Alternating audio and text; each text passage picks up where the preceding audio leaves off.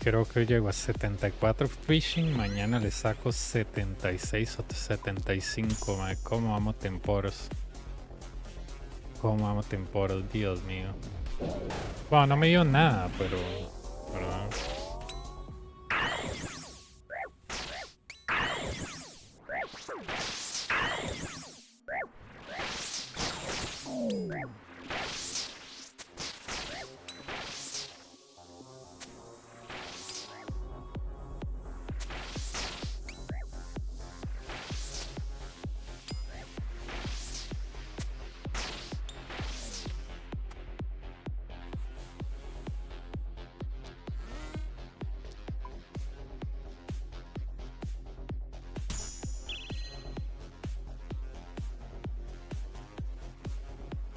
Como amo temporos.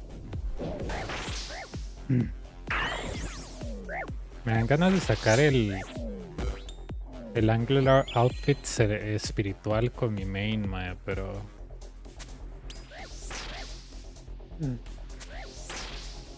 y ya tengo el nivel para hacer Guardian of Tranquility. Qué calidad. Qué calidad, perro.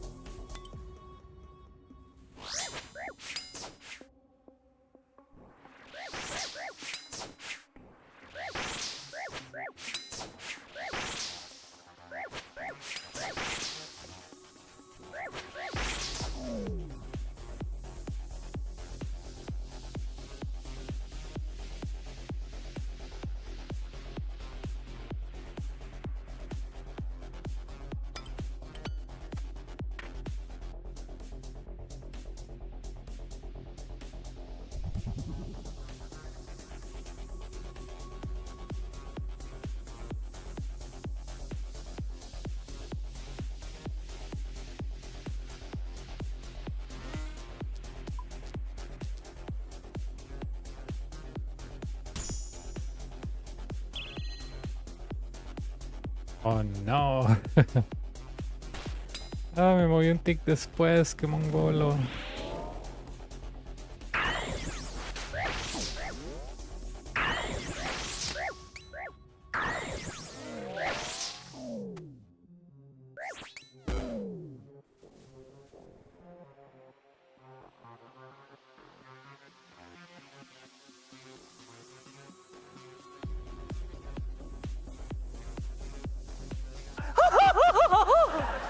Nice.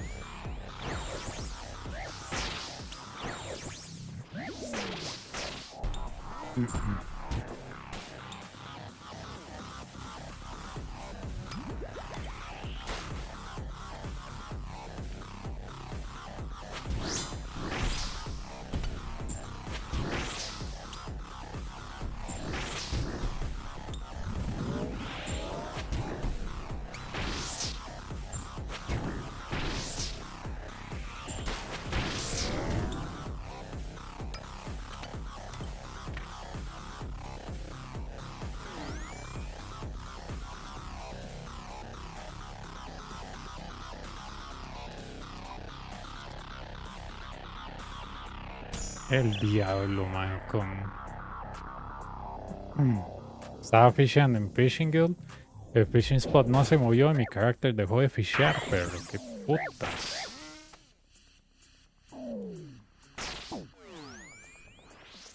Deja de moverte, Dios mío.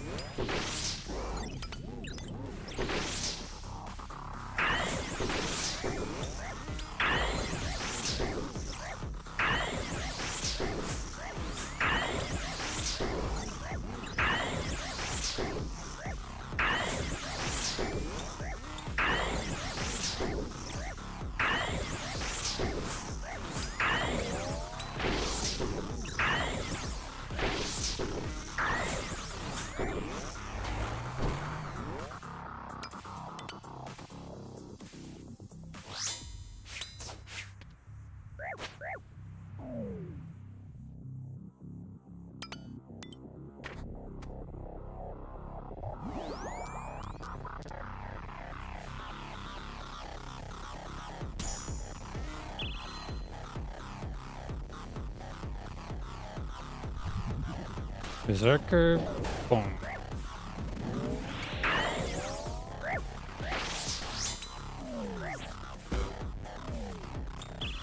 Oh. Llámenme NC Hammer, ma. Puro martillo le doy. Mazo, mazo.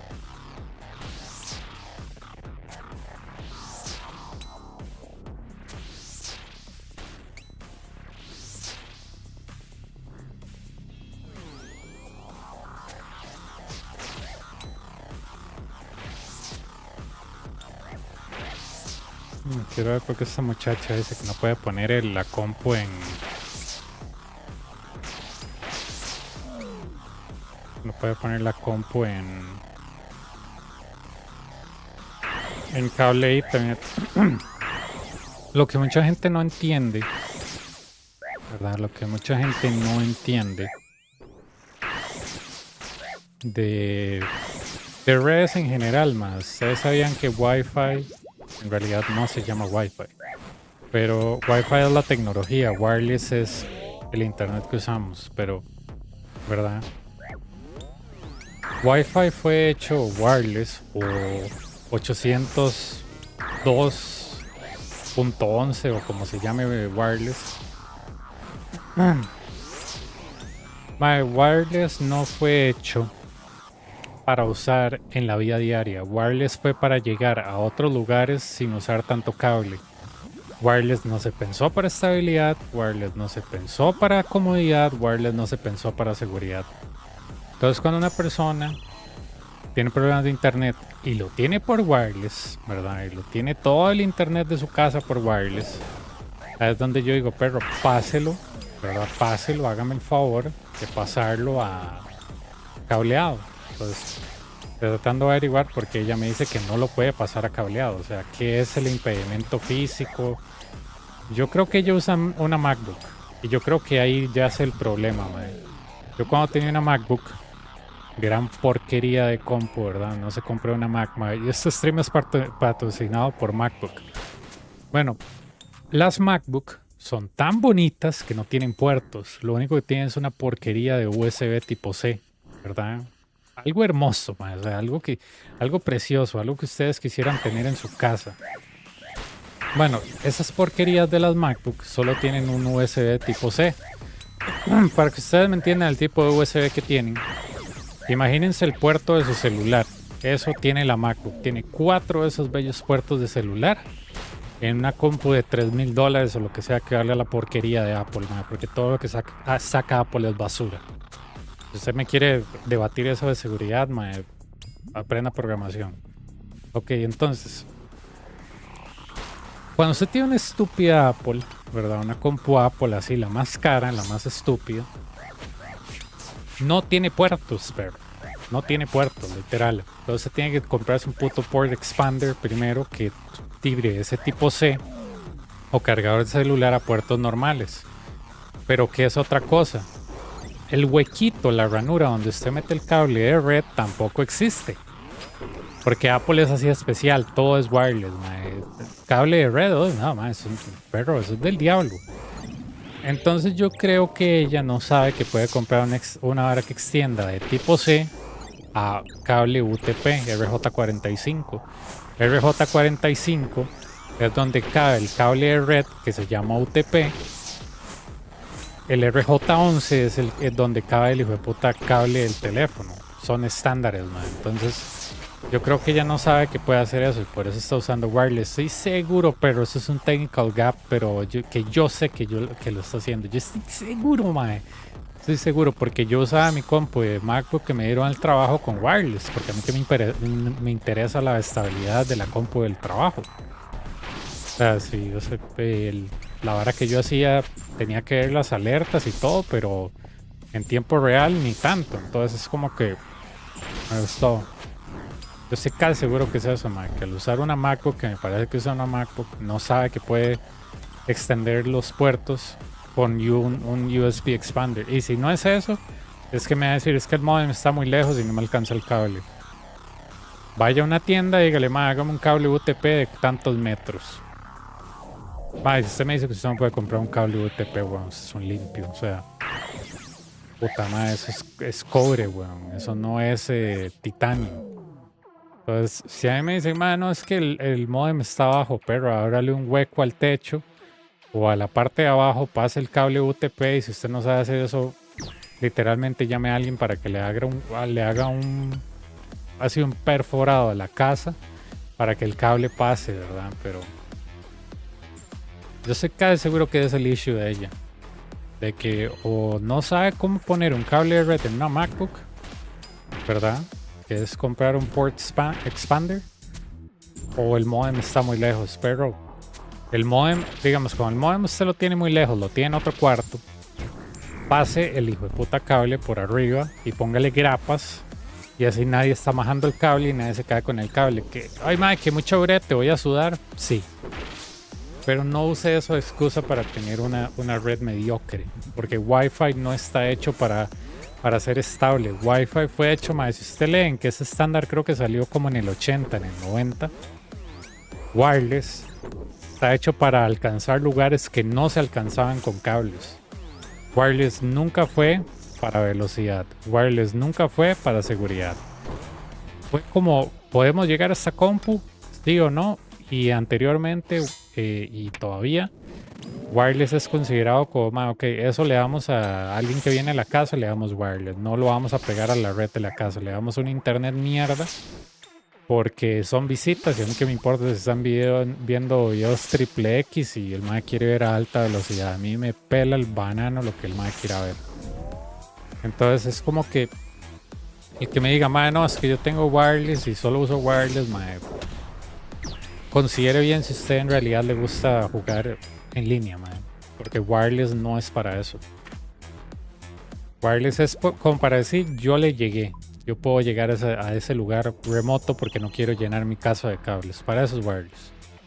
Y el que les diga lo contrario es que no ha leído el estándar de 802.11, lo que sea. Todo ese estándar está en un RFC, un Request for Comments, man. Es un estándar de la NIST, National Institution of Standards and Technology, la NIST de Estados Unidos. El papá de quien dice si una tecnología existe o no. ¿verdad? No es como que yo voy a crear internet con una papa. Entonces, si ustedes tienen curiosidad de lo que es el National Institution of Standards and Technology, que por alguna razón estúpida la gente que apoya a Trump quiere destruirlo, que no tiene sentido, búsquenlo, mae. Búsquense todos los RFCs. El RFC 18 y 19, ese es el estándar de IPs públicas y privadas, mae. Búsquenlo, es muy muy bueno. Es muy muy bueno, mae. Una leída de eso, aunque tiene mucho tecnicismo, mae. ¿Usted quiere entrar al mundo de la tecnología, perro? O mundo de redes, menciónele a alguien que usted ha leído el RFC 19 y 18, mae. Le va a decir, ¿usted sabe el RFC 19 y 18? Usted le dice, papi, yo como RFC 19 y 18. Y es un RFC tan simple, mae. Solo te dice tal y tal IP, tal rango son privadas. Y estas son públicas, porque ustedes sabían que mucha gente erróneamente dice que las IPs privadas no son ruteables a través de internet, sí lo son. Solo que su ISP bloquea esas IPs por hacer ruteadas. No me acuerdo en qué año hubo un issue donde una ISP empezó a rutear IPs privadas, mae, y hubo un montón de issues, mae, búsquenlo. Pero sí, al que les diga, mae, las IPs privadas no son ruteables en internet, sí lo son. Hay mecanismos para prevenir que no se esparzan, pero sí son ruteables, solo que literalmente bueno, hay muchas cosas como Network Address Translation, mae, que es el papá del internet con DNS y BGP. Pero sí, mae. A mí siempre cuando una persona me dice que algo no le sirve en su casa con tecnología, en especial con redes o la compu, me gusta preguntarle muchas cosas. Porque cuando alguien me dice, no puedo hacer esto, ¿por qué no puede? No puedo, pero ¿por qué no puede? ¿Es una limitación física? ¿Es una limitación intelectual? ¿Qué es? Y es porque también yo he tenido estos problemas, mae, pero si una persona solo te dice yo no puedo, no te explica nada, mae, es muy difícil diagnosticar un problema, ¿verdad? Como que ir al doctor, no te saque análisis si te diga, mae, si vas para cirugía, es el apéndice, yo no, pero no me tienen que sacar sangre, algo. No, aquí es entre amigos, mae. Puta madre. ¿Verdad? Es como que no. Siempre que ustedes tengan un problema técnico, mae, siempre, ¿verdad? Siempre. Cuestiónense mucho lo que ustedes están haciendo tiene sentido o no. ¿A qué me refiero con eso, perro? Que si usted tiene un issue técnico y no lo ha buscado en internet, no le ha preguntado a nadie, o sí, no le ha preguntado a nadie, no lo ha buscado en internet y usted dice que no se puede resolver, mae, le puedo asegurar que se puede resolver.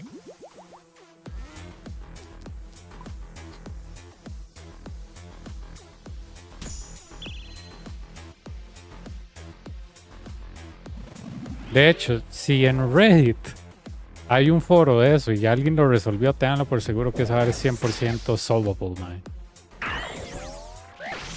Yo hablo de Reddit como si fuera la última autoridad, pero man, ahí la gente común, como usted y yo, va a postear problemas y las respuestas que obtiene son muy válidas.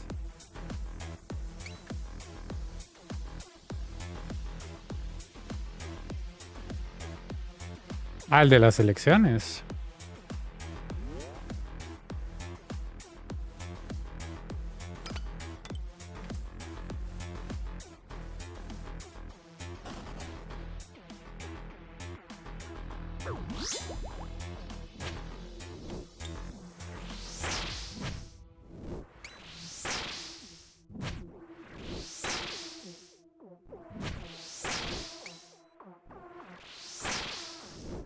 Pero como iban las encuestas y todo, había una proyección.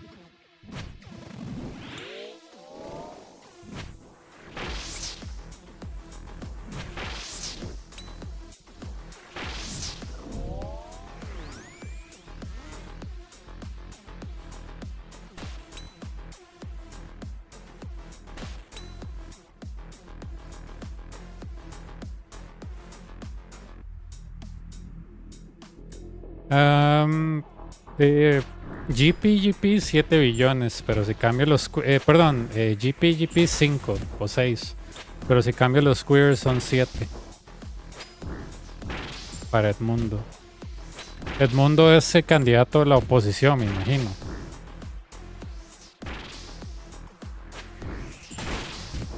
¿Verdad? Porque así no se llama Maduro, o sí. Puta madre, ¿cuál es el nombre Maduro? ¿Quién es Edmundo, madre? Dios mío, yo sé que soy un ignorante. Todo te entregaron. Edmundo.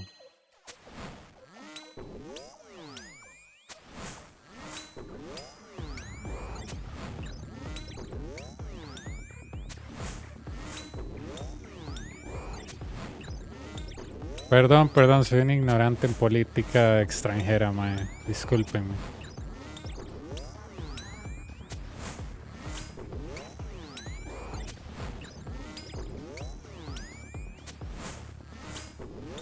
¿Qué tal?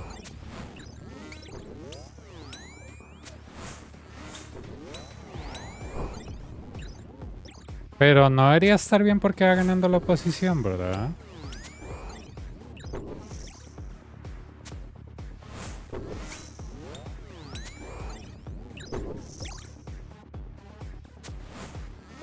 Y yo te apuesto que mañana cuando yo ponga las noticias del mediodía no van a reportar ni mierda, van a hacer un microsegmento y no van a explicar nada, como siempre.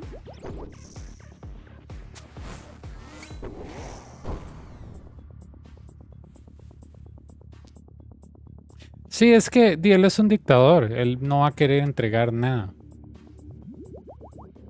Sí, es que es un dictador, ese mae se tiene que ir a fuerza, o sea, lo tienen que sacar literalmente que muerto, mae. Debe ser un mal perdedor, eso es ser un Trump, mae. El mae perdió la elección y se quería quedar en el poder. Eso se llama no saber perder, mae. Es como que yo me muero ahorita en el Coliseo, yo diga, ¿vieron, mae? Saqué el quiver, no, se murió, no, mae. Es que hay una conspiración en mi contra que me negó el quiver. Vamos todos a marchar a UK, ahí al cuartel de Inglaterra, mae, mientras están comiendo fish and chips y los agarramos a golpes. Cuando está bien claro en el stream que yo me morí, ¿me entiende? Y yo, no, es que el quiver está ahí, pero no se ve. O sea, sepa perder, mae. Parte de ser una persona seria y madura es que usted sabe aceptar la derrota. No sabe aceptar la derrota, no sabe reírse de usted mismo, bueno, usted no pasó primer grado. Todos ya sabemos que el mundo tenía más de 500 votos arriba de Maduro. Por favor, ojalá que ese hombre gane, lo dejen gobernar y que haga Venezuela un país mejor. Porque yo creo que en Venezuela hay bastante petróleo, man. O sea, literal. Es rico en recursos, man. Ustedes no deberían estar así, literal. Es lo que, digamos, cada persona que yo hablo con Venezuela dice, man, yo entiendo, man, nosotros tenemos tantas cosas y no podemos usarlas. Y yo, man, sí, eso es lo que pasa cuando se tiene una mala administración. Nosotros tenemos algo parecido, pero a nivel de salud. Tenemos un buen sistema de salud, pero está pésimamente administrado, man. ¿Qué tal? ¿Cómo te fue? ¿Llegaste otra vez?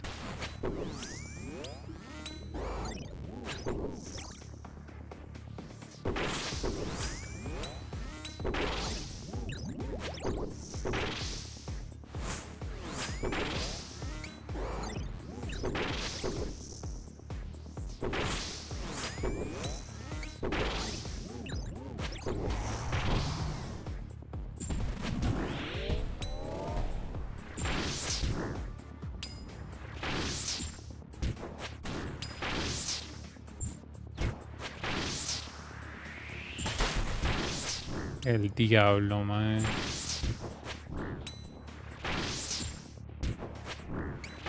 Ok. No. Yo quería usarlas con el otro, Dios mío. Me quedé con los claws como queriendo abrazarlo.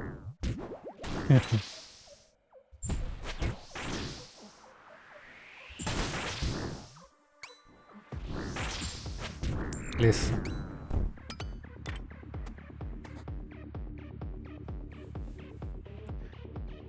No, hombre, es ese hombre que ha respetado algo, si ha respetado al país todos estos años.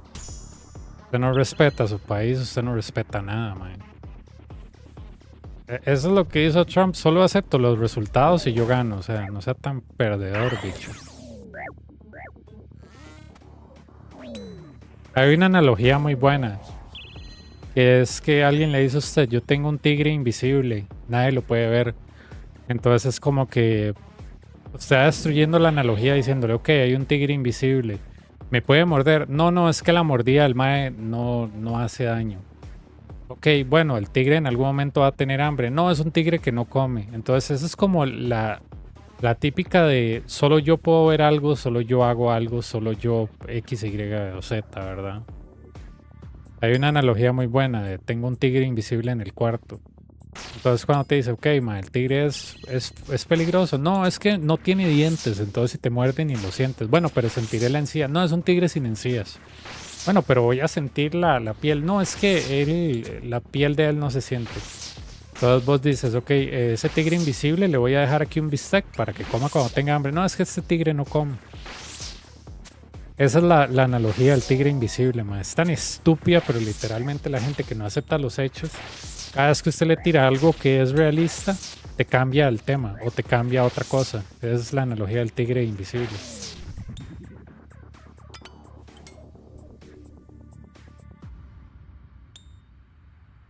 Es muy graciosa, mae, pero literalmente hay que tratar gente así.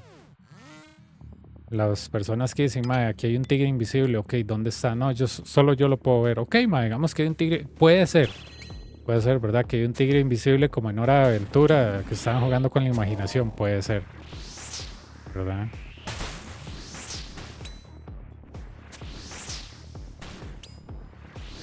¿Qué de los claws?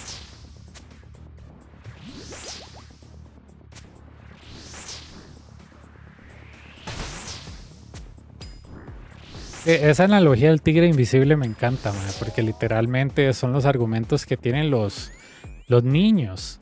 Es como que tengo un amigo imaginario. Ok, ¿dónde está? Está ahí, pero es invisible.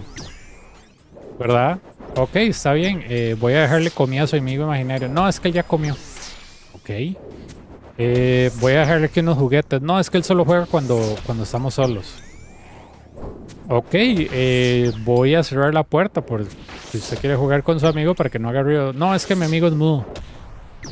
Entonces, pero ya ella se vuelve ridículo, ¿verdad? Pero hay que tratar a cierta gente así. Yo hago mucho eso cuando alguien me cuestiona varas de ciertas varas del infierno. Yo, ¿cuántos cases tiene usted? No, no, ninguno. Yo, ok. Entonces, ok, usted no tiene ninguno, pero usted da consejos, sí. Y yo, ¿y cómo usted sabe que sirven si usted nunca lo ha hecho? Porque yo veo videos y yo, ok. Y yo, si yo veo a mi doctor sacando sangre y yo no entiendo ni qué es una vena, yo puedo sacar sangre o mato a la persona. Y entonces la persona se queda como, ya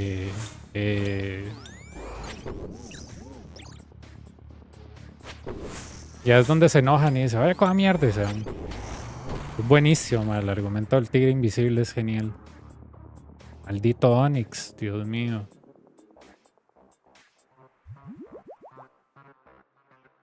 Uno se entretiene demasiado porque eso en inglés se llama mental gymnastics. Usted literalmente hace un despiche mental para explicar algo que no se puede explicar. Entonces es como que es muy divertido ver a la gente que trata de hacer eso, man. Eso es muy común en política.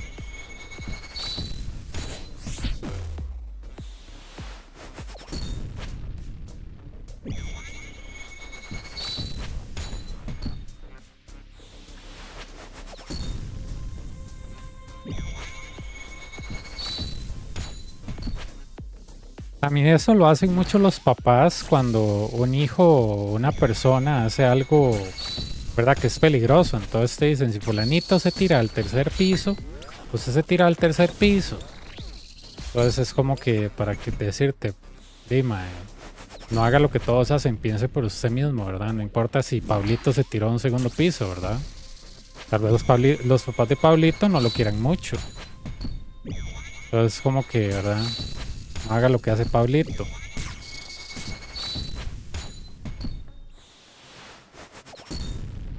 ¿Hay lag o soy yo?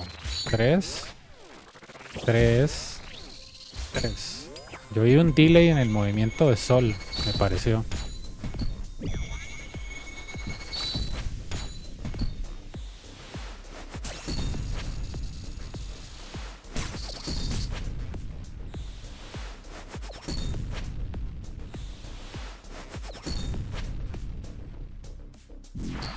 Ok, ya no me sirve estar de ese lado porque se me acaban los tiles.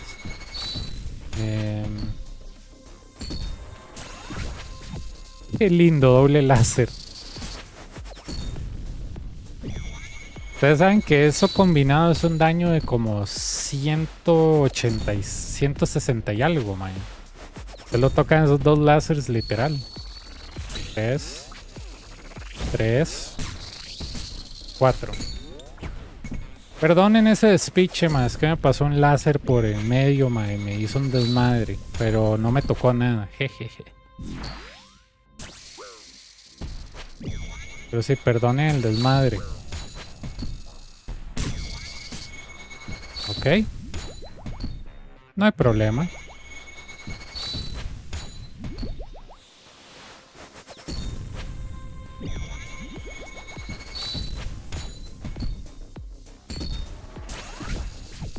Ah, es que ese láser me persigue, weón. Parece botana ex esposa pidiendo pensión, mae. Morite.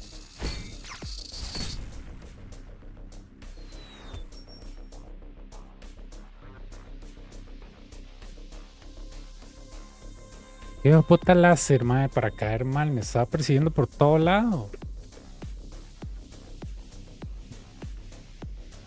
Una mierda, perro. ¿Cómo hagan? Qué, mae, qué puta corrupción más grande.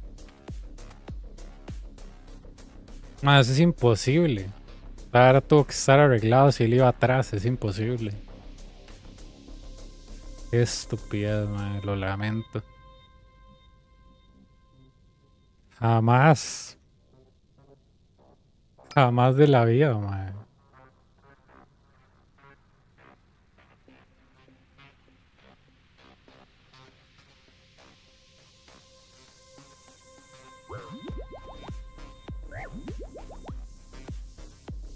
Sí, de hecho, la única manera que usted pueda estar seguro que usted va a ganar es tener como elecciones en China o en Rusia, mae, o en Corea del Norte, donde usted sabe que literalmente nadie se le va a oponer.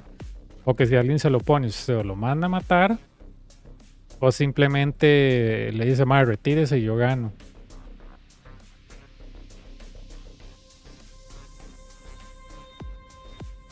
Qué malos waves, mae. Bueno, solo ese, solo el spawn del boss estuvo scuff, el resto estuvieron preciosos.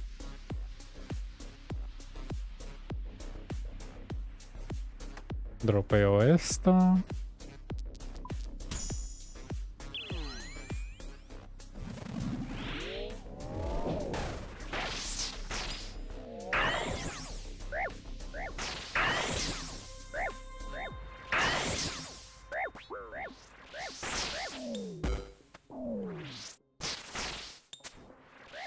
Bueno, ahí yo hago el argumento de que cada vez que traigo Burning Claws no saco nada. Y cuando tengo Claws normales sí saco algo.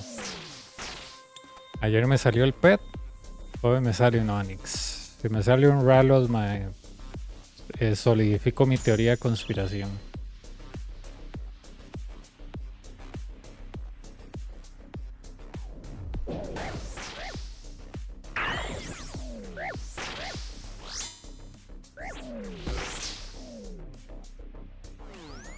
Listo, mae. Ok. Uf, qué bien, mae. Hoy voy a sacar 74 fishing. Mañana es posible que saque 76. Ya puedo agarrar sharks. Tal vez pueda hacer Guardian of Tranquility el viernes. Y si me deja cerca de la primera fruta de Tide the Farm, puedo exprimir eso hasta nivel 70 farming y una vez saco ese requisito estúpido, son of the elves.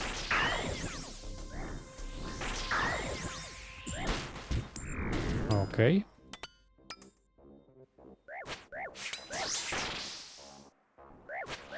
Ya te ha salido Guardi Armor, te han...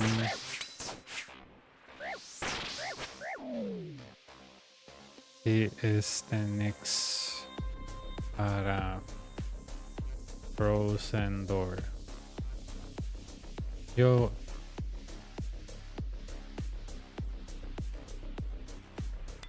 perros, madre, si quieren ir a Vorkat, ese es el momento. Los Superior Dragon Bones están en casi 20k, madre. Vayan a Vorkat. Les gusta Vorkat, madre. Este es su momento. Si quieren campear Vorkat, vuélvanse locos, madre. Están subiendo los bones. Aprovechen, aprovechen.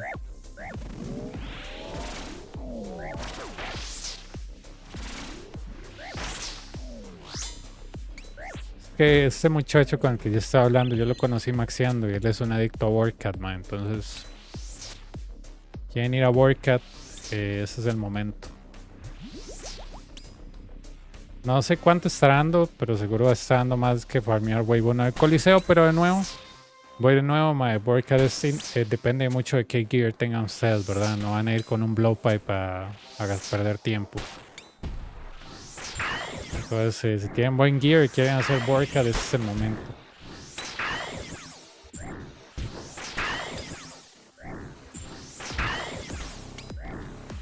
Yo me imagino pasaron dos cosas. Bueno, una de las dos. O los bots se pasaron a Deadman Mode, o literalmente se volaron un montón de bots. No sé.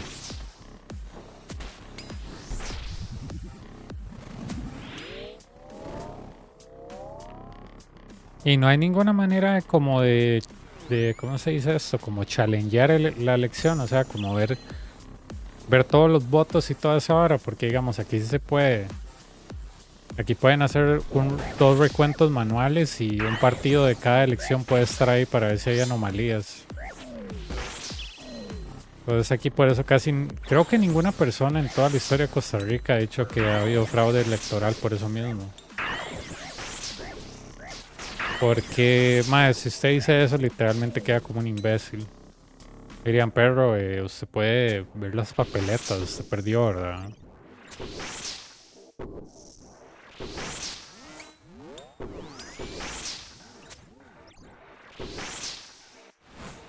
Yo creí que iba a durar mucho más sacando fishing, pero gracias a Temporos.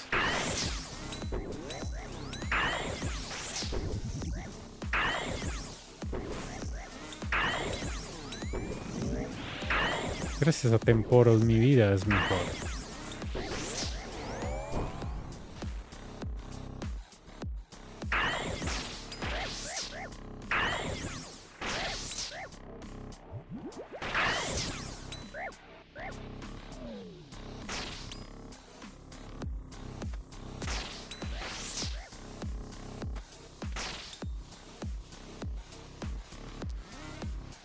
Sería tan bonito que nos salgan Ralos o Stonefire Legs o algo, pero...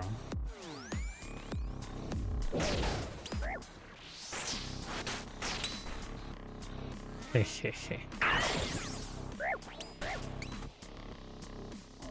Madre, me moví apenas, que si me quedo un poco más me tira la mantícora todo ese Bad Bunny, como decía un compa, man.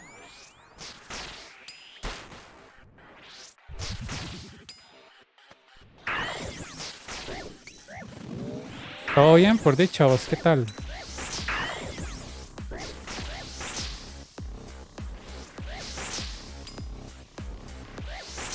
Listo.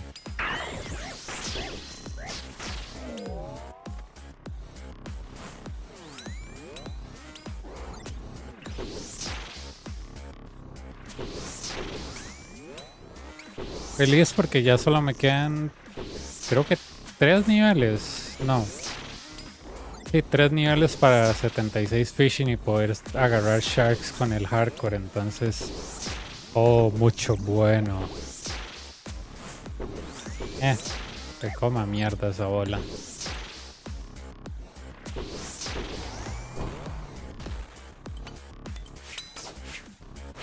Solar Flare.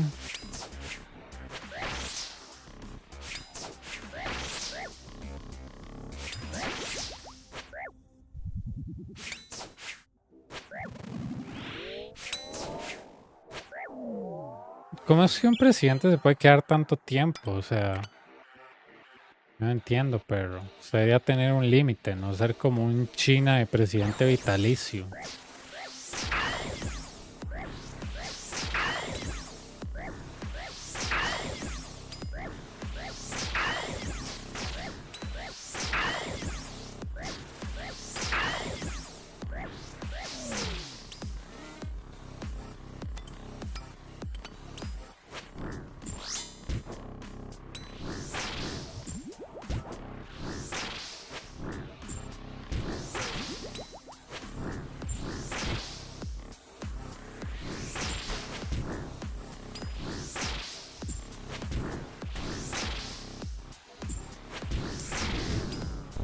Déjame ver. Ranger.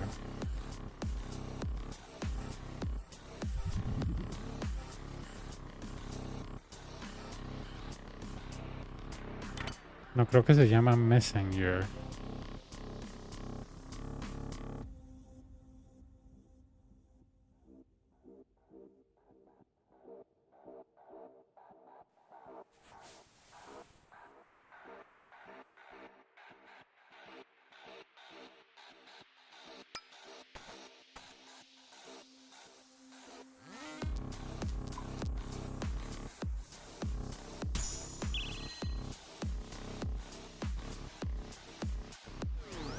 Ok.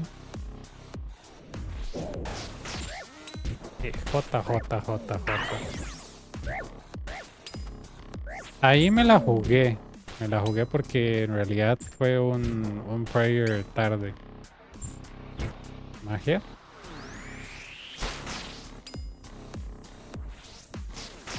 Ok, vamos a esperar a ver qué me tira a este lugar hediondo. Si es magia, ya sabemos qué hacemos. Ah, es magia, ya sabía. Porque yo adivino todas las cosas, mae. Pero no adivino cosas importantes como la lotería. Yo tenía un presentimiento de que iba a ser algo hediondo. Y yo dije, mae, la única vara más hedionda que esto es que me salga un major.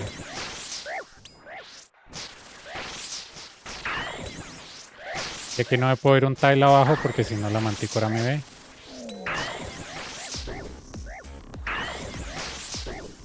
Tal vez aquí... No me toque. Listo. Ok. No, es para... Eso lo hago porque a veces me tengo que mover de derecha, de arriba abajo, abajo arriba.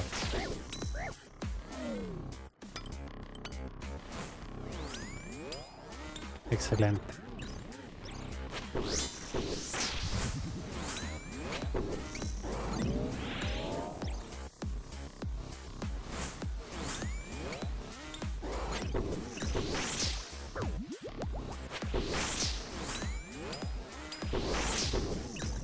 Voy a confiar de que mi RNG no es muy bueno. Y le voy a meter un especial a este mae. Nos quedamos en 45. Y creo que podemos recuperar ese 10% aquí. Listo. Vamos, Blood Fury, haga lo suyo.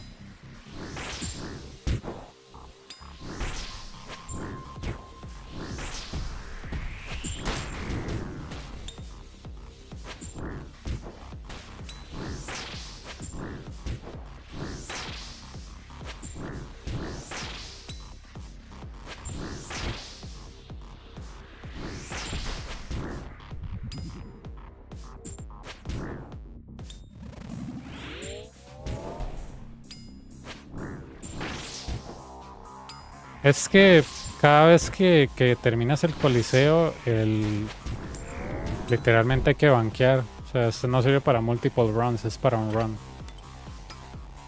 Digamos, yo no conozco a nadie que termine un run y vuelva a entrar. Todo el mundo tiene que volver a banquear porque casi que te quedaste sin restores. No tienes offensive potions, no.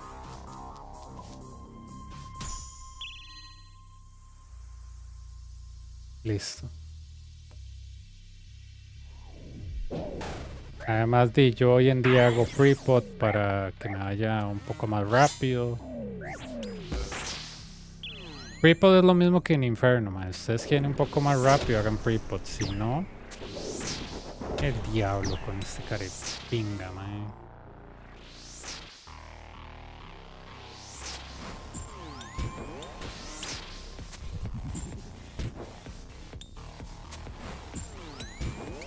¿7 segundos para matarlo? ¡Ja! Que se pudo.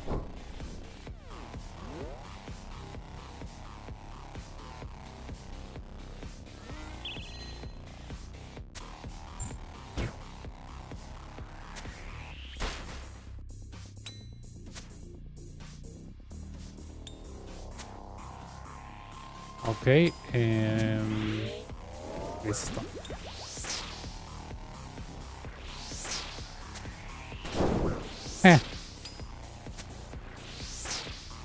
Es que la puerta de la cocina se abrió y yo, además es el viento y volví a ver y bla. No, yo tengo un chat channel, pero clan no. Ah. Madre, me dan ganas de... Sí. Aquí tengo más espacio y evito Solar Flare.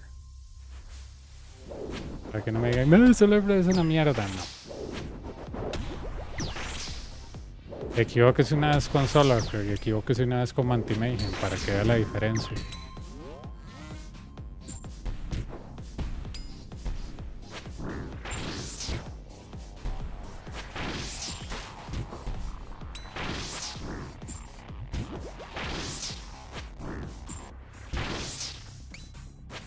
Qué gracioso que ese boost invisible del Fishing Guild no aplique para poder agarrar peces más, o sea, peces que usted no tenga el nivel para agarrar, debería. Pero bueno. Eso es un 100, pero... Ya. Dios mío.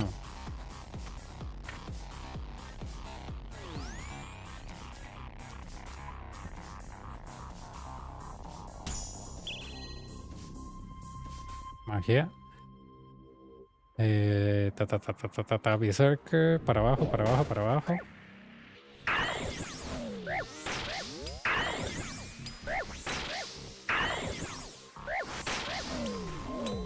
Ah, sí. Me agarró tarde. Ok. ¿Cuánto tengo de miopía? Absolutamente nada. Ok. Construimos esa pared ahí de Rangers.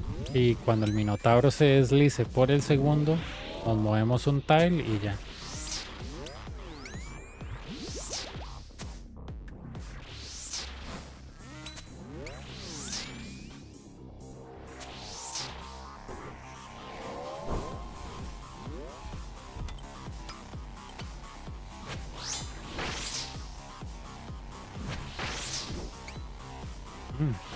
Tengo casi 3000 atunes.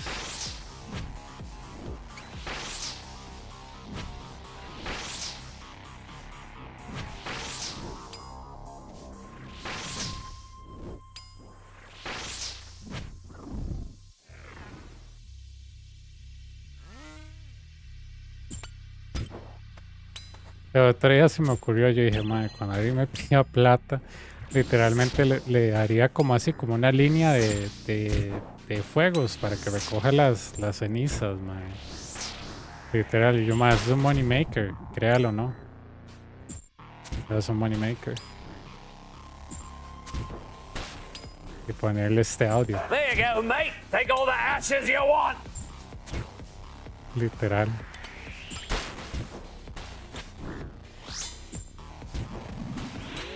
Esa sería una buena troleada, man.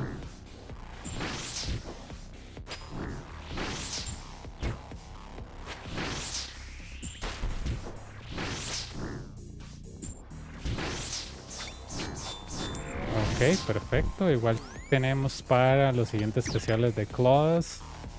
Bueno, no especial de Claws, especial de Eldritch. Ok, 9 esta es fácil, 10 es una mierda, 11 también. Y el boss, esperemos que nos dé algo bueno. Rigor, Protect from Range, Frailty 2. Seguro vamos a maxear Frailty 3 como siempre. Yo prefiero Frailty 3 que Doom 2 en Wave 11 y ya les voy a explicar por qué. Ok, pero porque si a usted le sale doble Mantícora, doble Ranger o ese Scuff Waves, pero Doom es muy difícil de sobrevivir, ¿me entiende?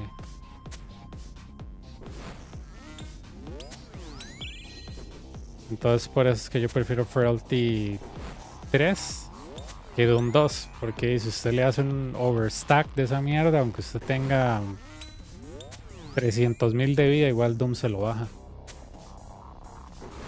Listo. Creo que voy a hacer Brewing, madre, para no llevarme una burrada de Ajá, listo. Otro Brewing. Ya es suficiente. Ahí fue un dedazo mío, madre, por tratar de evitar el daño del Ranger. Ok. Acuérdense que si ustedes no activan las dos mantícoras hay un 50% de posibilidades que esta mantícora cambie de color. Pues puede ser range en vez de mage, pero ustedes saben que yo no confío en mi suerte, porque confiar en suerte es creer que uno la tiene y yo sé que yo no la tengo. Entonces, listo.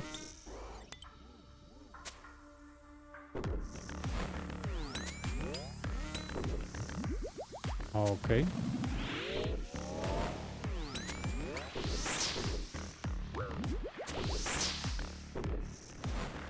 Y con el side le puedo sacar a este mae como 80, 90 de vida, y el Blood Fury le da la gana de pegar.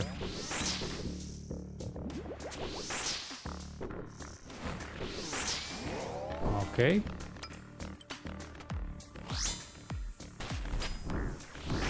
Pegue, pegue, pegue. Excelente, perro.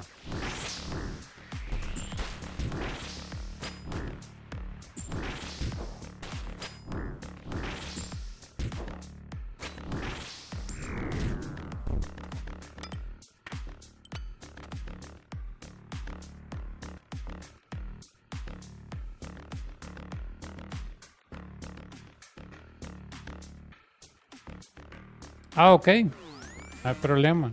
Suerte mañana. Mañana yo en la mañana, ¿verdad? Como todos los días, lunes a viernes, yo trabajo. Entonces por si me mensajeas, si no contesto, no es que no me la hagan de contestar, es que literalmente mañana creo que va a ser un día ocupado para mí, creo, no estoy seguro, me parece. Vean esta vara, vean esta vara. ¿Para qué hice eso? Para crear la pared. Ya con eso creo una pared, el minotauro no se va atrás, no queda en medio de un sándwich entre una cosa y otra. Aunque si el minotauro sigue atrás lo podíamos matar aquí, pero puede ser el problema eso, que si él se va ahí atrás, ¿qué pasa? Me cura el ranger. Entonces la idea es que no me cure nada. Ok.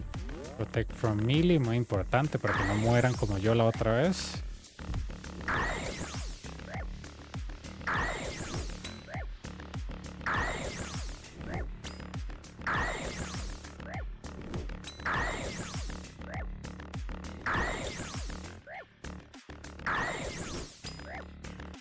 Te voy a encontrar, Sol, y te voy a quitar ese Ralos. You don't have to come and confess that you did. We're looking for you. We gonna find you. I'm letting you know now, so you can run and tell that, homeboy. Exactamente, mae, vamos a encontrar a Sol.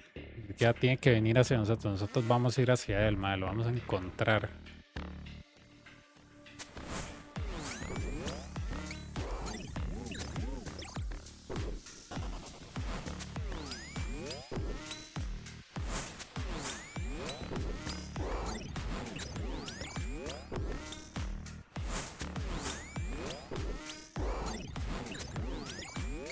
Ah, ese audio es viejísimo, esa era es como el 2012, 2011.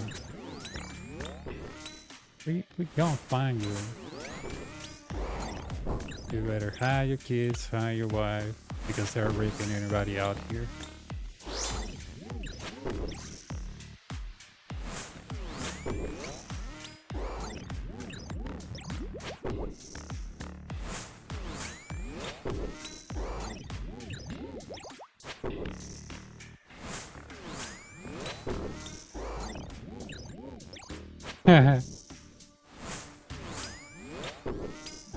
Uy, suave. Dead Church. Listo.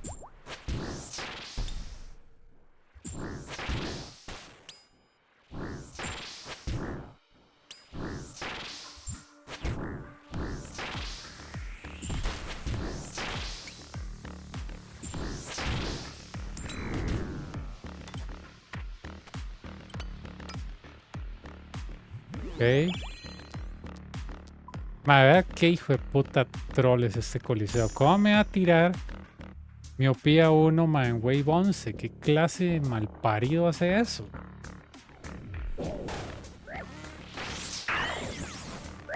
Es cuando te das cuenta que este lugar te está troleando, man. ¿Cómo va a tirar miopía 1 cuando ya sabe que yo no puedo agarrar miopía en... man, qué grandísimo hijo de su mamá.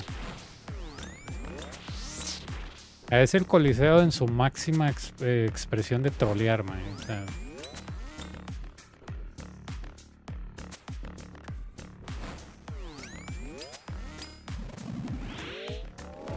aquí no me va a tomar un Divine porque solo tengo 60 de vida, entonces hay que conservar lo que más podamos de Prayer. Uf, me salió bien, qué bien. Ok, excelente. Buen spawn, buen timing. Eso sería todo.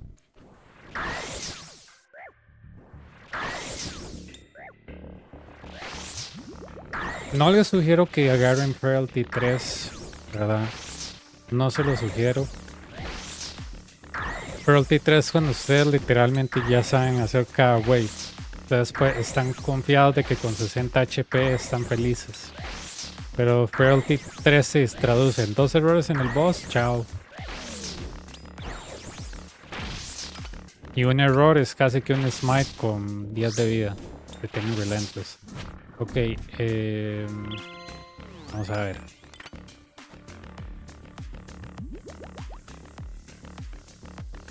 ¿Qué será? ¿Qué será? ¿Es magia? Es magia. Lo adiviné bien.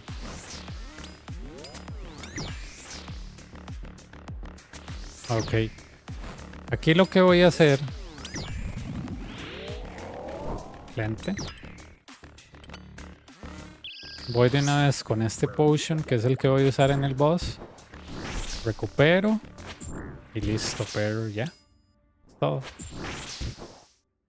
Este Biondo del Major lo matamos con lo que queremos. Ya no ocupamos hacer Prayer de Mage. Digo, de Range. Y ya está listo. Nos sobran 2 Restores. Nos sobran 2 Bruce y medio. Así que podemos cometer bastantes errores. Puedo agarrar Doom 2 y así son 10 stacks. Está bonito, me suena. No hay quartet, no hay nada estúpido. Acomodamos las pociones mientras este madre se muere. Risto para arriba. Y el boss no da nada, como siempre, es una basura. Volatilidad y... vamos con Doom 2, man. No importa. 15, 10, ¿cuál es la diferencia? Ok, ya con eso es más que suficiente. Ok, 420. Jajajaja, qué gracioso. No sé por qué pensé que estaba en Shield 2, man. Y ya como me di cuenta fue muy tarde.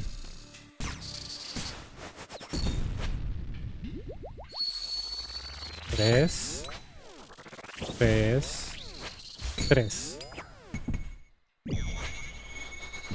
Ok, creo que ahí va a hablar papaya. Ajá. Listo. ¿Está en qué? Spear 2. ¿Por qué? Porque nos dejó Spear 1 de regalo. Ok. Spear 2. No me gusta este pathing, pero no me gusta lo que estoy viendo. Creo que me va a tener problemas al final. O tal vez sí puedo... déjame pensar. 3. ¡Qué necio, mae! Puta láser más necio.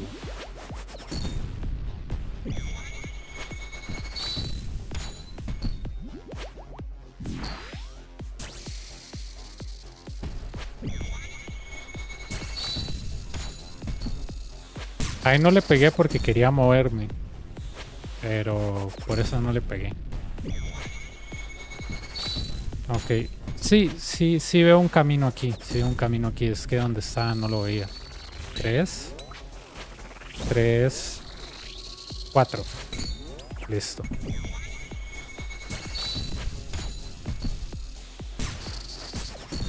Ah, qué lindo, ¿eh?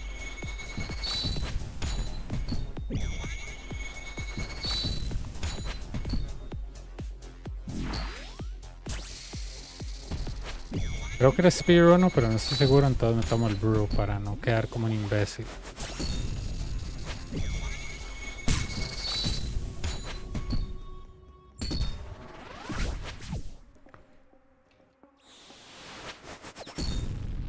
Sol hoy no me está dando un buen camino, mae.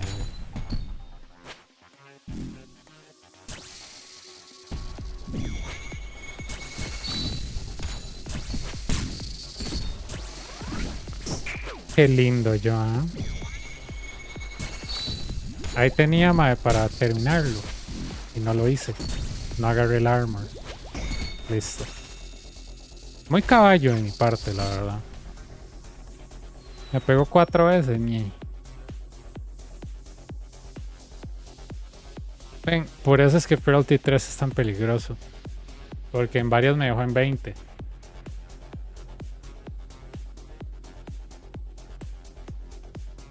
Imagínense ustedes con Frailty 3, le pega a uno, entra en pánico, el otro ya es chao.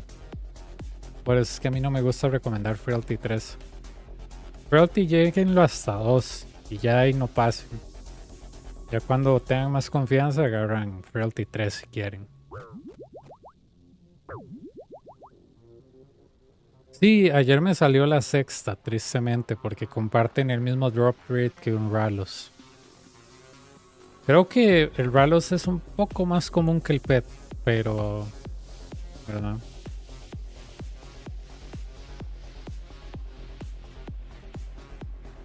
Y ayer me salió el sexto PET y yo me lleva al diablo, man. Yo digo, ¿por qué puta no puede ser un Ralos?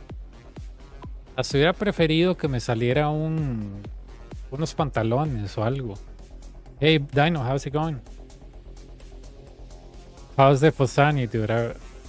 I wasn't in the house most of the day, so I couldn't watch it.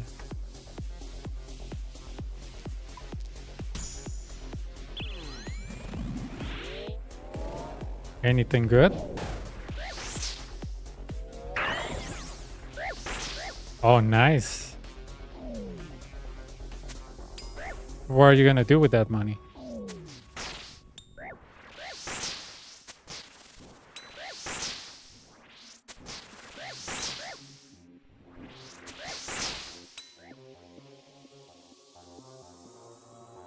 Solo en la última.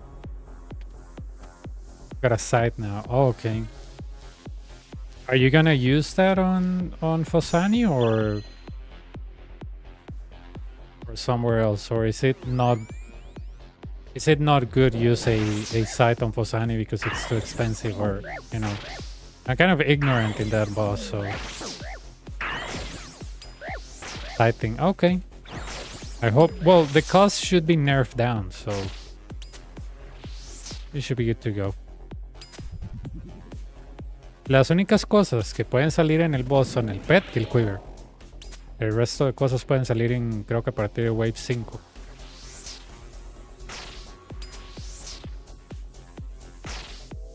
Ah, that's really good, man. I'm kind of like a freak on charges, so I usually put like 40,000 blood runes with 200 vials of blood. And when I see that it gets to single digits, I start panicking. I don't use blood period. Oh, okay. Alright. I usually try to keep this thing on 30,000.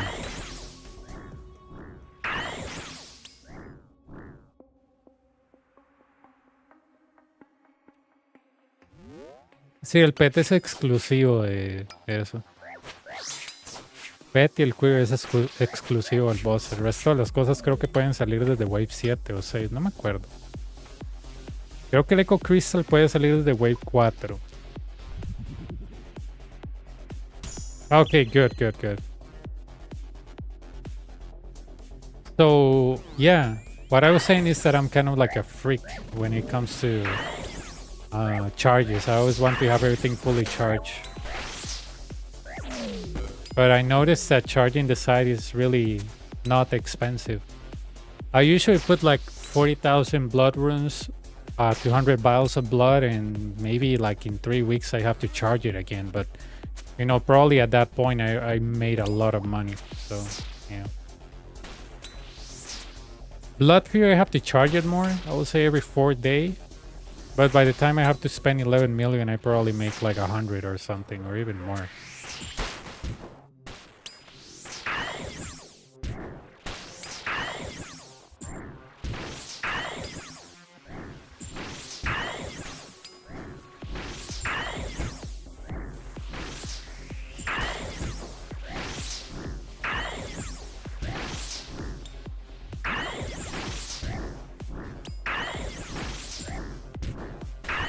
I haven't been in Bardorvis since the... Oh my god, a long time ago. Probably before the Coliseum came out. That was the last time I was there.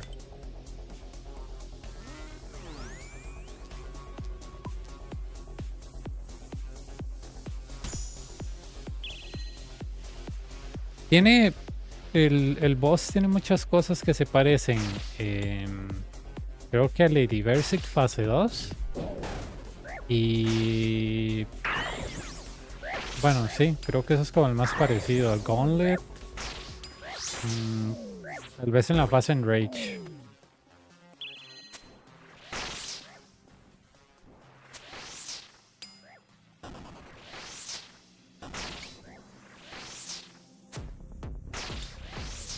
Nice.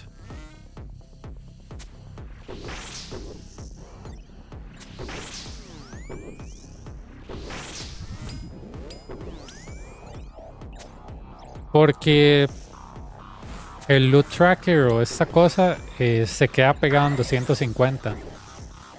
De hecho, si te fijas en mi Inferno Log sale 250 y arriba sale KC1000. Really? Wow. I would have think that you use a Dragon Scimitar.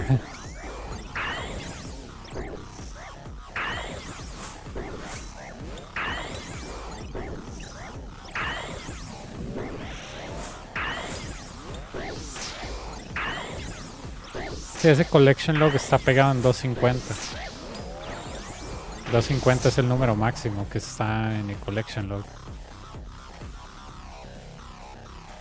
De hecho, creo que en este tab de misceláneos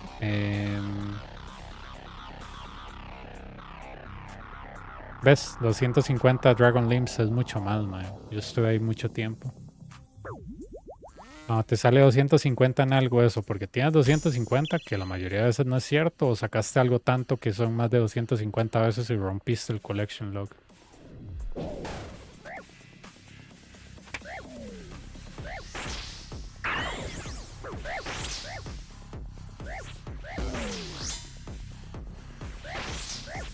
Ah, come on, dude.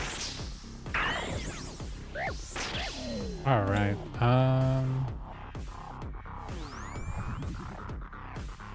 oh, what the hell?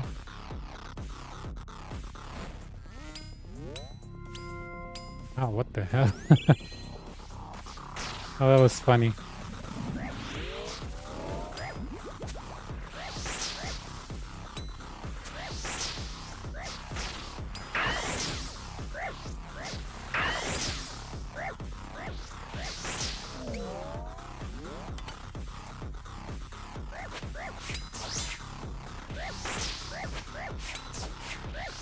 What is BW? Void Wake? Oh, Void Waker? Oh no, you don't want to be in Void Waker here. The boss, have you seen the defense of the boss on the Void Waker? Ooh. His magic defense is just terrifying. You will never be able to touch him. Because Void Waker is technically a magic attack, so no. I don't know if in general for the other things, maybe, but Since we're using it also on the boss, it's not recommended. Yeah, you would think that Void Waker is a melee weapon, but no, it's a magic weapon.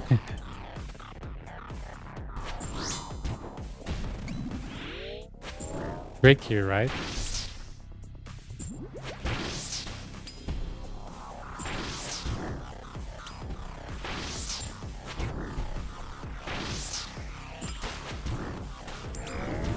I'm gonna arrange this the way I want it again.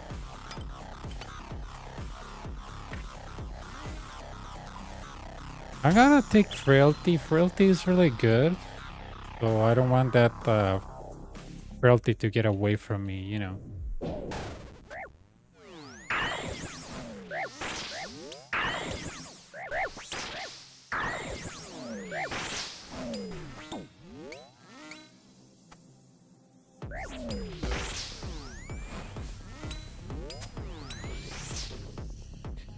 Yeah, I'm not sure, dude. That's actually a good question. I never used the Void Waker on the NPCs.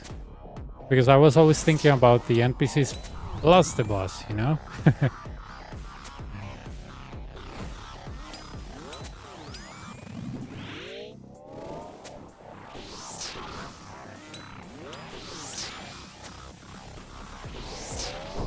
That'll be a good test.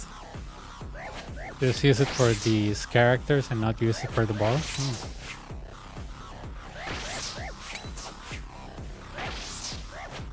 I'll just bring Rapier so I can save side charges. Okay, if you want.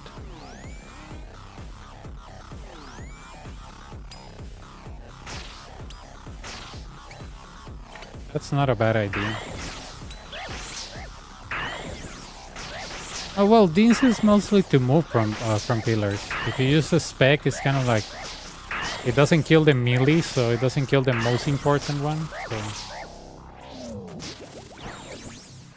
I never used the rapier here. I have only used Talur, Zombie Axe, Deku Salamander, and Sight. That Deku Salamander is really good, man. You can hit 52s. I killed the boss yesterday with the Salamander. It was so funny, man. I can identify myself with the Salamander when I have acid reflux.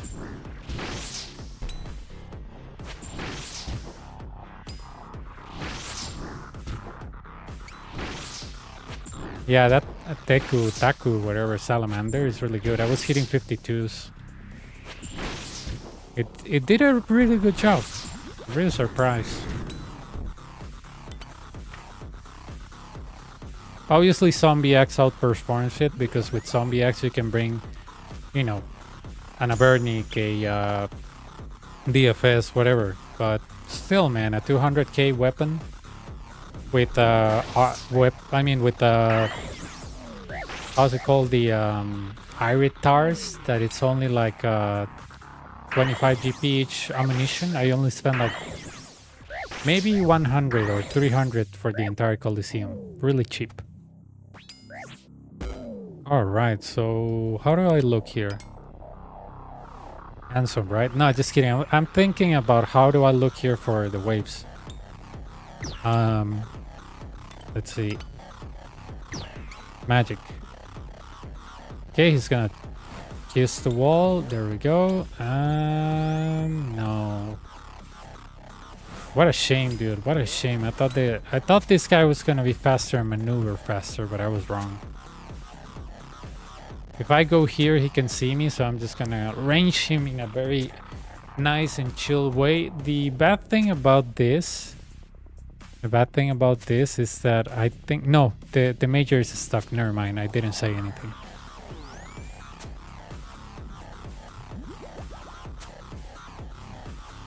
Come on. Oh, I'm not potted. What the hell? I forgot.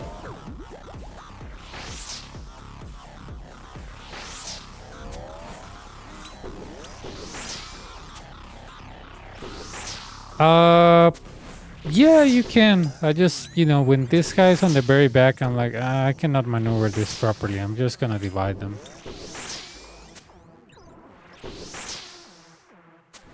You know what's weird? You know what's weird? When the Minotaur is here, sometimes I see healing this section. So I don't like having him there, because last time I was killing a Manticore and he somehow overreached here. I was like, how is that even possible? So I like killing him first. To me, it's a good practice to kill him first, but you know, maybe you're right there, but I just like killing him first as a good practice. Maybe I can claw him out and then use this, and I'll have spec for the next round. Come on, bro, just kill it. Magic. I'm gonna go with Frailty 2. I can go all the way to Frailty 3, but Quarter is gonna make that very dangerous for me if I choose Frailty 3. Okay, here we go. Pray against the most dangerous one, that's the Ranger. Hit this one, 1 hit KO. Okay, maybe 2 hit KO. There we go. Okay, look what I'm gonna do. This creates a wall. If you stay here and this creates this wall, the Minotaur cannot slide behind them. So that's why I create that wall. No, I had bees and I don't remember what else, but yeah. Look at this wall. See? I just blocked him. There we go. That way the guy cannot get behind. But you have to stay here. And when he is here, then you can move to the other side and you got it. Easy way. I don't know. I think I saw bees and something else. I don't know what it was. I can handle bees, but I don't like it.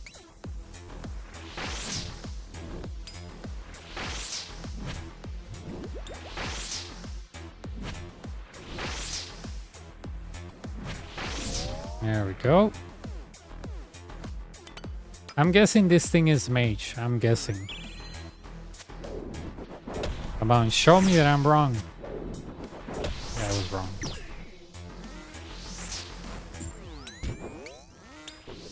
There we go.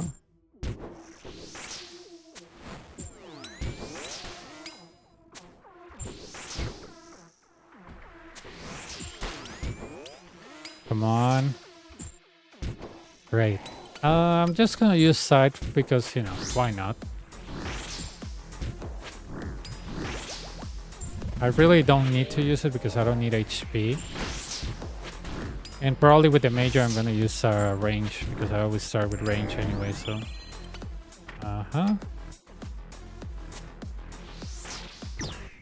There we go.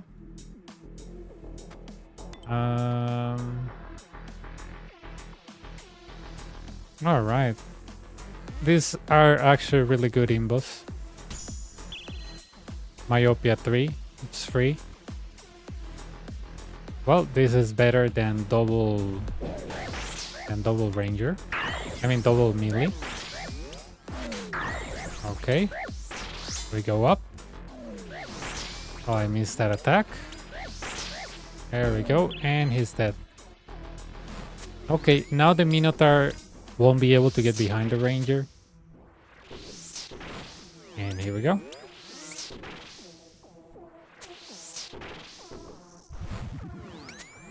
Summon the troll.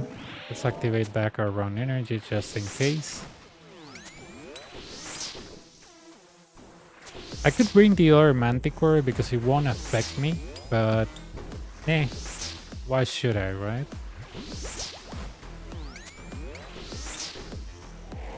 Alright. I'm gonna bring it anyways, just for fun.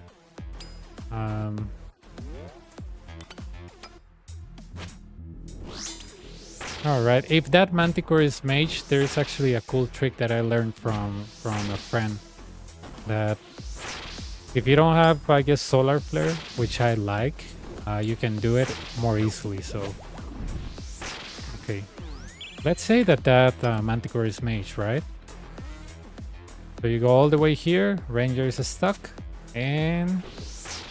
Yep, you don't have to deal with off-ticking or something silly like that.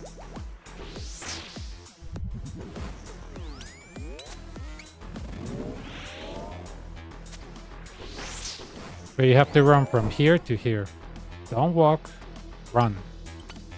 Yeah, me neither. I just watched one of my friends doing it when we were having a competition on PVs, and I was like, oh, I didn't know you could do that. You just have to know which corners are safe spots in order to do that. I'm gonna drink a regular potion because I don't want to be 50.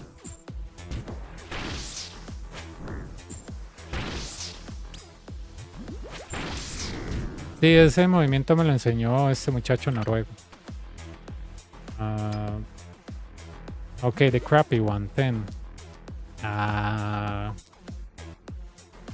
I prefer frailty, dude. I prefer frailty. It's just that volatility, it can mess me up really bad sometimes, so... Okay, I will take volatility if, and only if I didn't have quartet. Because that can get really messy really quick, so... Yeah, that's my excuse. I'm gonna bring the ranger here. Yeah, that's my excuse.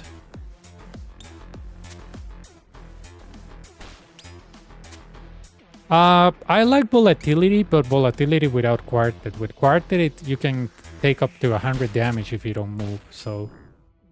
Yeah.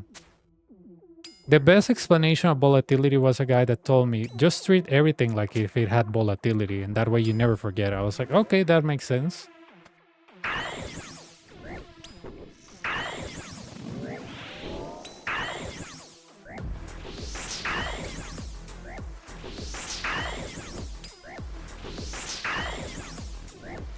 Man, why people are on Fishing Guild when they already have 99 fishing and they are not Iron Man? What the hell is wrong with these people? Nah, just kidding. They can do whatever they want. It's just that I'm curious. I haven't seen that since 2006. So I'm curious what keeps people fishing after 99 if they are not Iron Man, but okay. This guy is deactivated. I know it's magic, so... You think... I mean, if I was a bot, I wouldn't get a fishing cape. Because that makes it more obvious, right? Sí, también... Yeah, maybe pet hunters. Maybe. I know people, they go like 30, 40 mil without the pet.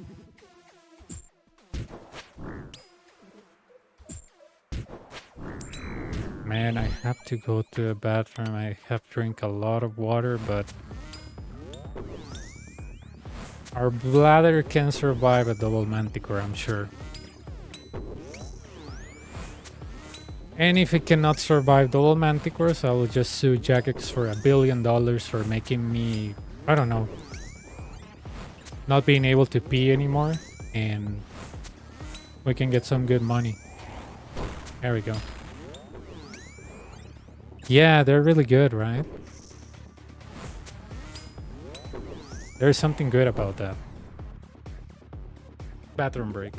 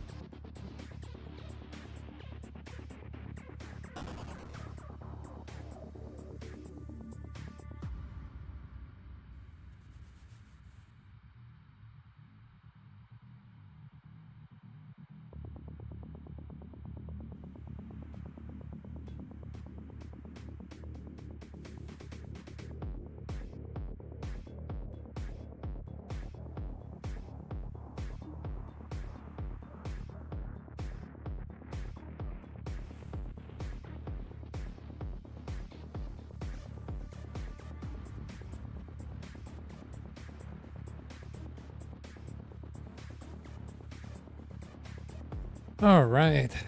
So solar flare. You know, I prefer solar flare 2 over solar flare 1.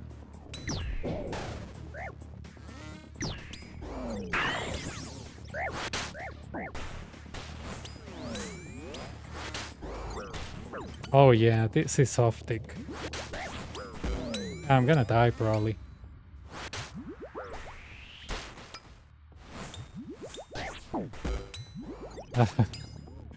Yeah, it's off tick.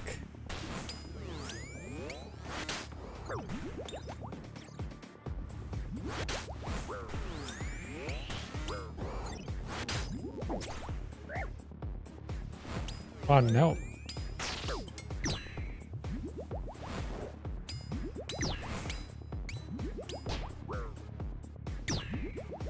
Oof.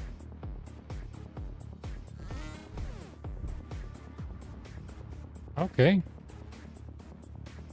Dude, that ranger was off the... What the hell was that? Uf. Ve, perro, eso es un güey malo. Y aquí es donde le damos las gracias al Dingo. Gracias, señor.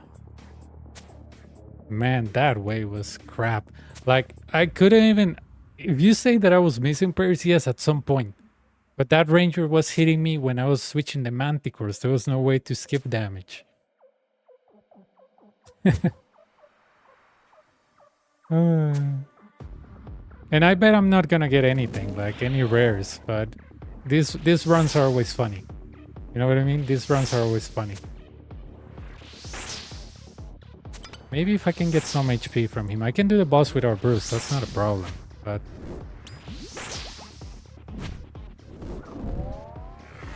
There we go.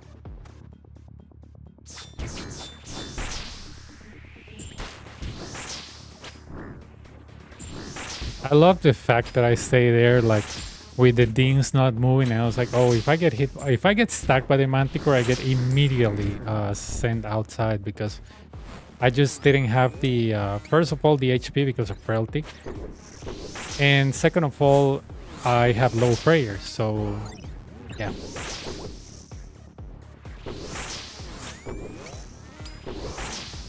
It's really funny. It's really, really funny.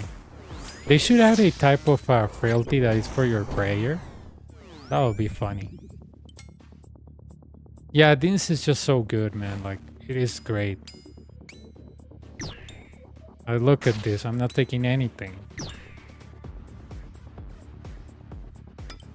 Ven, muchachos, por eso, el Deans, el Deans.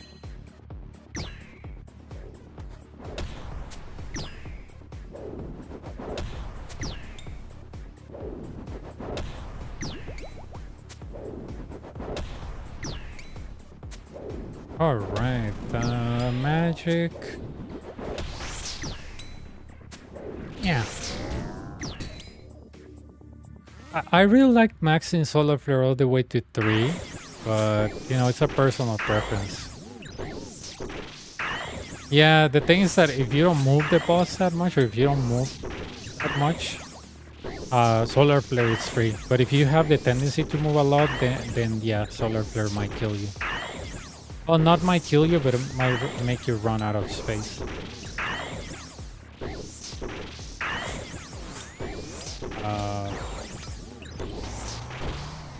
Let's just start with 50 HP. It doesn't really matter. And no rare. Look at that, dude. All I tank and all I did for nothing. For Onyx bolts. Oh, but I have a problem here. I have a problem here. And the problem I have is called Quartet. Well, so let's check it out, what we get. I assume that we're gonna get melee because we are very unlucky people. And yes, we got melee. Okay, but that's not a problem because we have our beautiful, what's it called? Our beautiful Eldritch. It came through. I'll make fun of my wax of the Elder Maul. I just didn't want to move him.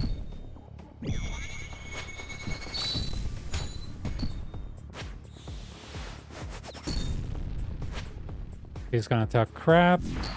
We move to the other corner. He doesn't move. Spear 1. 3. 3. 3.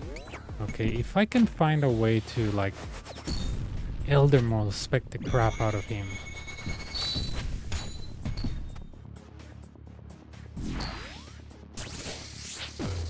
Great. Now he's weaker, great. Okay. Just for order purposes, I'm gonna put the Elder Maul there. Good thing I didn't spec him right away when the wave started, because otherwise I'll have to use Death Grasp on the melee, and I don't like that.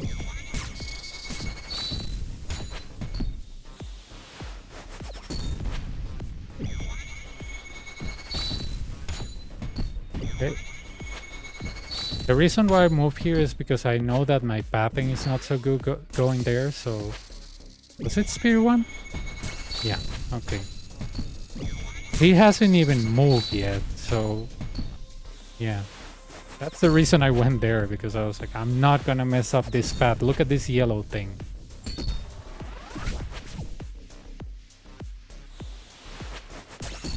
La clave es no moverlo. Nice. He starts with Spear 1 because he threw me a shield. It's gonna end here, by the way. It's gonna end here. Look at his HP. It's gonna end here. The main key not to move it is that when you see the smoke, go after him. Don't just wait. Like, when you see the smoke, go. Smoke, go. Smoke, go. Smoke, go.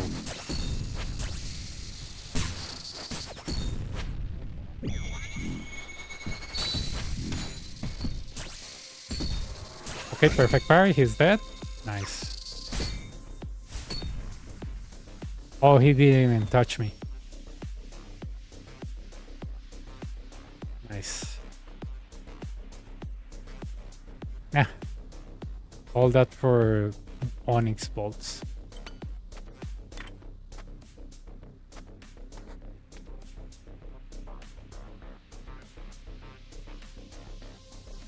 No, it was 2 mil loot. It was 2 mil loot. Realistically, it will be 4 mil if I exchange the quiver, but let's collect them until I have 1,000 and then we will see.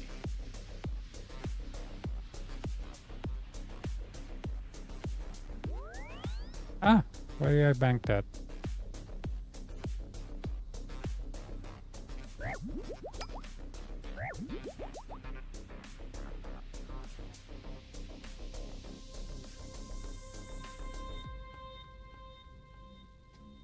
So I'm gonna use D-Claws all day. If I don't get a rare, then I'll just go back to burning ones because, yeah.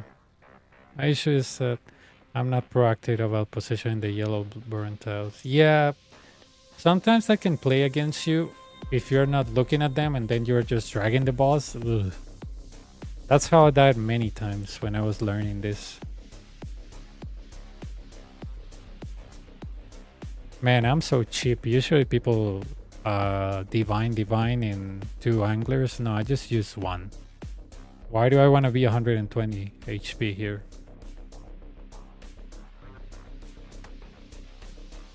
You know, I'm not gonna use 2 anglers. That's expensive, man.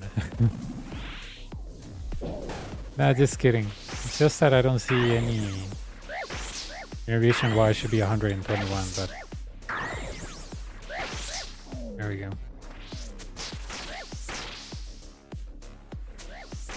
But yeah, Quartet is okay. It's just that I had a crappy spawn, but I mean a crappy Quartet. If it was like the Ranger one, then I'll have 2 specs. But yeah.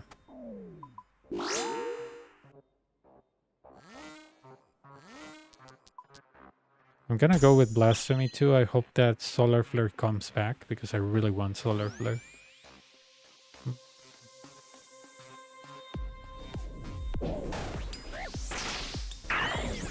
Okay.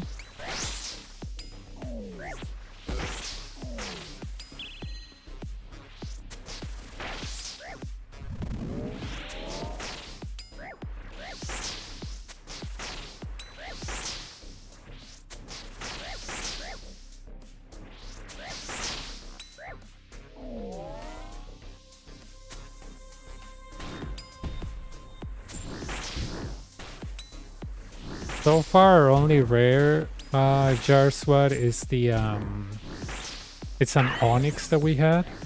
So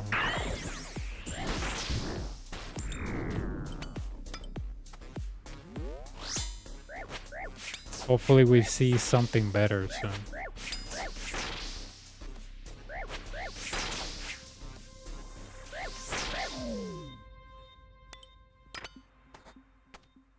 Alright, I don't have spec. That's fine. Doom is also a good one.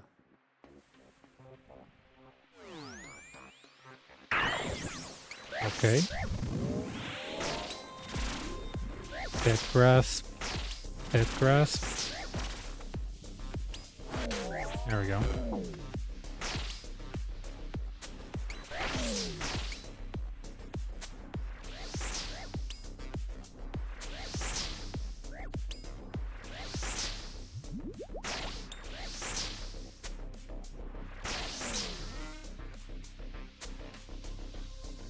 Man, what a shame that well Gothic's Asleep quest is not yet on the quest helper. I want to do it, but I just don't want to read all that crap on the wiki. But maybe this weekend? No, this weekend I'll be busy. Yeah, but maybe this weekend.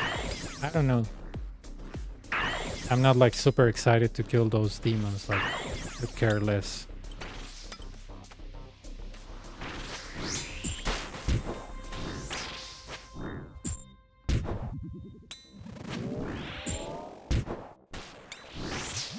Alright, the reason why I'm killing him is because my banner couldn't reach him when I was hitting the melee here, so there we go.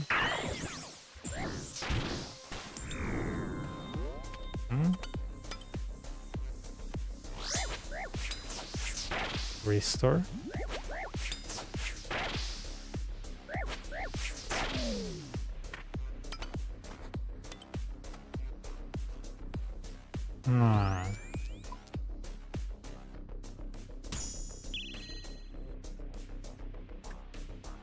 Yeah, I should have picked Solar Flare when I had the chance.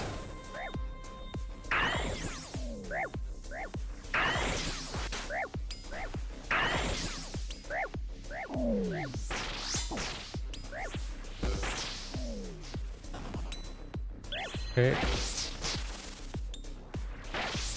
Nobody saw that.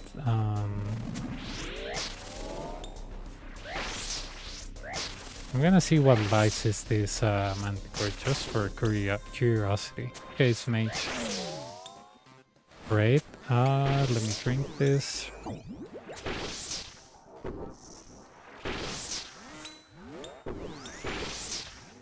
Okay.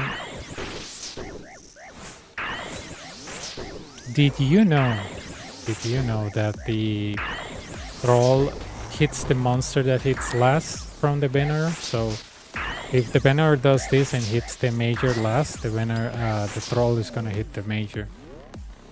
So I didn't know that.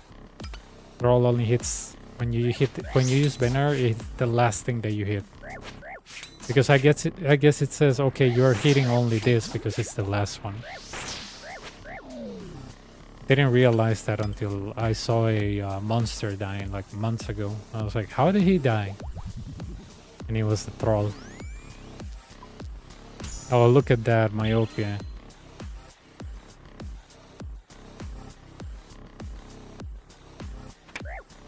I don't know what the hell am I even doing here.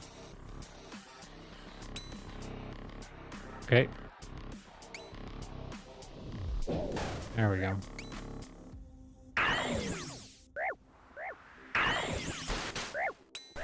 That was a mess because I wanted to spec the melee and then go to the ranger, but I didn't do any of those things.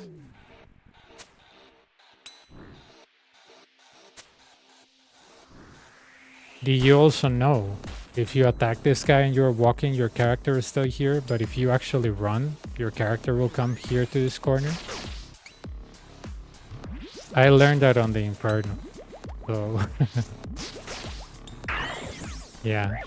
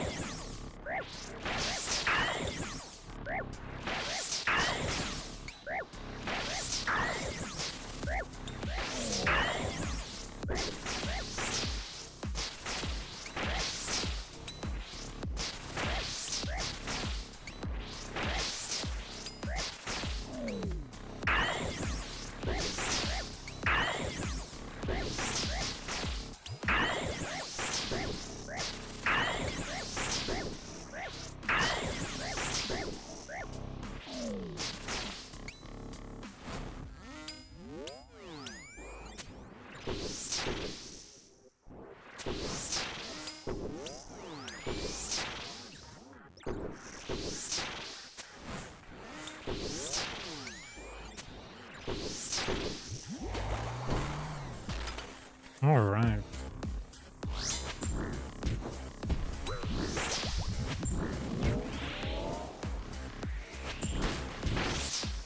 Si no sale un buen rare, nos devolvemos a los Burning Claws por vacilar. Aunque ya llevamos un rare, el Onyx. Alright,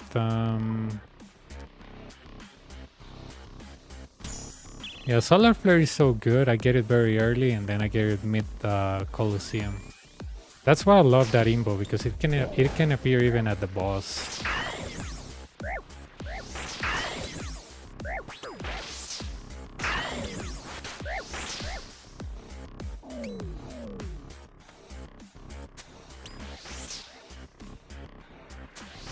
Alright, we're gonna create this wall, and with this wall what we can do is that the major, nor the shaman, nor the jaguar will go behind him, because they'll hit here and go here. This is why this wall trick is really good. Okay, he passed the point of no return. There we go.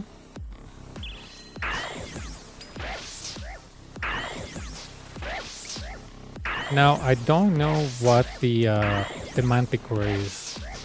And by that is that I don't know if that Manticore is gonna be mage, if it's gonna be range. I don't know anything about it. So, since it's turned off, I can go to your pillar, separate it. This guy does a U-turn here, and we're good to go.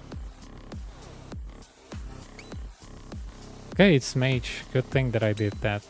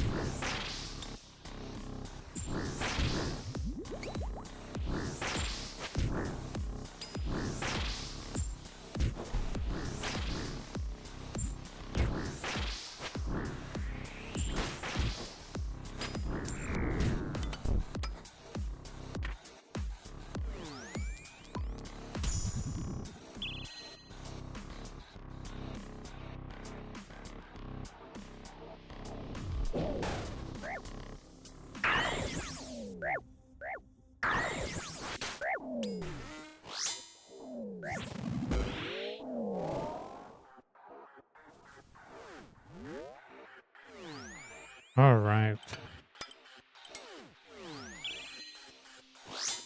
16 seconds so I can divide this. There we go.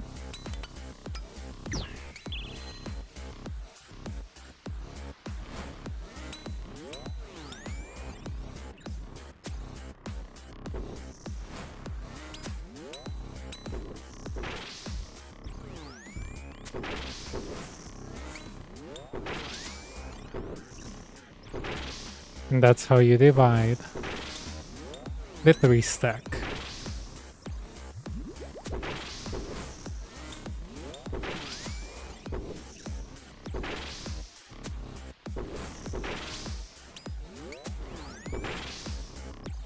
Más, estoy tan feliz con el hecho de que mañana es el posible día donde ya podamos pescar sharks.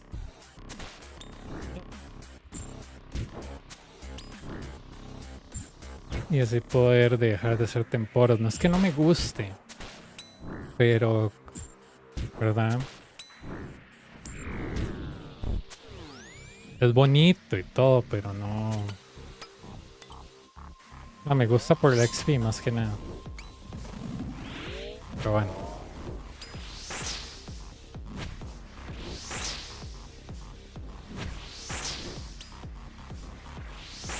Pero va a ser bonito poder ir después de pescar tantas cosas, hacer cooking, subir cooking. Y después irme a Barlamore un momento para hacer más thieving.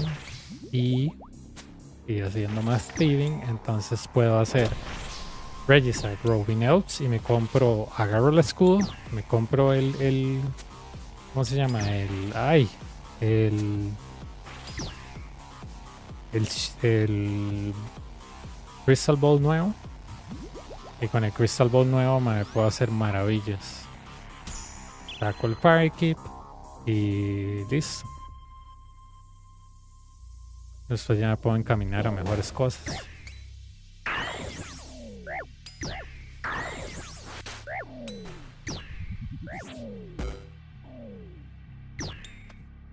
There we go. I'm gonna take a sip of a divine potion, but I don't really need it at the moment. I can use it on the Minotaur, but...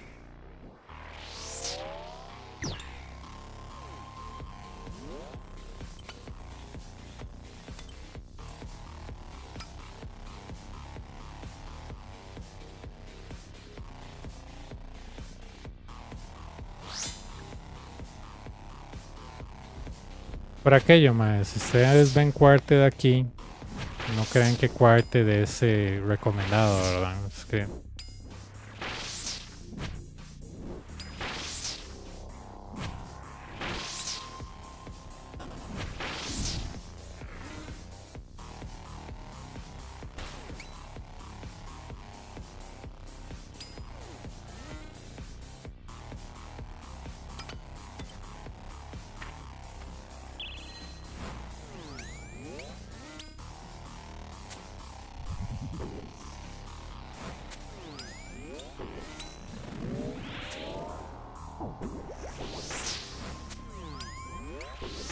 Okay, 9 is free, 10 is a little bit crappy, 11 it depends.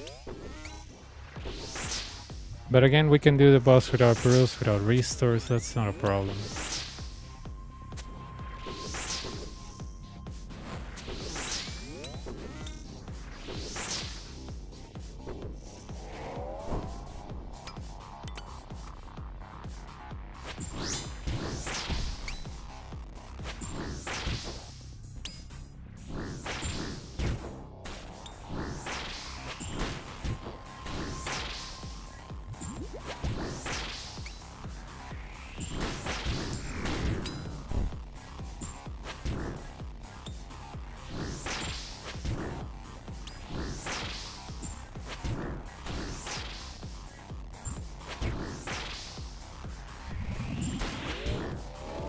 Alright, I can use this.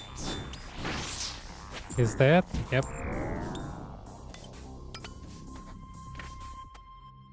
Okay. Bonfire, splinters, that's not bad.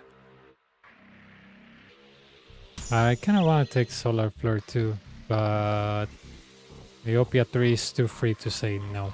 No. Don't do that. Bro, come on. Freaking misclick.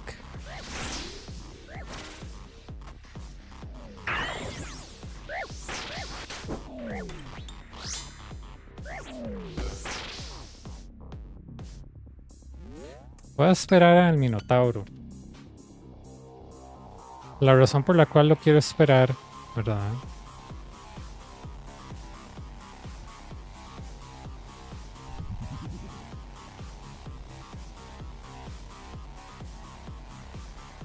Es porque no creo que iba a matar la mantícora tan rápido antes de que él saliera.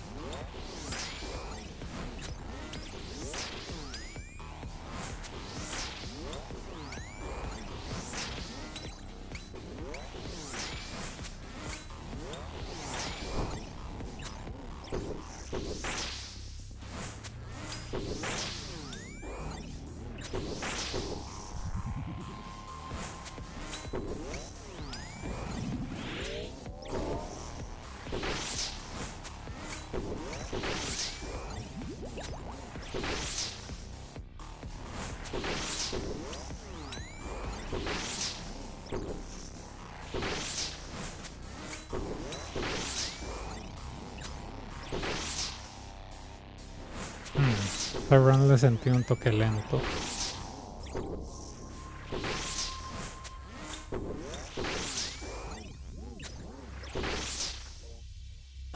I'm gonna run out, yeah, of Super Combat Divine, but that's fine. We're gonna drink a regular one. We're gonna drink a super thingy, ranging crap.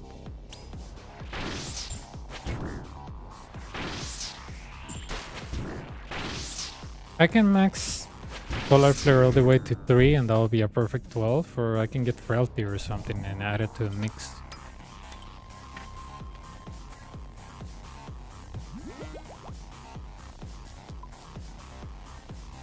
This Solar Flare is great. Okay.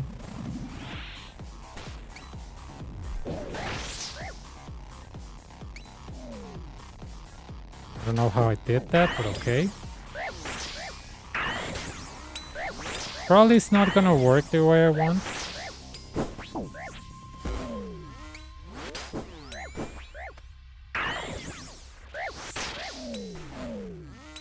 Okay, first of all, run energy on. We have that. Brew up. We have that. Piety. We have that. And checking the timer. We have that. Yeah, this is soft tick. Not only soft tick, but I really cannot reach. I think with Myopia 3 where I was trying to reach. Hang on. There we go. Oof. And just add to a bunch of soul simulators. Yeah, simulator is kind of like the. I mean, great the person that did that, but that simulator is. It's a little bit slower than the real thing. Just like the suck simulator, it's slower than the real thing. But it at least helps you to comprehend a little bit the boss, but the real thing is way faster.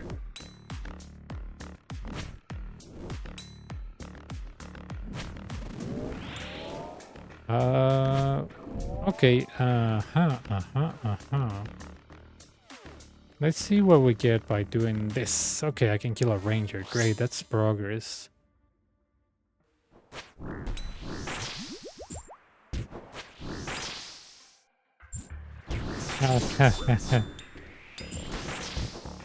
Oh, I love misclicking under him. Good thing the damage wasn't so catastrophic. How much stacks I got? Oh, I got 7. That's a lot. Okay, let me think. If I go here, these two slide here. The other one stays there. But if I go there, one of them stays here. I'm gonna run diagonally.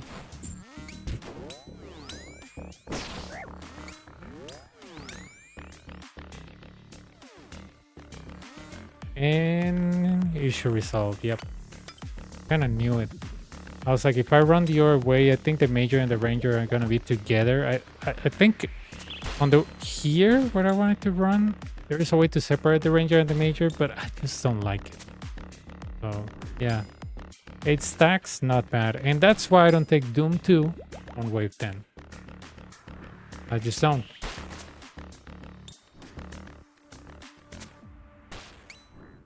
Because if you get a crappy wave, that's very hard to get out of. So, yeah. I'm gonna go here. Hopefully I can kill the shaman first. But if that doesn't happen, that's also fine. I think most of the damage is being taken by this Manticore, which is a little bit sad. Yeah, screw this banner. It doesn't want to hit a real target. Okay, it's 12. Come on. There we go.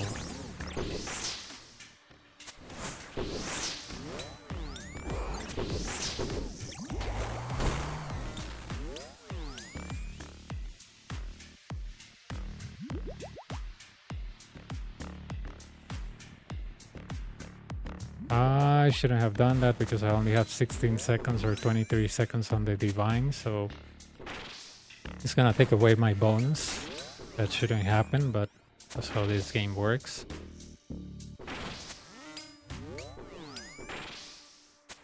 I can take Solar Flare 3 on 12, and I can take Doom 2 at the boss, and that kind of secures the kill. There we go. Yeah. Dude, you know I get most of my rares from regular Wavestand boss. The boss is not very nice on the rares, at least not for me.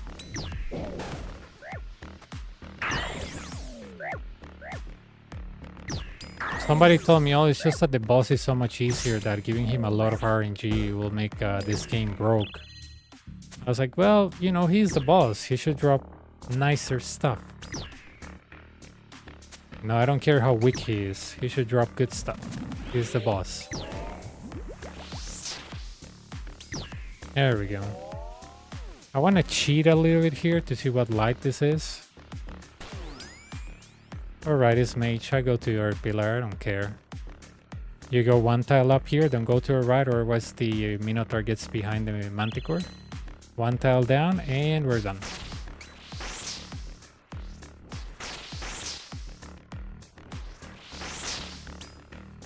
Okay. I might want to leave this guy for the last to use my side on him with a divine, so I can start with a divine in full HP. And I have to have full spec because of the quartet. Or just in case.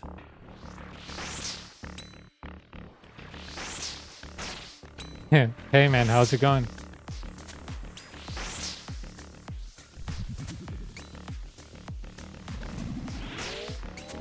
Not much, not much. Survive a near-death experience at the Coliseum, but you know. How's the resources accumulation for fire keep going?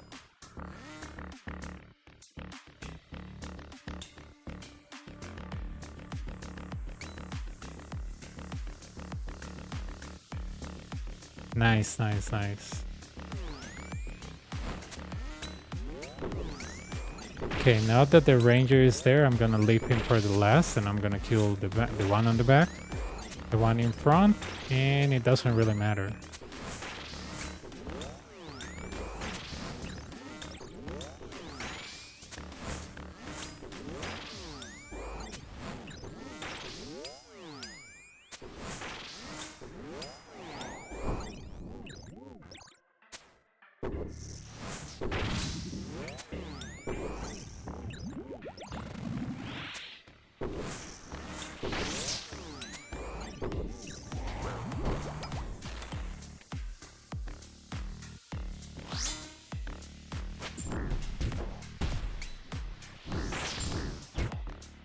Oh, nice. Is that like soul war points? Oh, because I spy on you. The government pays me to spy on you and many other people. Nice. That's what I do for a living, spying on others. Yeah. But you cannot tell people that I told you that, otherwise they're not gonna pay me.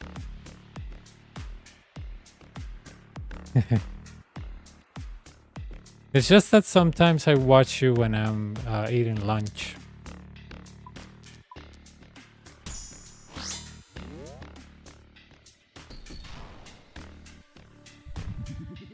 But obviously I cannot talk because, you know, I'm eating lunch and I'm watching like maybe cable news or something like that.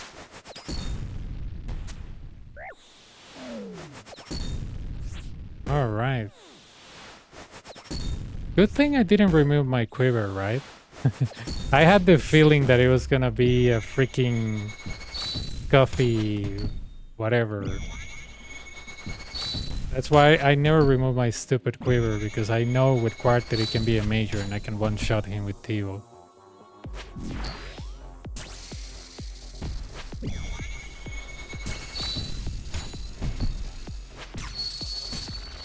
3, 3, 3. When do you think you'll be ready for Coliseum?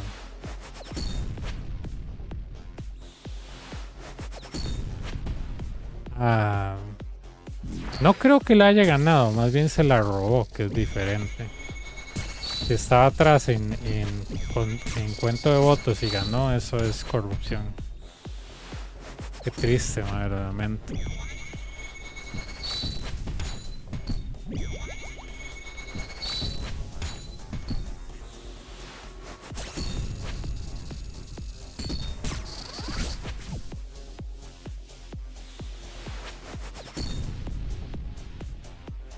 It's not as bad as I guess it looks. It's a little bit fun, man.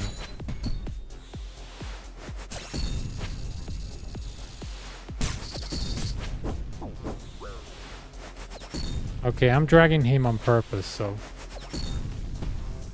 I got 2 doom stacks because of doing that stupid thing.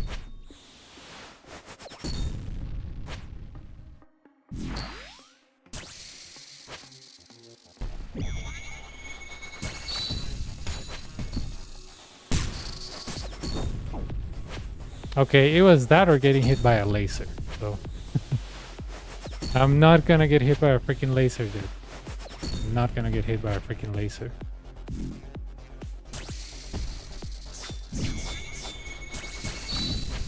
There we go.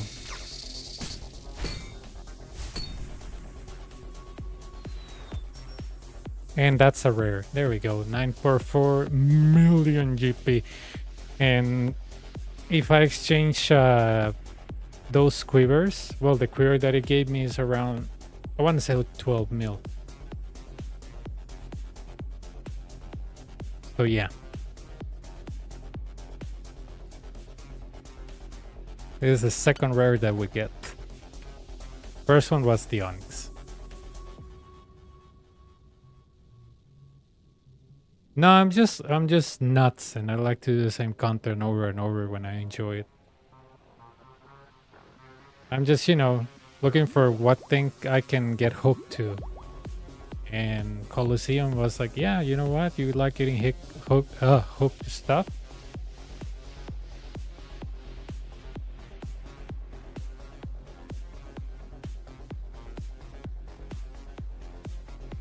There we go. That was skill number 4 of the day. Let's see. I have a hardcore Ironman, but I'm fishing so I can get sharks. And I think I'm gonna do Guardian of Tranquility on Friday. And the reason why is because I want to get to Tide the Farm as soon as possible to grind 70 farming fast. And get that thing out of the way.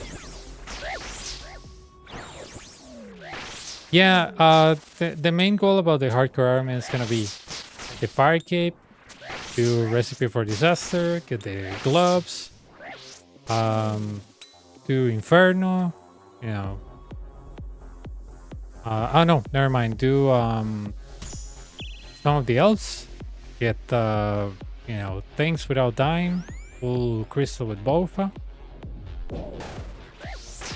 And then Coliseum. And if I die, at least that's gonna be funny, you know? Yeah, it is nice. It is nice. You get a lot of money there. You get also a lot of nature runs. So I'm looking forward for that. You get a lot of alcohol, so I'm looking forward for some of the elves. My plan is to get 70 ranging and get the bow, the crystal bow, and then go to fire kick with that. Probably, oh, you know, you can get a crossbow and do it with a crossbow. No, dude, I prefer crystal bow. And probably by that time I'll be basic 70, so even if I do it with monk robes, it will be very chill.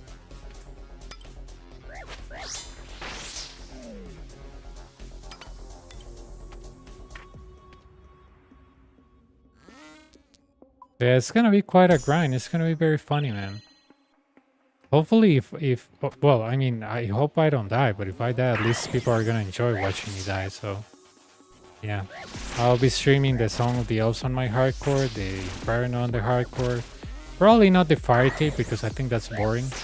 But yeah, Inferno on the hardcore, the Song of the Elves on the hardcore. You know,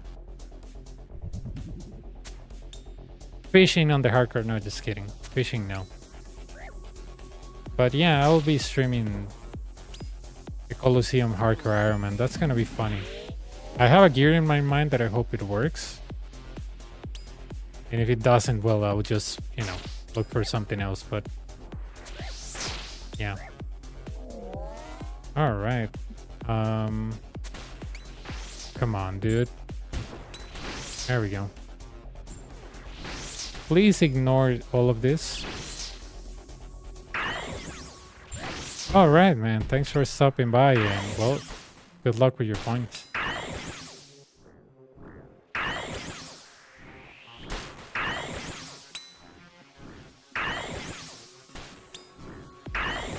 I think the board cat was waiting for you. You know, you return and suddenly bones go up. Tell me that's not a conspiracy.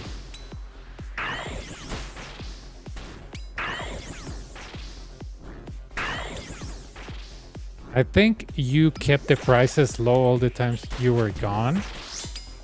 And when you came back, you decided, I want the bones to be higher. No? Oh, I actually have a conspiracy guy that follows me that thinks that the earth is like not moving or something. It's really funny. I hope he comes by the stream sometime. He's hilarious, dude. Like, if you want to see him mad, just tell him that the earth is moving. And he's gonna be, the earth is not moving. The earth is not moving. Who told you that? NASA is the biggest lying company in the world.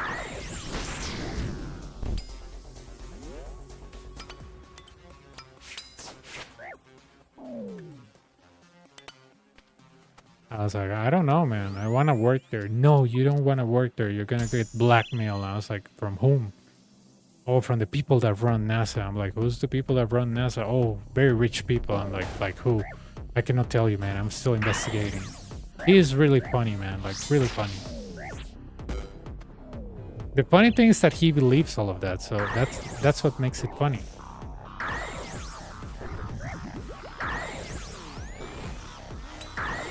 He thinks that NASA is like I don't know, it's in Hollywood and they're filming like big planets and all. Man, it's just amazing, man. That guy is great.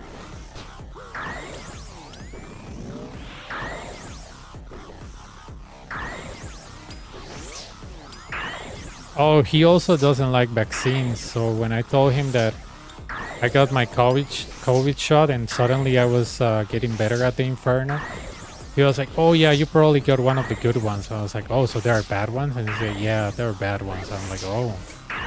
Okay, so that means that if you get the vaccine I got, you can kill Suck, right? And he was like, yeah. I was like, okay. Good to know.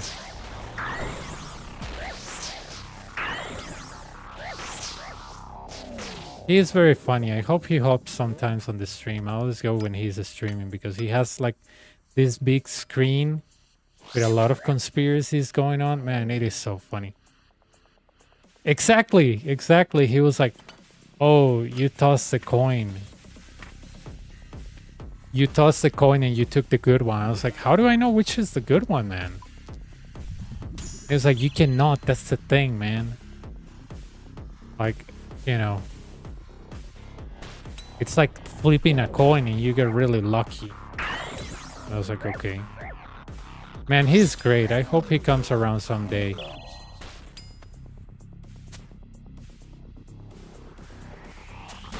I can tell him, dude, is it true that the earth is moving? And he's gonna lose his mind on chat.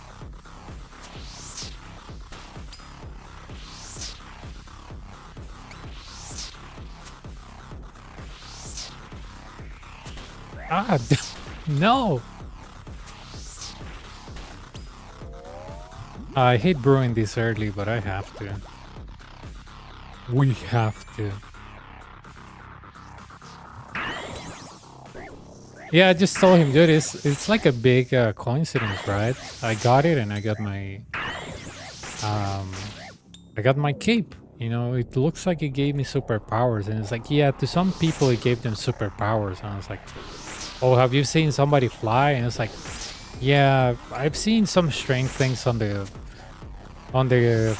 I don't know, on the sky, and he starts like digging these conspiracy theories about, you know, oh, there's a UFO in my backyard, but the government took it. It is very funny. I had 2 bone dragon necklaces, 1 dragon string, 1 pawn string, and missing my next unique.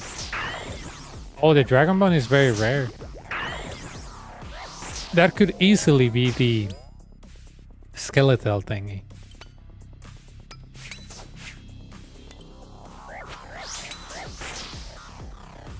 Oh, he also believes that if you look at the sun directly for hours, that you get healed.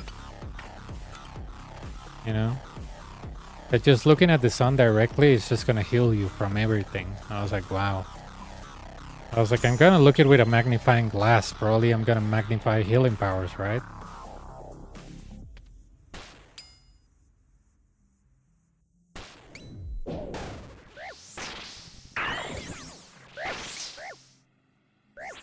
I know, right? We have so much power and we don't know about it. Because I remember when the eclipse, you know, I think this year's eclipse, I was asking him, are you gonna watch it? And he was like, yeah, I'm gonna watch it, but I'm not gonna wear glasses because looking at the sun doesn't cause any harm. I was like, are you sure? I mean, have you seen how people get sunburn? Like, you know, your eyes are more sensible than your skin, right? Oh, that's not true. That's a lie. That's what people want you to believe, so you don't have sun healing powers. I was like, man, this is amazing. This guy is great. He was like, why do you think people tell you not to look at the sun directly? And I was like, I don't know. So my eyes don't burn out and I don't end up blind. He was like, no, it's because it gives you superpowers. That's why people tell you to not look at it directly. I was like, oh, okay.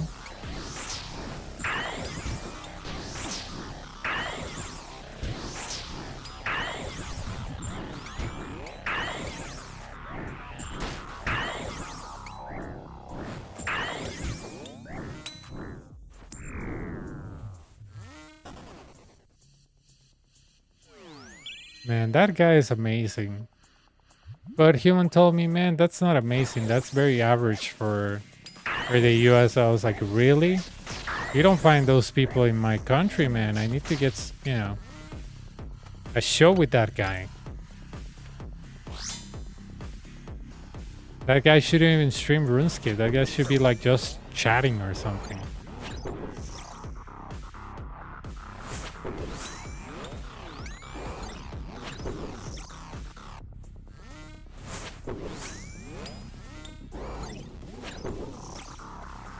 Yeah, he does.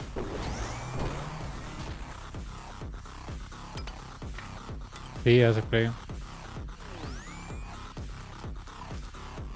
Yeah, Human told me, oh no, dude, that's a very average guy in the US. I was like, man, no way. Like, I mean, you won't find anybody that you walk in the street, you know, at least in my country, that thinks those things. Maybe they will think something weird every now and then, but this guy's just off the rails. Like, he thinks that the sun is very close to us. I think he said, oh, the sun is close like 2,000 miles away from us. I was like, how can we don't burn alive?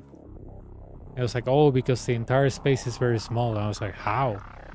Oh, because, you know, he has this thing where light travels not so far. I don't know.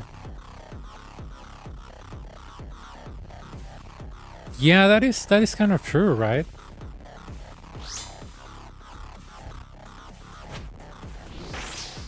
That kind of used to be like, oh, that's crazy to like, oh, I have a, well, we have a saying in Spanish that it's pretty much that your crazy Christian aunt is sending you conspiracy theories, but we make fun because nobody believes in them. But in the US, yeah, Human told me that's kind of common that they all have like a friend or somebody from your family that believes those things. I was like, wow, dude. Who would think that social media is harmful, right? People think that you know, that social media is bad for you, right?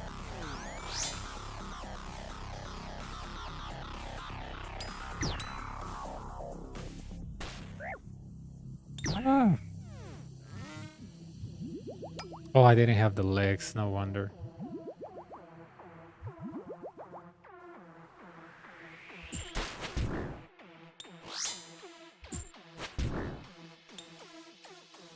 I know, right? It makes me wonder, when did that thing grow, you know? That used to be kind of like you know, let's make fun of the guy that thinks that the earth is flat, to like, actually let's give him some space to like explain how his science doesn't make sense.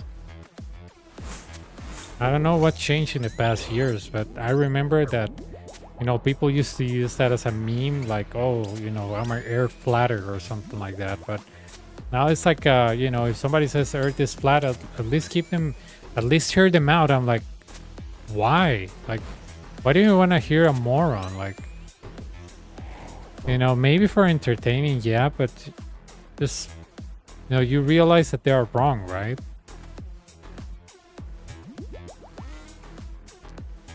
I don't know what's, you know, a little bit sad that people actually believe that, or they get other people to believe that. So that makes you wonder where is education going? Like, you know, if people can believe that, what else can they believe? It's kind of like, where's the edge here? When will this stop, or if it will only get bigger or something?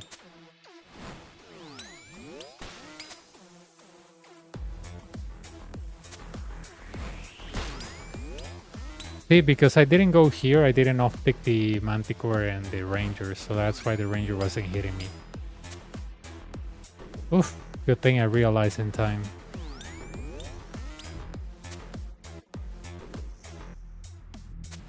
Yeah, the thing what happens is that now on the internet, everybody can have their group of close friends that they will never correct you because they don't want to be rude to you, you know, or they just want, you know, they just want you to like them. So let's say that, I don't know, I open a clan, right, and people like me, and I tell them, I believe that if you take tunas to the Coliseum, you always get a rare. And I don't have any evidence of that, and I don't know, we are called the tuna boys or something. And, you know, nobody that is on that clan, maybe a few people, will tell me, dude, that doesn't make sense. You don't have any facts to back it up. And I'll just kick them, and I'll just keep with people that are actually believe in what I'm saying. And, you know, it's kind of like having that safe space on the internet that you can say whatever you want without getting fact checked, so you end up thinking that what you know is true.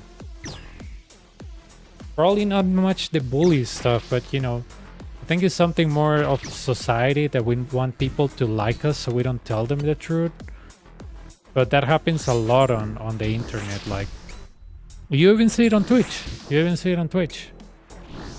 Or on Kick, you know, if somebody criticizes somebody that people like, they're like, oh my god, how can you say that? And you're like, you know, you're not being mean, you're just telling me, you know, he's not as good as he's saying X, Y, and Z. And they just get after you, like, you know, like if you're insulting a religion or something. It's very strange, but it's a phenom because of the social media environment that we live in. People just, I think that they're called like social niche. Yeah, social niche, where like-minded people always talk about the same, but if you disagree, you just get kicked, and we just look for loyalists that say, you know, what we say is okay, but we don't get fact check. Elon Musk kind of like propagated that as well. Like, he said, oh, I'm a free speech absolutist, but he gets criticized and removes the accounts. Like, oh my god, you cannot take criticisms. When people were promoting Mastodon, he was like, I'm not gonna let people promote Mastodon. I'm like, but I thought you were only for free speech, so it's just free speech when you don't like the things that people say about you. It's kind of like that, you know. If you cannot take criticism, that's a really bad thing about you, you know. I mean, somebody tells me, oh, you should do this on the wave that makes you ineffective. I was like, okay, I'm gonna give it a try. Or, oh yeah, I didn't know that, but I'm not gonna be like, oh, you're wrong. You're wrong. You're so wrong. You suck. No. I mean, if somebody tells me you should use this to reduce time, I'm like, okay, I'm gonna give it a try. Or, okay, I'm gonna give it a shot. You know? Somebody told me, oh, you should go to Temporos on the Hardcore Iron Man. It's really good XP. I was like, I never been there. I'm gonna go there. And I ended up loving it. So whoever gave me a suggestion, I was like, man, thank you very much. I love Temporos now, and I think I'm gonna get a lot of XP there. But yeah, I just didn't, I don't know, I didn't attack them like, oh my god, how can you say that boss is good? It's cancer. On the Salamander, my conclusion is Zombie Axis is still better. Zombie Axis is still better, but if you want a weapon that you can use on the 3 Feminix, go with the Salamander. So yeah, if you get like if you don't want to bring like a lot of stuff, just bring a Salamander. Yeah, you know what I like? I never liked agility when I was like a teenager, but now I love agility. I don't know why. I think the capes look so cool and it is so useful, and they're gonna make it more useful, so I love agility. I don't know why. I always think like low-level people with 99 agility look so good. I don't know why.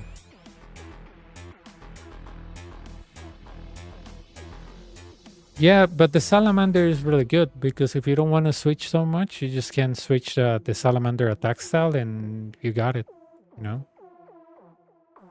You just have to switch the attacks from Scorching to whatever it is. So I guess if you don't have a dragon, I mean a zombie axe, you can try. Oh my god.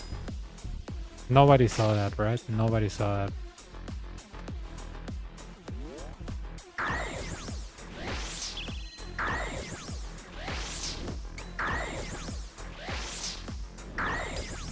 I haven't tried Hollow Sepulchre, you know. I heard that it is really entertaining. I used to want that ring. I don't know how's it called, the endurance, ring of endurance, right? Yeah, I used to want it, but at some point the fever worn off and I never got it. But yeah, that ring of endurance looks really good.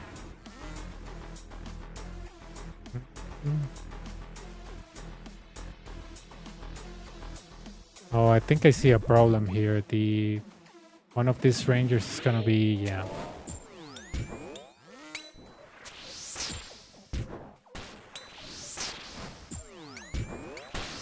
One of them is gonna go off. Oh, that sounds weird. And the other one goes off on the next attack. Okay.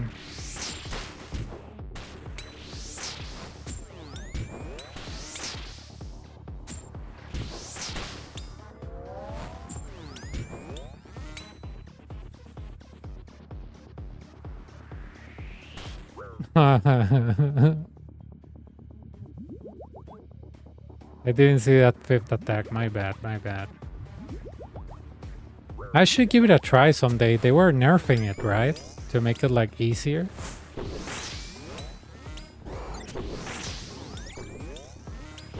You know what I like about agility? The pet. That squirrel is amazing. And one of my Rune Dragon alts has one. I just don't understand this game. My Rune Dragon alt has it. Oh, he got it like on 60 agility on Sears scores, and I don't have it. I really like that pet. The squirrel looks really good.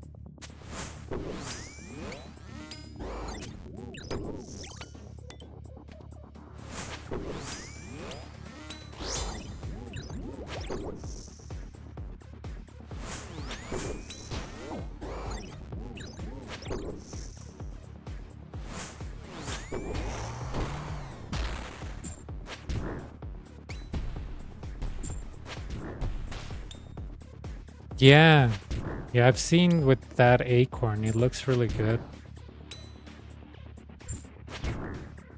But yeah, I don't think I'll do more agility. I don't know.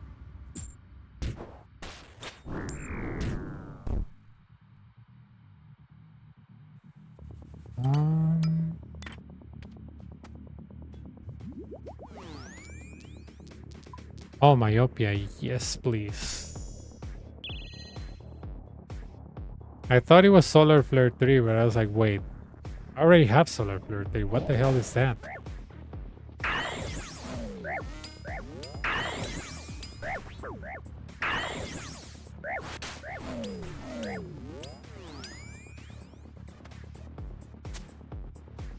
Okay, there's a slight possibility that Manticore turns range if I don't activate it, because there's a 50% chance if you kill the active Manticore that the other one has an opposite light, so let's give it a shot. There we go. Point of no return. Melee.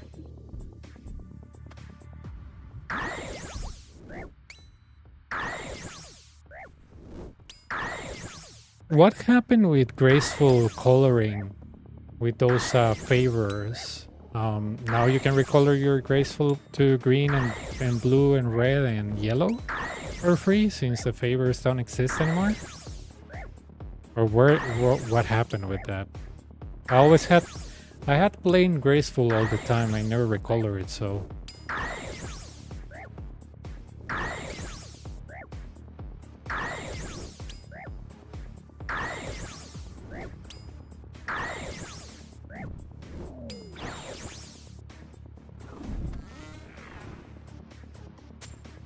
Okay, please be range. Please be range. Yes, told you so. I knew it was gonna be range.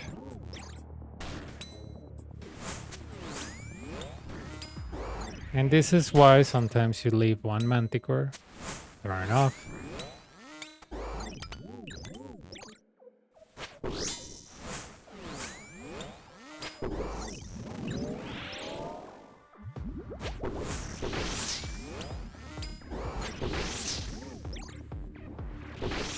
Oh, interesting. So I guess the quests on Sia are okay. Good one, good one.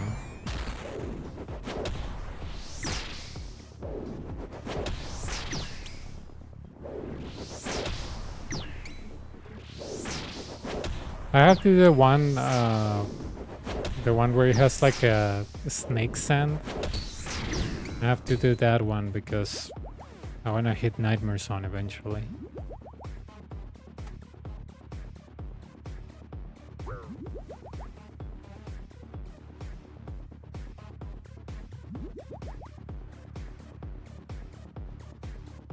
Interesting. I'm gonna go with Doom. I could go with Frailty 3, but you know, I have Bruce. If I didn't have Bruce, I would go with Frailty 3, but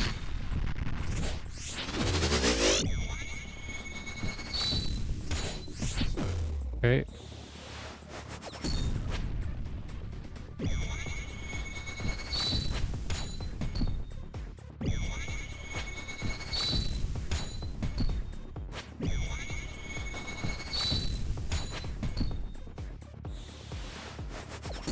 Okay.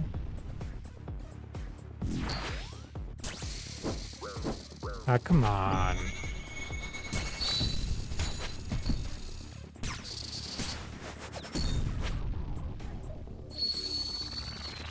Oh, I thought that was melee. I mean, I thought that was Spear 1.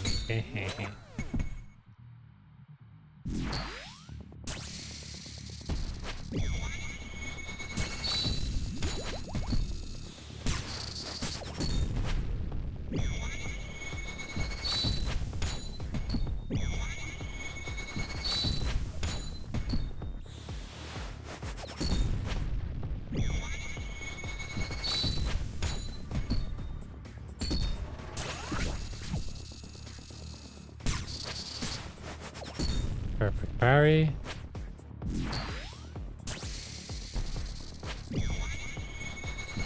Alright, I think I can move to the, you know, to this western area, which is... Yeah, I got it. Man, this guy loves feet, man.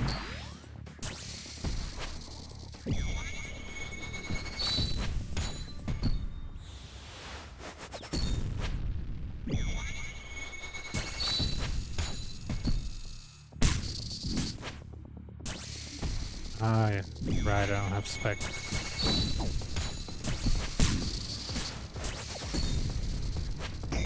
There we go.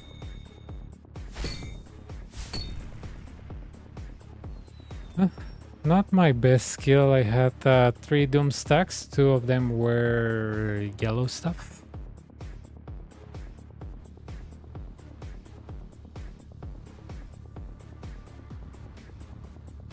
Y para un tipo de recuento en las elecciones o algo así, o a ver si en realidad ganó.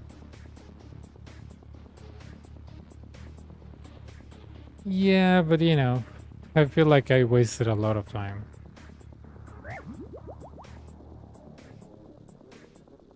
And the fact that I got hit that much doing stupid things. Oh man, that's always funny. Okay.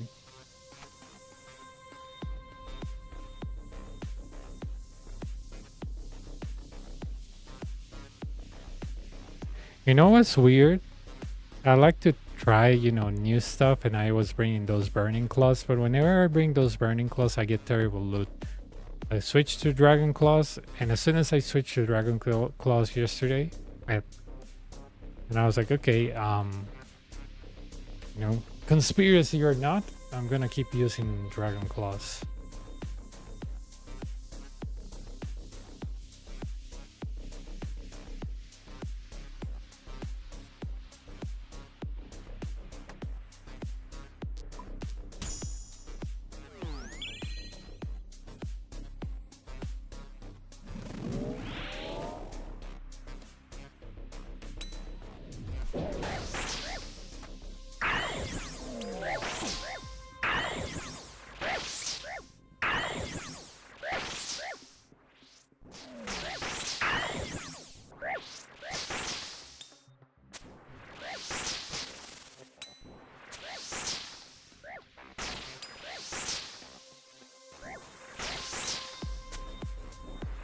Man, it would be nice to get a pair of Sunfire legs. I haven't had those in a while. I'm just getting tops and masks. So it would be nice.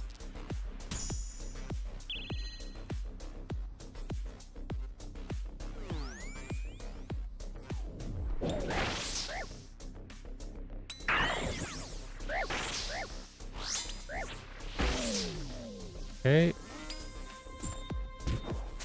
I'm just gonna hit this guy for fun.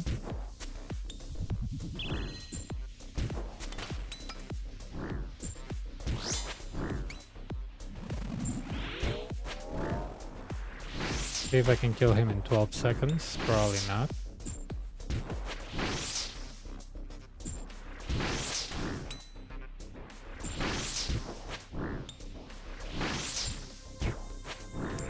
Oh, that's good. It's actually good.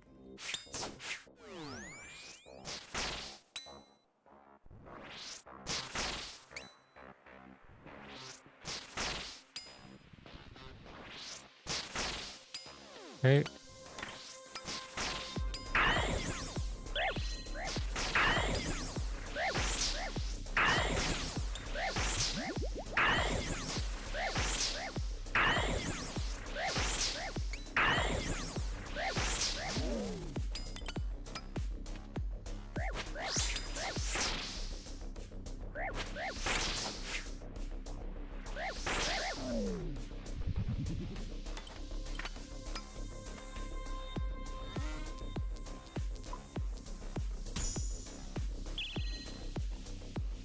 Okay.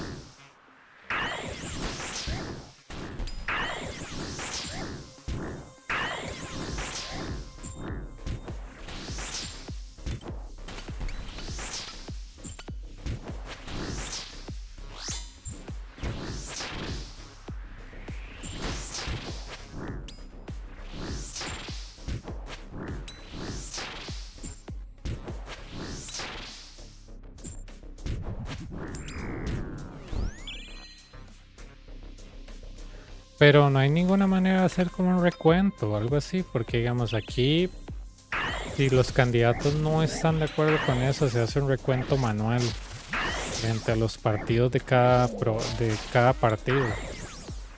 Por eso aquí nadie nunca ha reclamado fraude, porque literalmente te abren las urnas y ves cada voto, literal. No sé si hay como un mecanismo electoral que puedan usar para que demuestre que no hubo mano negra, por así decirlo. I'm gonna leave blasphemy there. I mean, myopia there. It's not that I don't want to choose it. Just I want to choose it, but later. Hay que haber algún tipo de proceso, ¿verdad?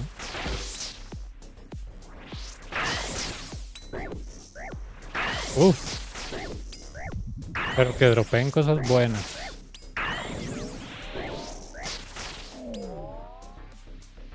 Ah, pero no me dijiste que iban a llevar cosas buenas.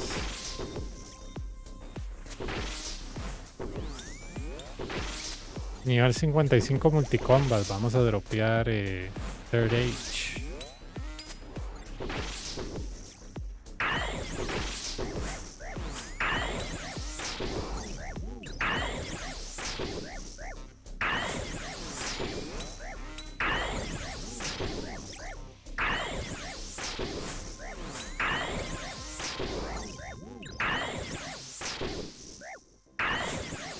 Sí, obviamente hay mano negra, man. Ese es el problema. Cuando se tiene un dictador nunca se va a querer del poder.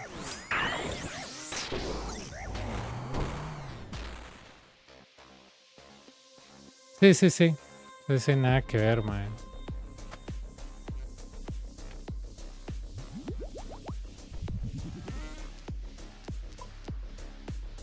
Qué triste, perro.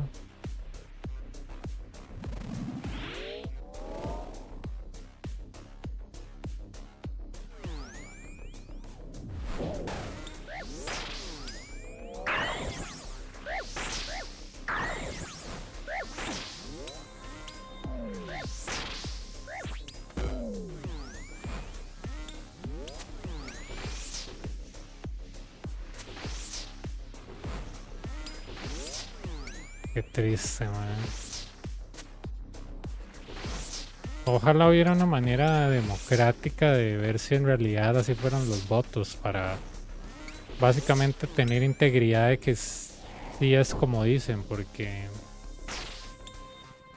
es muy difícil que un dictador no vaya a manipular las cosas, ¿verdad? Entonces, madre, perro.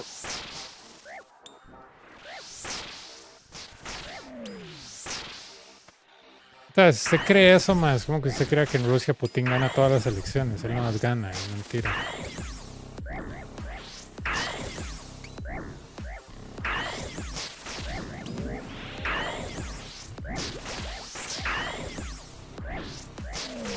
A Putin no gana elecciones, más ese es el candidato.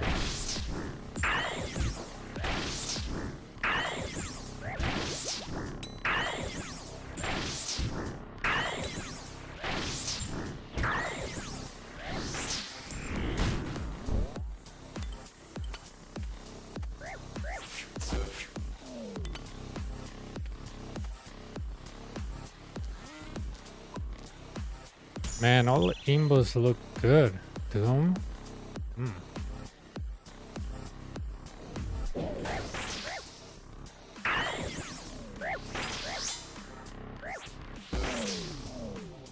Look at this.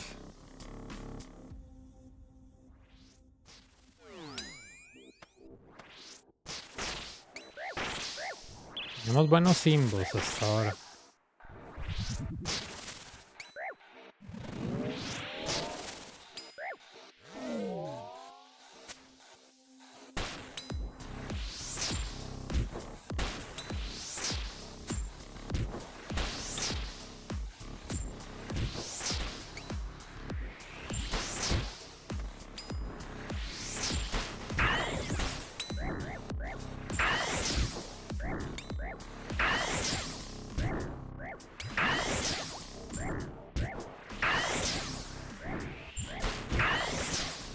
Sí, tristemente es que, de hecho, hay una analogía de que en Estados Unidos, para la gente que le encanta, ¿verdad?, tener armas de grueso calibre, es que dice que si usted pone un dictador y el dictador empieza a controlar a todo el mundo en la armada, sus armas de juguete no le van a hacer nada.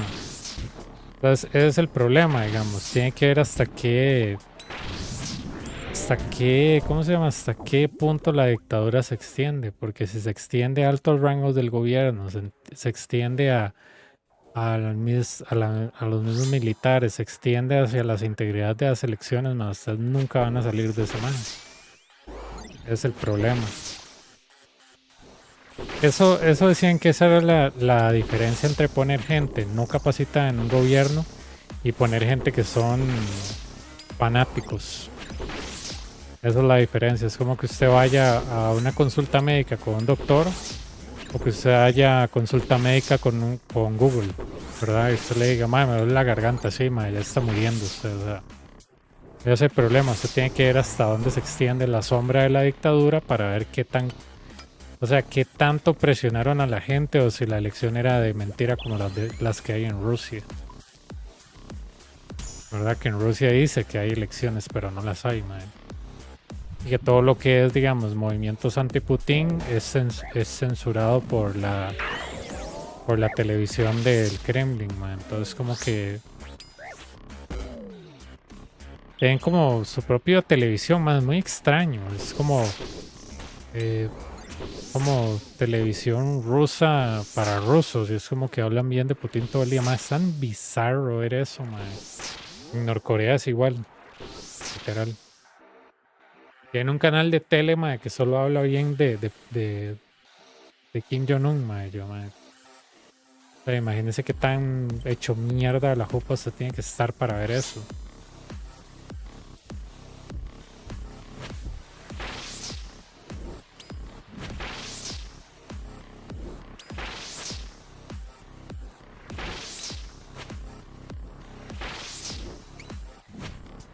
Sí, este fishing level lo sacamos mañana.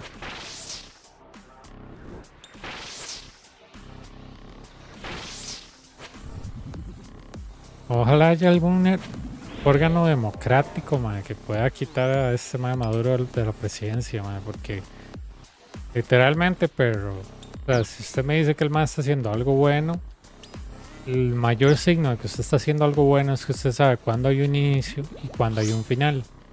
Cuando usted sabe que está haciendo algo bueno por su país, usted sabe que su tiempo no es eterno. Que usted tiene que pasarle la antorcha a otras personas para que continúen el buen trabajo que usted está haciendo.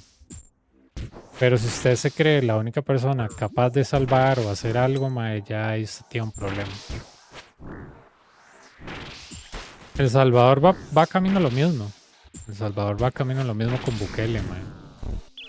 Como, ay, sí, vean que bien dejé el país, pero mejor me quedo más en el poder. Bicho, lo mismo dijo Daniel Ortega, vean cómo está ahora en Nicaragua. Cuando una persona quiere cambiar las reglas existentes de gobernar, es porque se quiere quedar en el poder indefinidamente.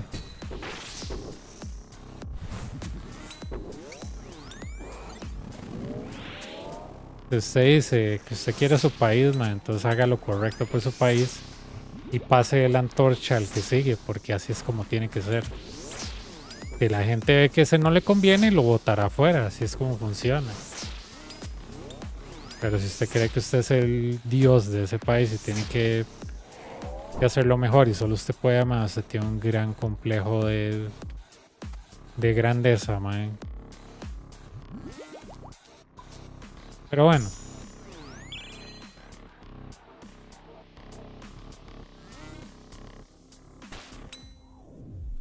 Ahí vamos. Protect from range.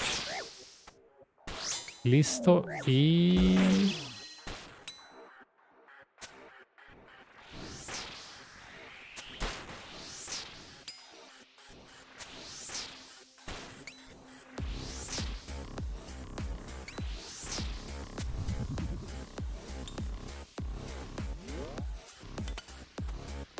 pero sí, ojalá haya algún órgano democrático para remover ese mae. Porque es muy feo que mucha gente muera tratando de deshacerse de un mae que nunca en la vida va a haber la justicia. Porque si este Maduro lo sacan del poder, él va a tratar de que lo extraditen a un país así tan mierda como Rusia o El Salvador o cualquier país donde no haya una democracia buena, a Nicaragua o a Rusia o cualquier lugar donde los gobiernos de extrema derecha gobiernan. Y él nunca va a ver la justicia en realidad. Más bien va a seguir desde lejos tratando de instalar a alguien que sea como él, pero versión 2.0. Eso es lo triste.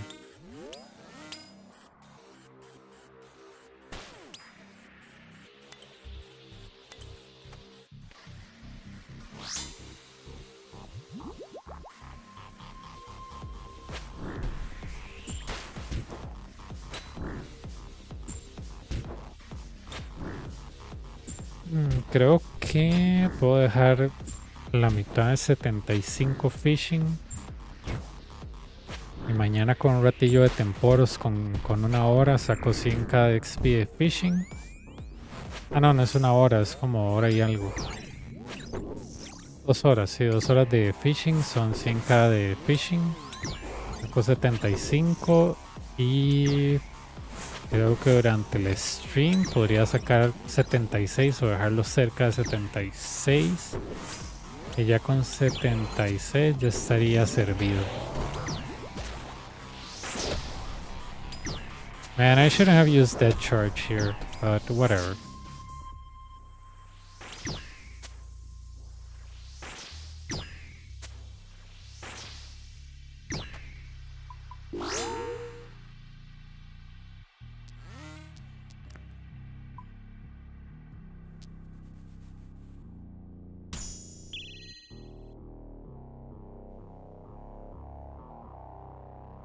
Ok, aquí si yo me quedo aquí, ¿qué pasa? Ustedes dirían, ahí es perfecto porque los mantícoras están en la misma luz. No. Tienen que hacer esto. ¿Por qué? Porque a veces las mantícoras se oftiquean de una manera que usted no puede alternarlas.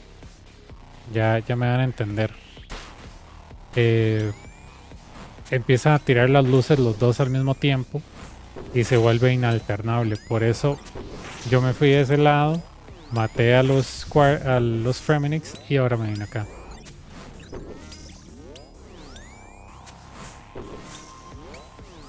No, hombre, no, 99 fishing jamás, no. Yo quiero que sea capaz de sacar sharks y con lo que fishé, capaz de cocinar sharks y que no queme tantos. Obviamente que los cooking gauntlets me servirían mucho, pero es que no he hecho Family Crest. Pero no importa. Yo solo quiero sharks para que cuando vaya al infierno no tenga que esperar a tener Bruce para ir. Y con unos 6-7 sharks me la pueda jugar. Con eso y los restores de LMS yo puedo.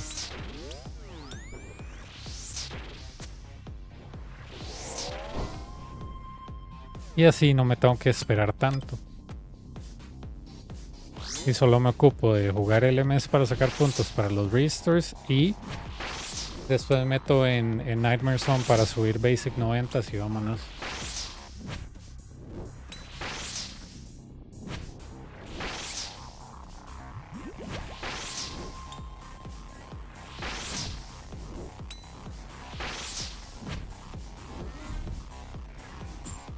Pero sí, 99 fishing no. 99 fishing no me molestaría hacerlo, pero no estoy buscando hacerlo porque es mucho tiempo. Digamos, si es con temporos no es tanto, pero igual no quiero estar en temporos toda mi vida, entonces no. Es que para Saradomins uno ocupo muchos birdnests. Ocupo Toad Flags, que es un despiche conseguirlas a menos que uno las plante. Y, verdad, ocupo un nivel como 80 y algo. Entonces yo creo que para hacer Inferno, de una manera más fácil, saco los restores de LMS, los uso en un mundo PvP y ya para el final, cuando me toque ir contra SOC, Me cambio de mundo y uso unos Prayer Potions y vámonos. Pero sí, voy a usar Sharks, man. Porque de aquí a que llegue al nivel de los Brews, y no toda la vida, man. Yo sé que haciendo Birdhouse Runs y toda esa vara está bien. Los nests no son un problema, es el nivel. También yo me acuerdo que Human me dijo que Herbivore, man, pero tengo que investigarlo, pero me da pereza. Pero si veo que es muy difícil sin Bruce o me está yendo muy feo, entonces si voy y hago esa estupidez de Herbivore. Y trato de sacar semillas de Toad Flax.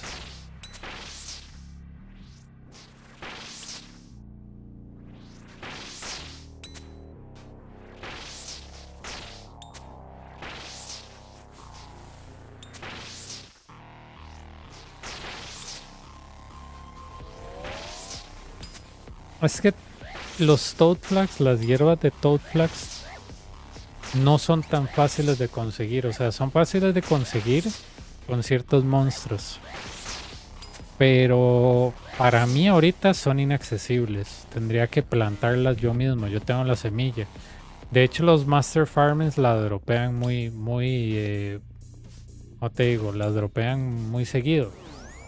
Pero ocupo el farming level, ¿verdad? Entonces es como que muy bonito y todo, me preocupa el farming level. Pero ahí entra Tide the Farm. Tide the Farm es una manera de sacar farming a lo loco de XP. Y si consigo un buen nivel de farming, entonces puedo seguir haciendo pickpocketing a los Master Farmers y sacar Toad Flax. Y empezar a plantar en todo lo que yo pueda. No, las semillas se pueden conseguir de varias formas. Digo que el herb en sí no lo dropean, por ejemplo, los Chaos Druids. Que los Chaos Druids me dan fuente de Ranars y todo, pero la hierba en sí es difícil de conseguir. La semilla uno solo le hace pickpocket a los Master Farmers un rato y saca bastantes. Pero la semilla es fácil de conseguir. La hierba en sí es difícil de conseguir, pero la semilla es fácil.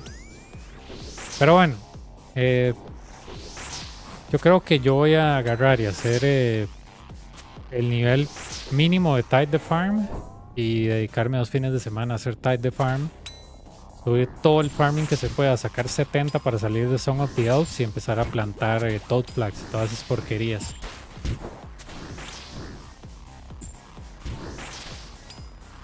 Y alternar entre fresas y ¿cómo se llama esta hora? Fresas y... ay, perro. Fresas y sandías. Y con eso puedo hacer Summer Pies.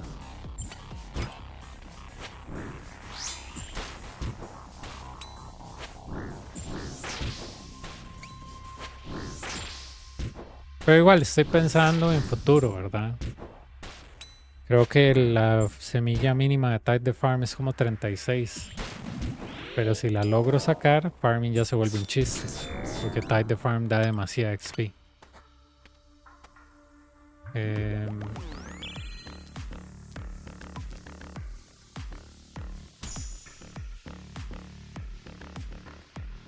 Range.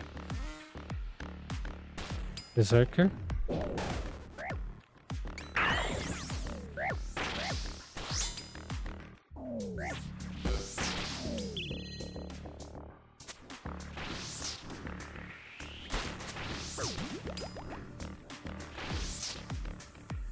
Yo saqué creo que de 85 a 99 farming en un par de semanas con Tide the Farm.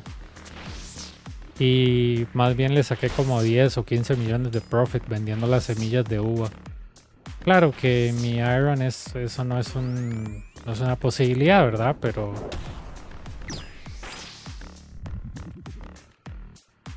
listo.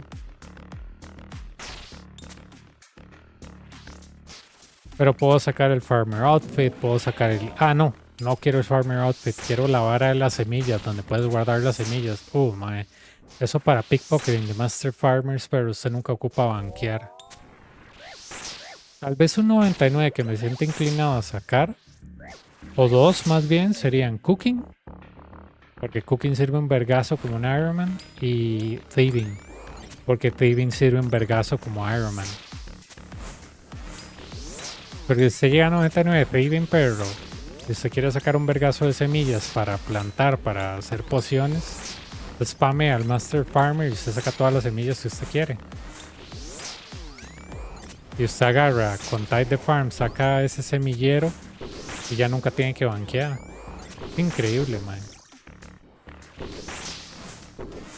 Entonces, cooking y thieving, esas son fáciles. Entonces, yo sé si las puedo sacar muerto de risa.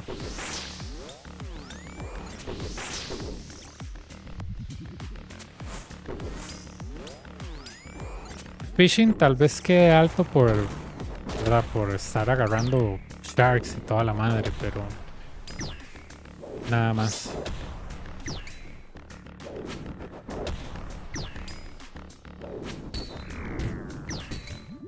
Listo. ¿Qué está haciendo, man?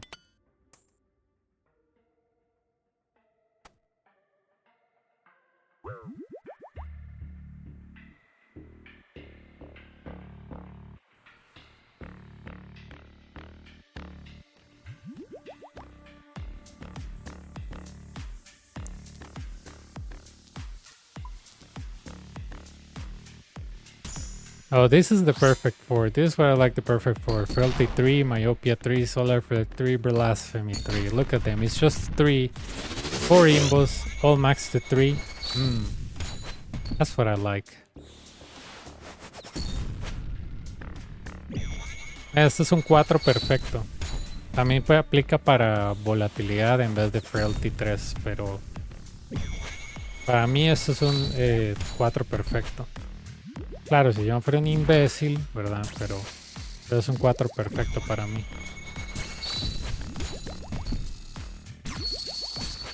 3, 3, 3.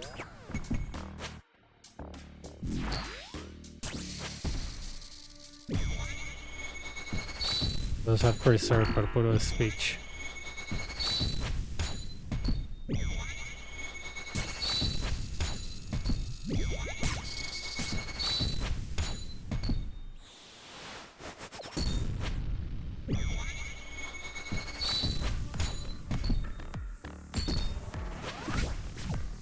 Oh, I forgot my turbo legs, dude.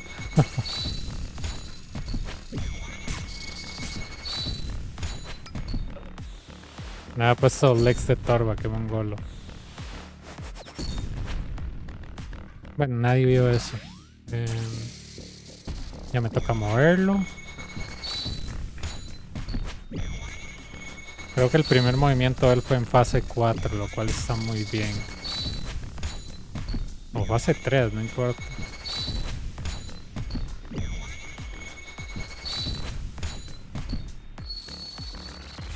Tres, 4.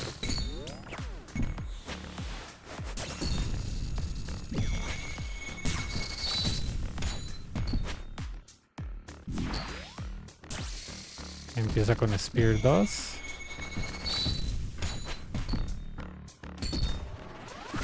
And he loves my feet. You notice he only grabs my feet. Come on, erasing. Eso fue un buen kill. Eso fue un buen kill. Solo tuve un golpe, pero fue un buen kill.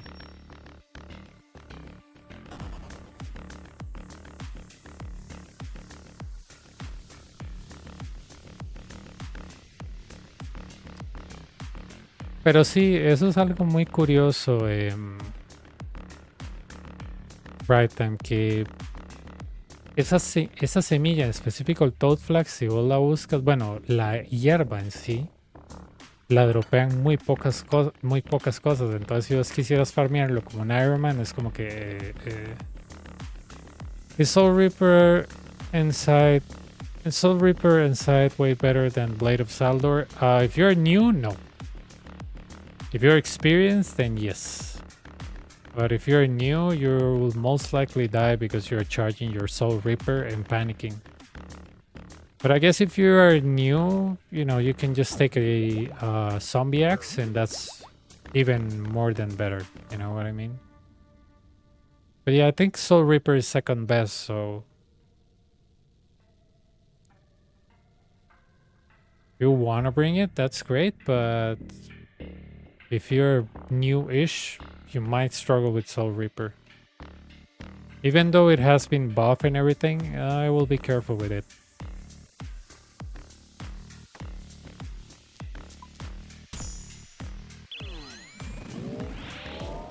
I used it after the buff, it was great here and everything, but you just have to be really careful.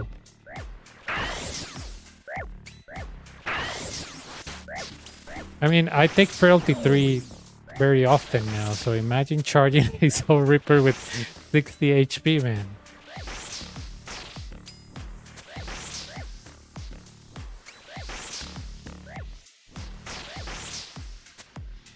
No, puedes ir aquí, Bright Time. Aquí, selecciona Shield of Arab y ahí pides ayuda. Y siempre hay alguien haciendo el quest y te ayuda. En grouping.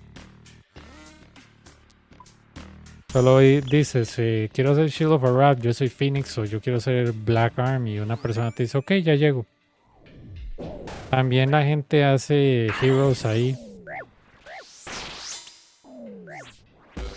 El otro día yo, muchacho, mientras hacía Heroes en mi hardcore. Me ayudaron y yo ayudé. But yeah, if I was you, I will stick either to Zombie Axe, Blade of Saldor, or even a whip. It's just that Soul Reaper is kind of like hardcore for new people. It's really good, it hits good, but I mean, I love Frailty 3, so probably I won't be taking it anytime soon.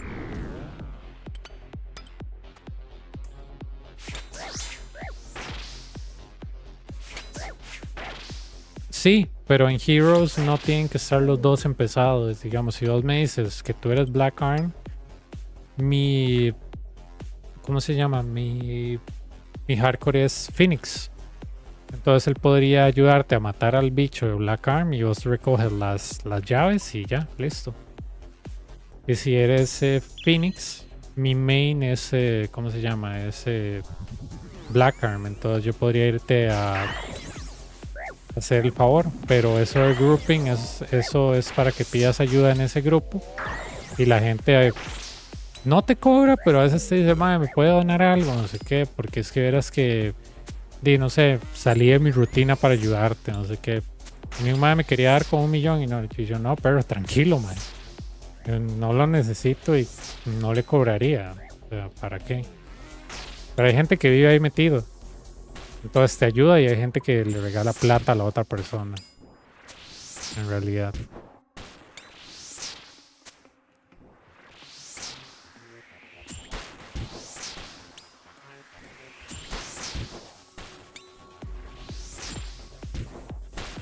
¿Vos qué banda eres? ¿Phoenix o Black?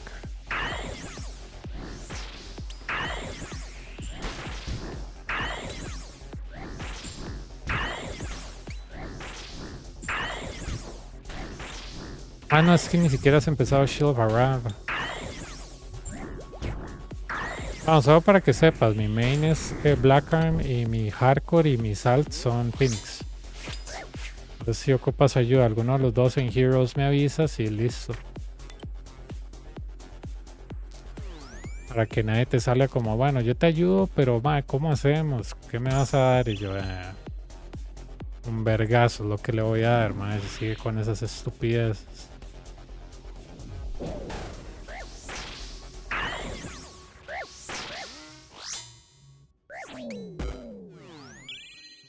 Pero sí. Shield of Arab, tristemente yo no te puedo ayudar. Ese sí es un quest que hay que empezar y terminar juntos. Pero... ok. Sí, Shield of Arab es muy importante porque Shield of Arab es para Heroes, es para creo que... Desert Treasure, no me acuerdo. Y entonces todo eso está linkeado a Legends, a un montón de varas. Yo no sé por qué Jagex no ha metido como inteligencia artificial donde usted apenas empieza el quest le dé un jugador de juguete donde él replique las acciones y le dé la otra parte, ¿no? Solo tienen 2 quests en todo este mugroso juego que ocupa la ayuda de otra persona. Y eso es Shield of Arab y Heroes. Heroes por lo menos es más inteligente. Que te deja hacerlo con gente que ya terminó el quest. Pero Shield of Arab lo deberían hacer así, con gente que ya terminó el quest para que te pueda ayudar y no tengas que esperar a que alguien nuevo lo haga. De hecho, yo hice Shield of Arab en Free to Play. ¿Verdad? O con el hardcore. Y la persona que me ayudó me decía, mae, sí, yo lo ayudo, pero no hay problema. Y yo, ok, mae, gracias. Y me decía, sí, mae, no sé qué, era un Ironman normal. Y me dijo, mae, sí, claro, cómo no, mi hermano, no sé qué. Y yo...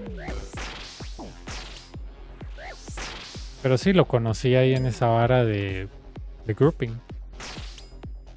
Muy buena gente el mae, pero... Sí, esa hora de grouping es una salvación, mae. Yo me acuerdo que antes para encontrar a alguien para Shield of Arab usted tenía que ir a los foros, pero... A los foros y los idiotas limpios diciendo, mae, ¿cuánto me va a pagar por ayudarlo? Y yo, seas boli. ¿Cuánto me va a pagar? Ok, sí, está bien. Ya seas Heroes o Black Arm, no importa. Main es Black Arm, Hardcore es Phoenix.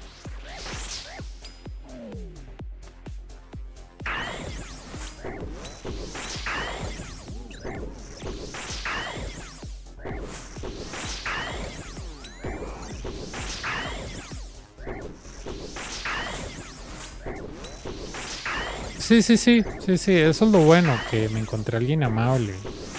Entonces hay gente que se pone en mierdas como, pero más le vale que me dé algo porque qué va, ma, yo me salí de un farming round por usted, yo digo, en realidad no, usted está en este chat, no, usted está aquí por esa intención.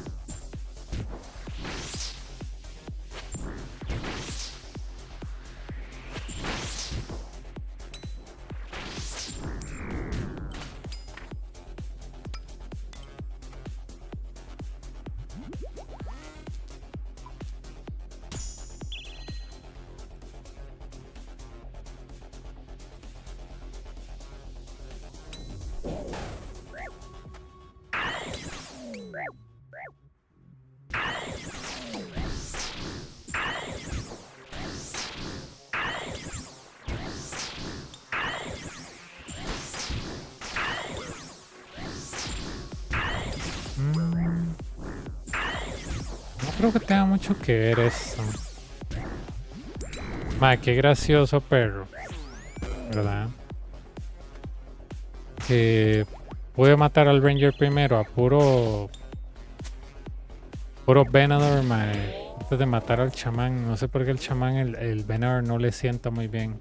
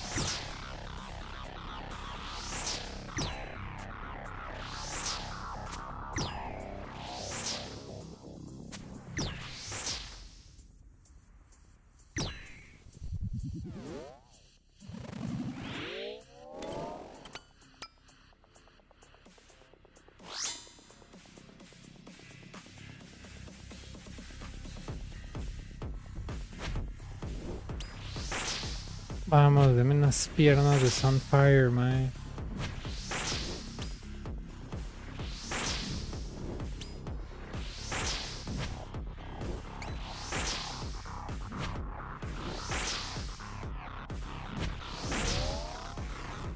Quiero ver si esto funciona. Es un experimento.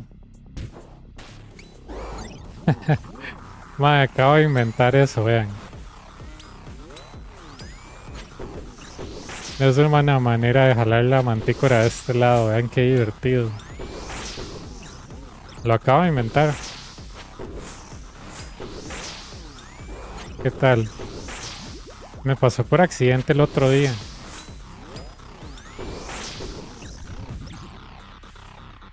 Pero yo dije, mae, creo que esto tiene un potencial escondido.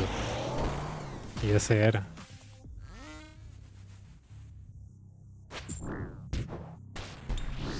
Jejejejeje.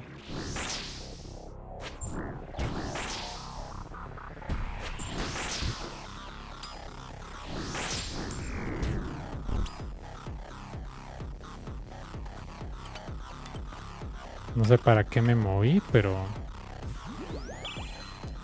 ¿Todo bien? Todavía no voy a agarrar Fealty 3. Todavía no.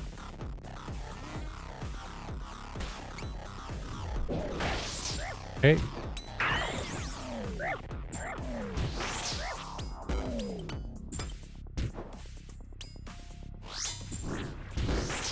Ok.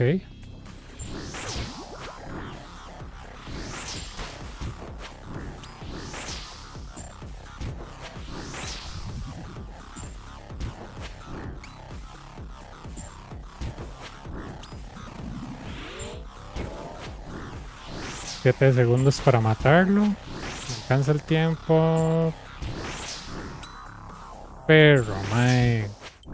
Está uno de vida. Qué pereza con este lugar cuando se ponen esas pichas, mae.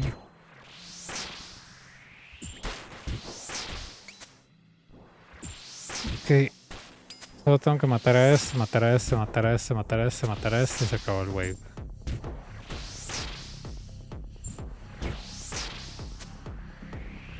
Cuando uno dice que literalmente el Coliseo involucra mucho RNG, mae, eso lo pueden ver. ¿Cómo se llama? Al site le hizo falta un hit más para deshacer un de este mae. Pero al rato tal vez eso no nos convenía, no sé. Bueno. ¿Quién sabe?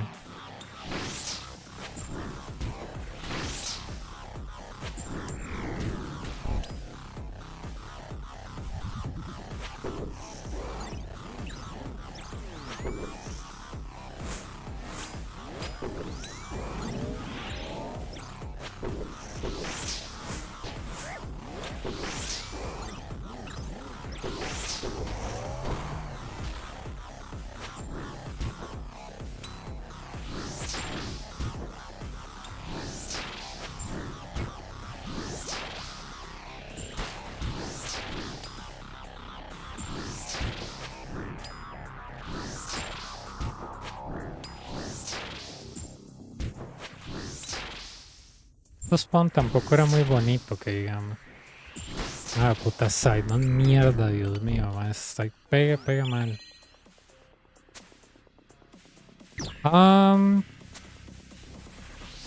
I think it will actually be very good, you know, because it lowers the defense. I have to try it yet, but I haven't been there in a while. But yeah, I think it's not a bad idea. I think it can help you on the long run. I mean, it's just that if you come here to a boss to solve, you realize how powerful it sucks compared to this boss that dies within like a minute and a half. Compared to suck that, you know, sometimes 4 or 5 minutes. Yeah, that's a good idea. I wanted to try it, but I was like, okay, I'm gonna try it next Saturday and something comes up. Okay, next Saturday and something comes up. Next Saturday, okay, something comes up.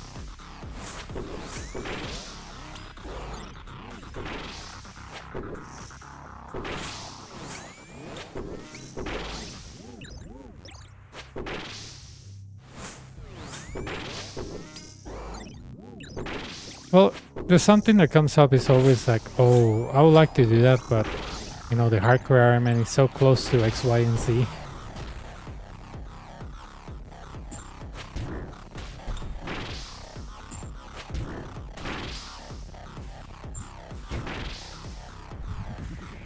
Okay.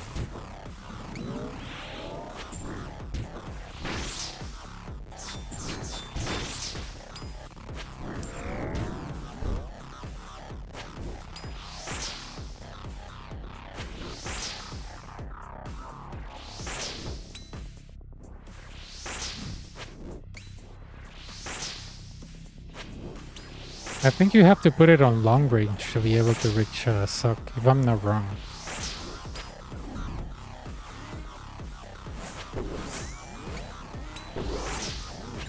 And on the center, it has to be on the center.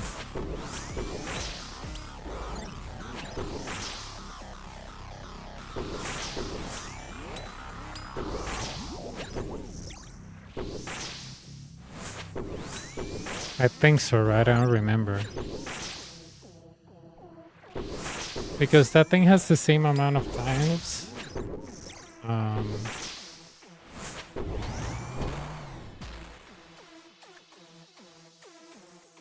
Yeah, you're right. You're right.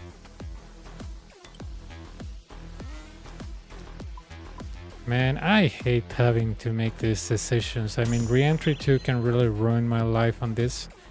But Frailty 2, I mean, Frailty 3 with a bad wave, yuck. Oh no.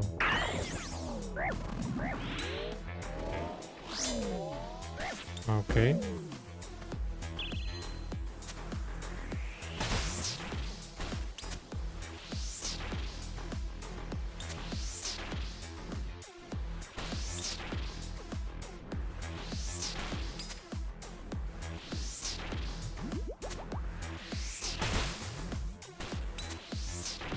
Mm-hmm.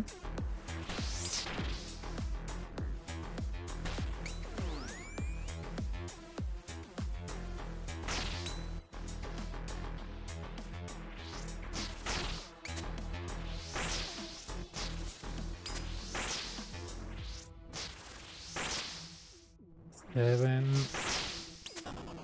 Next one is 8. Okay, I'm gonna drink a regular ranging potion. Divine, I will save it for later.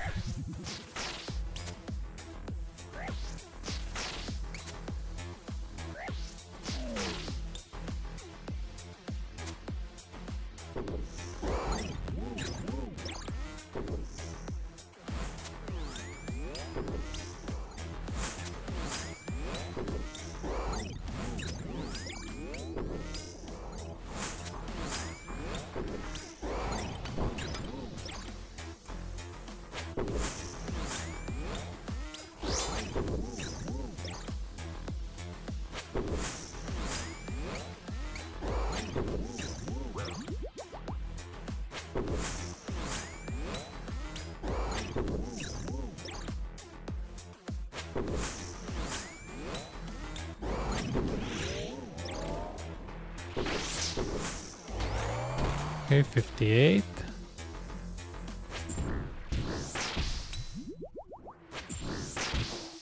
Yeah, imagine, and also imagine Mega Man if you can, you know, get a third spec, you know, if you're using a library. That would be really funny.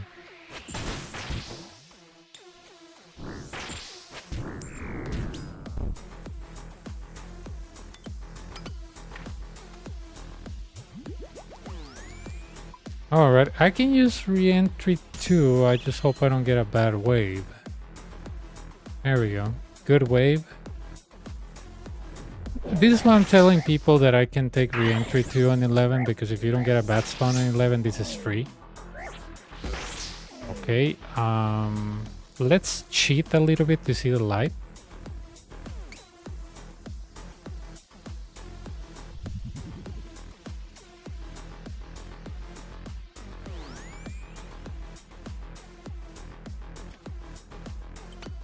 Wow.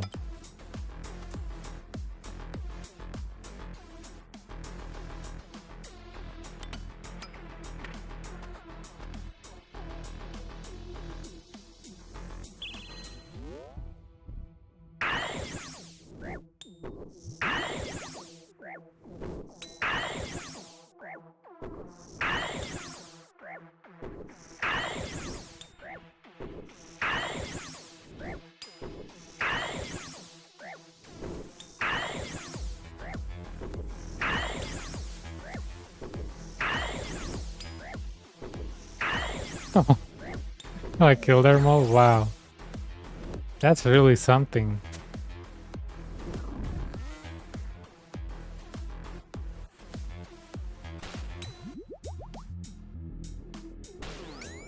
Okay, one more attack and he throws me the re-entry too. So I'm gonna leave the ranger for the end.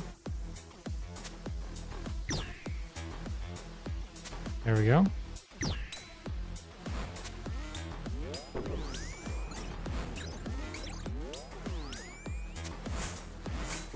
You just have to be careful here.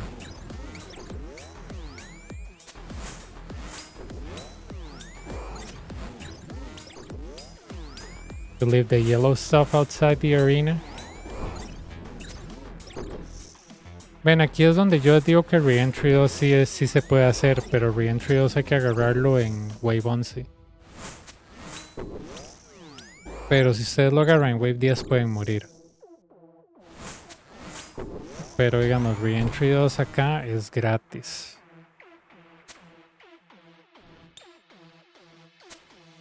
Alright, yeah, this is outside of the arena, good. Okay. Yeah, I think we're onto something here.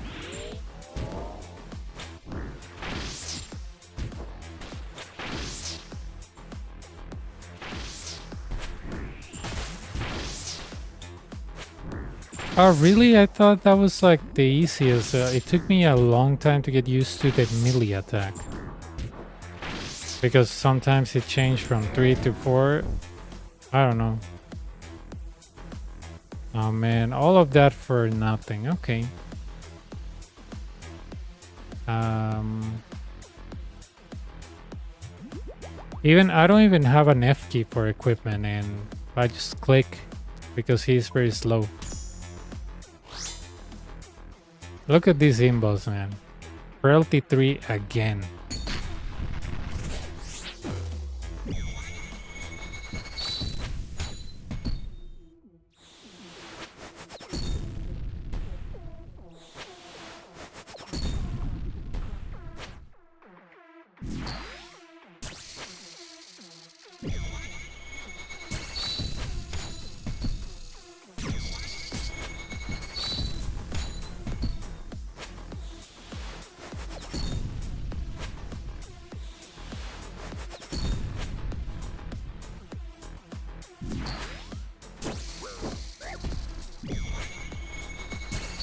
Okay, nice.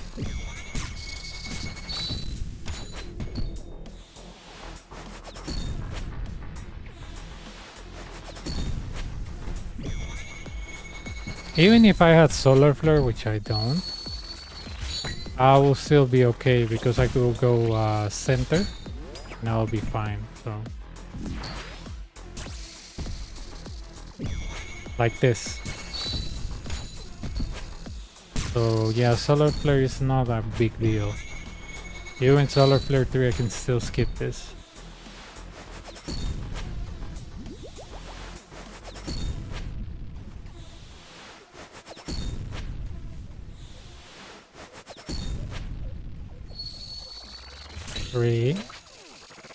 Three, 4.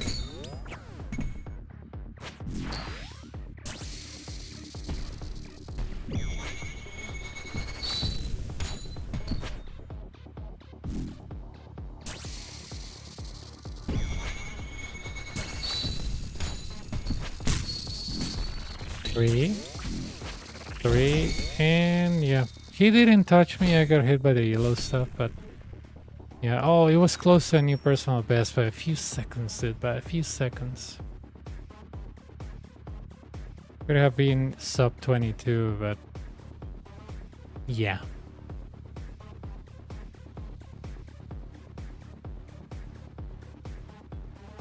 Good run in general.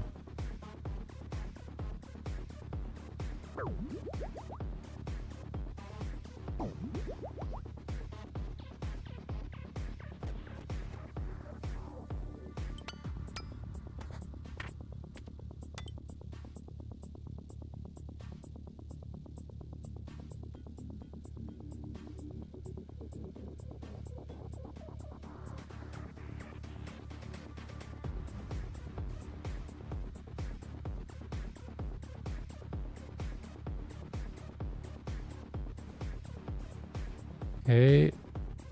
Let's go for number 8.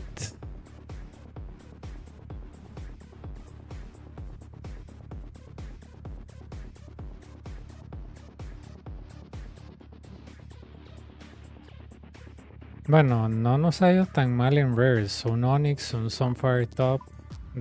Dentro de lo normal, ¿verdad?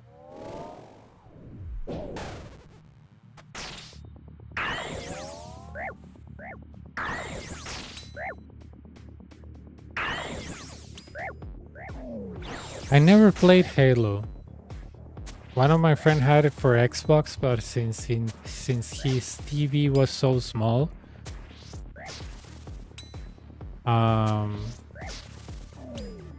okay. I thought you meant the game. I don't know. Is there a blue one? I know I thought about the Xbox Halo. I didn't know you can get the Halos there.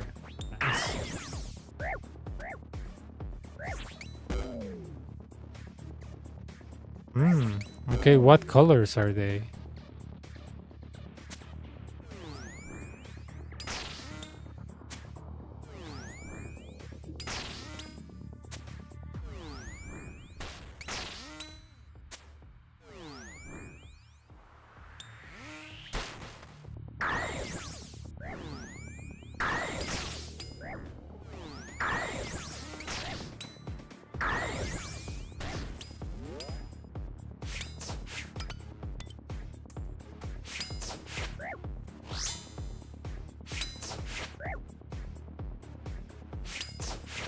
Interesting. Before it was only Castle Wars, right?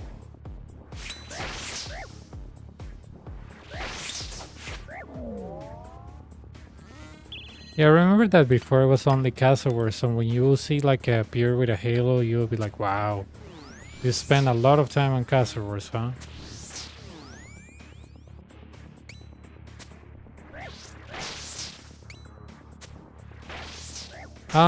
Not really, no. Plus, it's more like a speed thing, it's not a requirement. The most important thing is to dominate the boss and the waves, but Elder Maul, Claws, those are things that you add on. Even the offensive potions, those are things that are like add-ons. You don't really need them.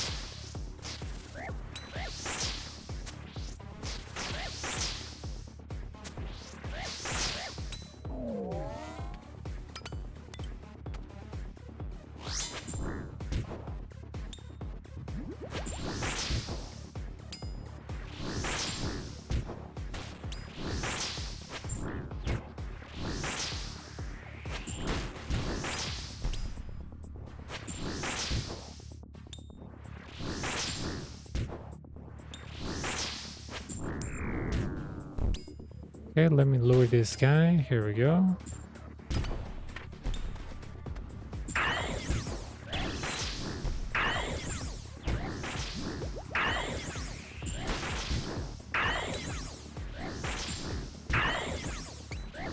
I think when I reach 1,000 quivers, I'm gonna start exchanging them just for fun.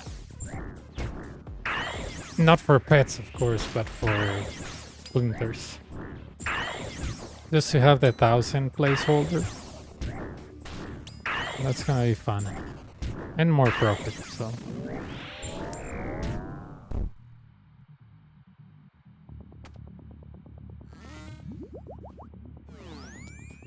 Where is, yeah, solar flare.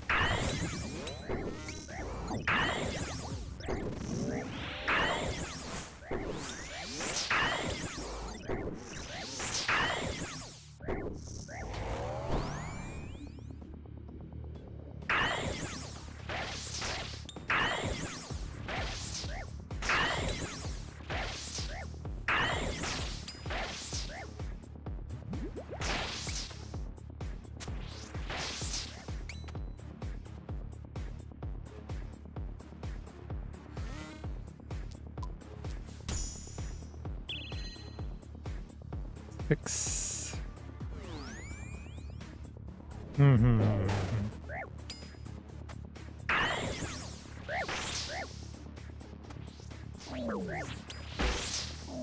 That was not intentional, by the way. It was a mistake, but I mean, if it worked, I'm happy.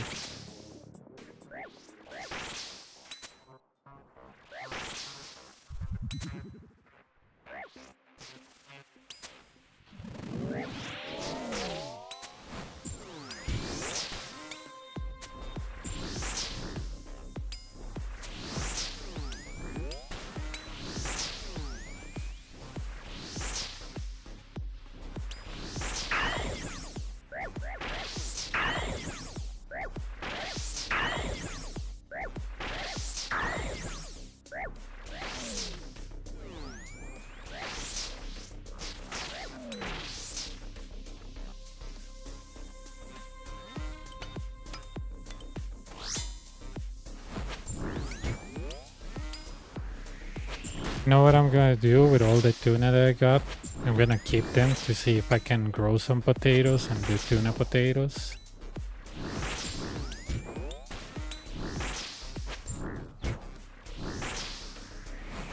I think those heals the same as a manta ray.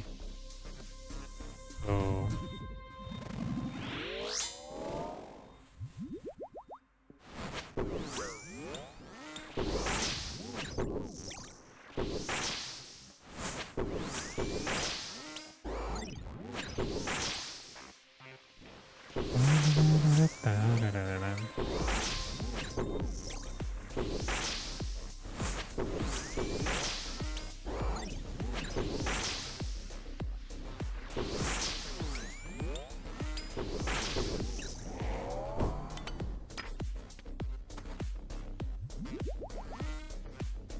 myopia.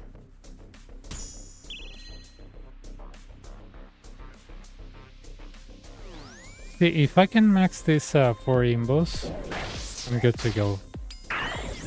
You know? Well, I already have Blasphemy max, but my point is that if I max the these 3, I should be good to go.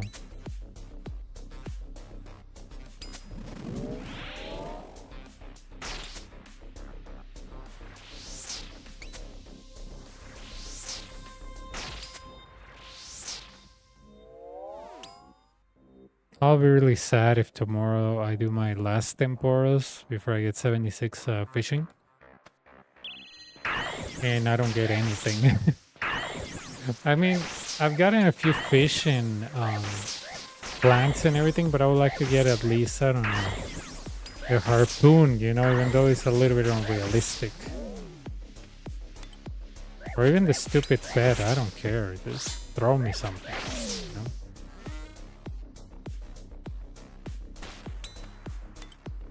Oh, it's range. Could have to stay there, but I could predict the future.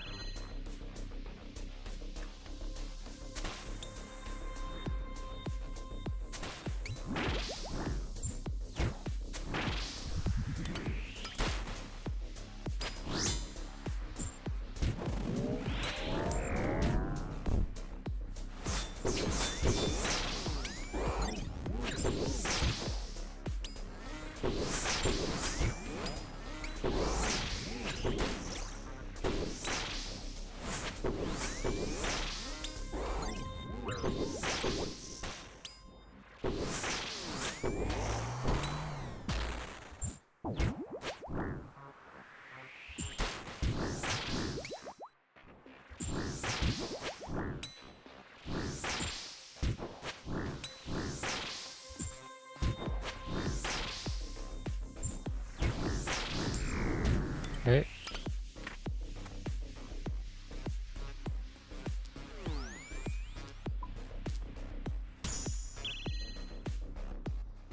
One.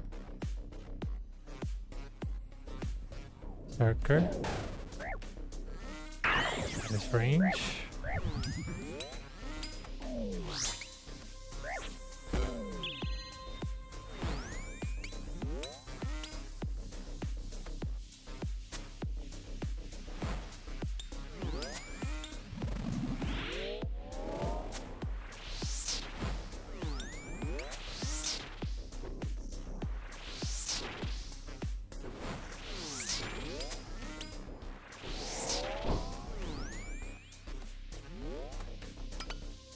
If I can max myopia on the next 3 waves, that'll be great.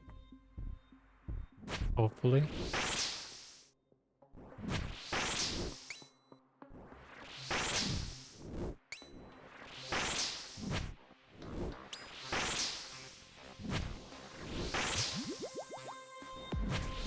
Unless I get 76 fishing, I'm gonna cook. Los puedes traer aquí en vez de Dragon Claws. El daño no es tan malo. PBMing en general no son malos. A mí no me gustan tanto porque cada vez que los uso como que me va peor en drops. No sé por qué. Pero de todo lo que pueda hacer, no sé, PBM en PvP, lo que quieras.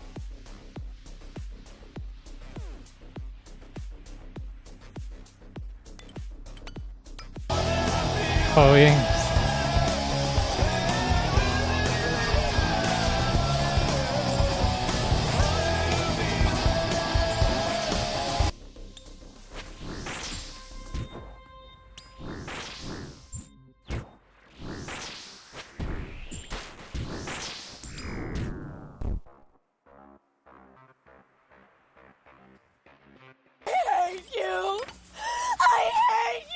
No, mentira.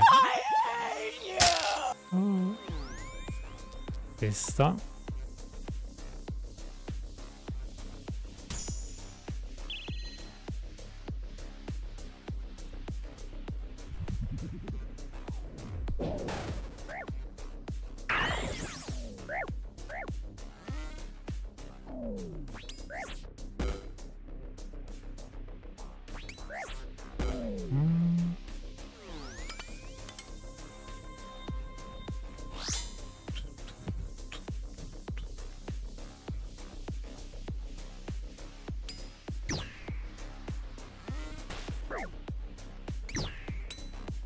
Giote.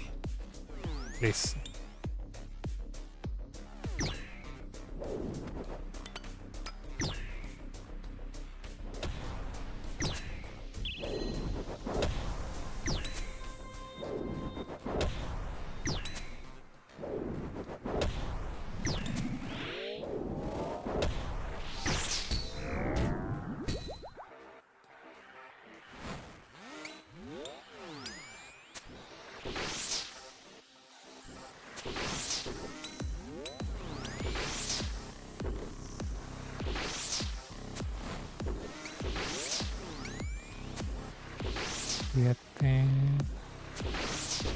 Jejeje.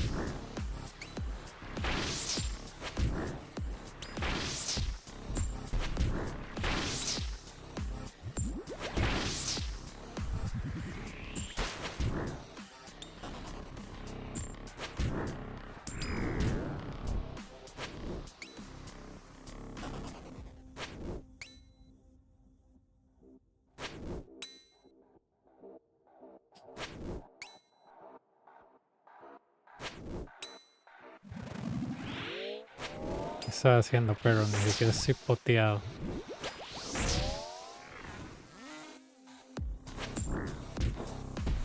90. 90. Ma, ayer ese man en Kick ni siquiera me mensajeó. Me dijo, ma, yo le mando un mensaje para el coaching. Yo sí, perro, no es tarde durante el día. Me lo manda en la tarde. No me enoje porque no perdí mi tiempo, ma, pero... manda huevo. Es gratis, perro. Yo me acuerdo de algo que me decía un amigo, mae, que bueno, tal vez no era amigo, pero era un buen compañero de trabajo. Y él me decía, mae, cuando usted anda con una... El mae decía, cuando usted anda con una vieja, mae, y la mae me dice literalmente, no te contesta rápido, no te inicia conversaciones, no muestra interés, me dice, mae, deje de andar detrás de esa mae, me dice. Un vergazo de gente, mae. Solo en Costa Rica son 5 millones de hijueputas para que usted se va a estresar por uno. Y yo, sí, este mae tiene razón. Entonces como que yo a veces sí me estreso como que si la persona me dice tal día ocupo yo en coaching y no me contacta. Yo digo, mae, ¿qué le habrá pasado? O no sé qué. Entonces ya me vale piche. O sea, ya... Pero si la persona quiere ayuda, mae, usted es el interesado, usted contácteme, yo no tengo que contactar, yo no tengo que contactarle usted me tiene que contactar a mí, weón. Y eso es parte de que cuando usted ofrece ayuda, ¿verdad? Gratis, la gente la valora menos, mae. Es triste, pero es cierto. Es triste, pero es cierto, mae. La gente por alguna razón sádica, mae, le encanta que lo traten mal. No sé por qué.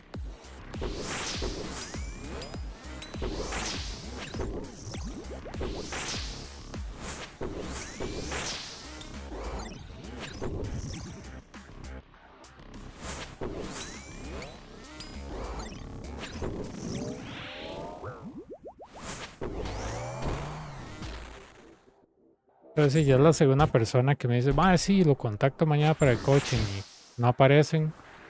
Eso aparece en el stream, me puede hacer coaching. Yo no, pero estoy haciendo Coliseo. Yo cuando hago streaming yo no coacheo. ¿Cómo es posible? No sé qué, pero yo te dije ayer las horas, ¿verdad? Sí, mi hermano, manda huevo. No sé qué, yo, no, manda huevo usted, pero sí, es... Son varas que yo entiendo, mae.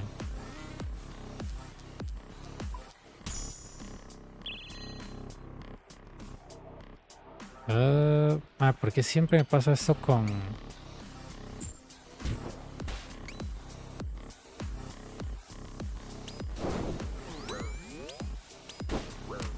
Ay, no. Sí, eso está mal, está mal. Está mal, está mal. Probable que no sobreviva, pero... Sí, no. No me equipé el staff. Sí, no me equipé el staff, mae. Eso fue. Dude, I didn't equip my staff. I couldn't expect the stupid berserker. And that was the beginning.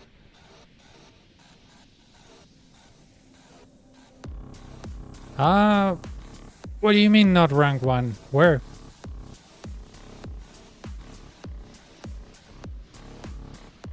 First of all, hello.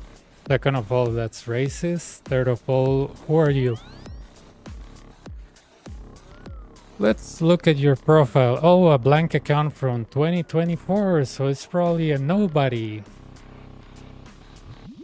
So explain your argument if you want. Probably English is only your first language, but explain your argument. Not rank 1 where?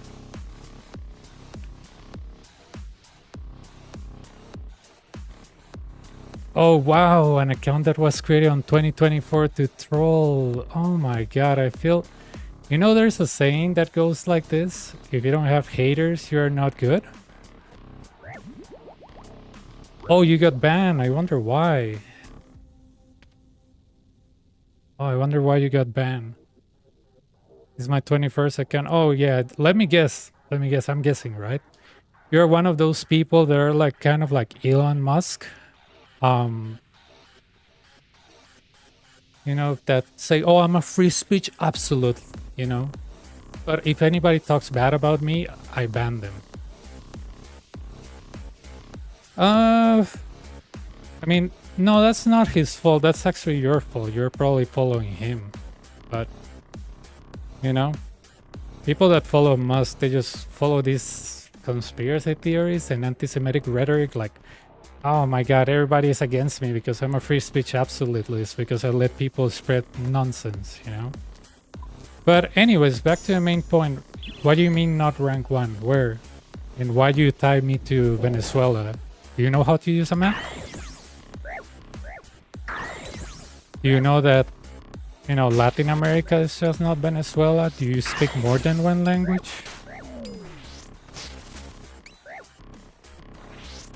Can you even name the, you know, the capital of Venezuela without using Google? Oh, you're European. Wow. Okay. Okay, but back to the main point. Not rank 1 where? And why do you hate people from Venezuela? What have ever they done to you? I'm not from there, but you will probably say that I'm from there, even that you probably don't even know my country, but, you know? Yeah, you know, those kind of comments are the type of dumb comments that you expect from somebody that has an account built in this year, but why you don't answer my question? But not rank 1 where? Where? Do you even read the title? Do you know how to read titles?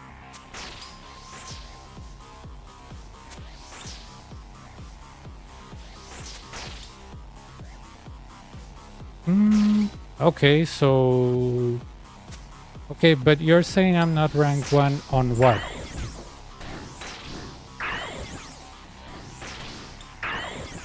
It's just that you're not answering my question. You're pivoting to other stuff. Like, you're not answering the question. Okay, do you read the title? That's the thing. You come to attack people without reading. You kind of remind me of those people that became pulmonologists on COVID era. So, do you read the title or not? Or if you have like, let me know if you have like dyslexia, because, you know, I kind of sympathize for that. I had a friend that has dyslexia, and, you know, you couldn't play Monopoly with him because you roll a 6 and he thinks it's a 5. So it was kind of funny because you can cheat on him, but if you have that condition, I guess you're good. But do you read the title?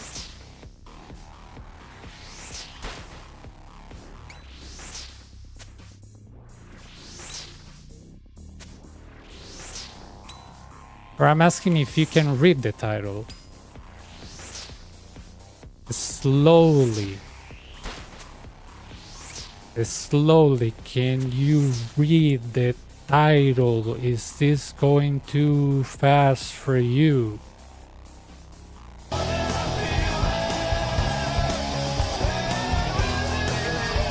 Okay, can you read the title and let me know if what I'm saying is too fast for you?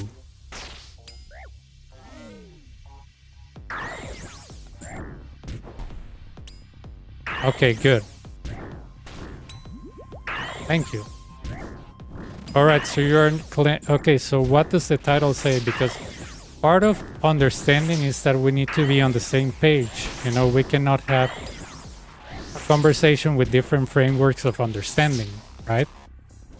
So if we want to have a dialogue, and now we have established that you read the title, what does the title say? And what does the rank says number 1 on the title? If you can repeat me that would be great.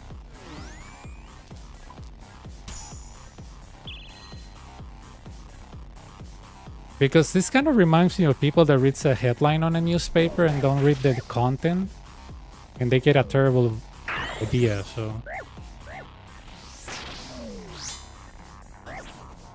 No, it's just Inferno. It's just Inferno. It's not Coliseum, it's Inferno.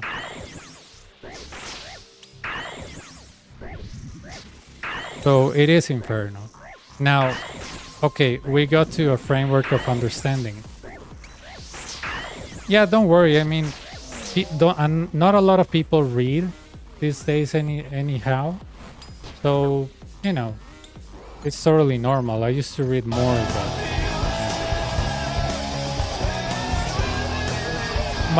my next question will be, now that I cleared, you know, your statement, you're claiming I'm not that rank on Inferno?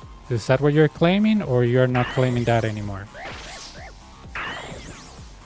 Because I let something called a pipe. No, if you see properly, yeah, if you see properly, do you see that line that it's like this? That is called a pipe. I think it's called a pipe. When I was working on networking, that's a pipe. Because when you do show pipe compare on a firewall, it shows you changes. At least on Linux firewalls. So that's a pipe. Next to the pipe, you put something else. And that something else, it says Coliseum chilling. Because that's what I'm doing. That's the activity. If it was rank 1 on Inferno, and it will be N Coliseum, it won't be like dot Coliseum. It's missing? What the hell? Somebody modified it. Oh, Coliseum. Ah, dude. Crap. But it says rank 1 Inferno chilling. How does it says rank 1 Coliseum? Or how do you interpret that as Coliseum?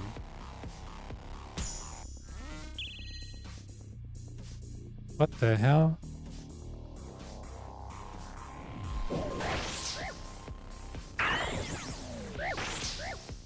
But how do you interpret that as rank 1 Coliseum? That's what I don't understand.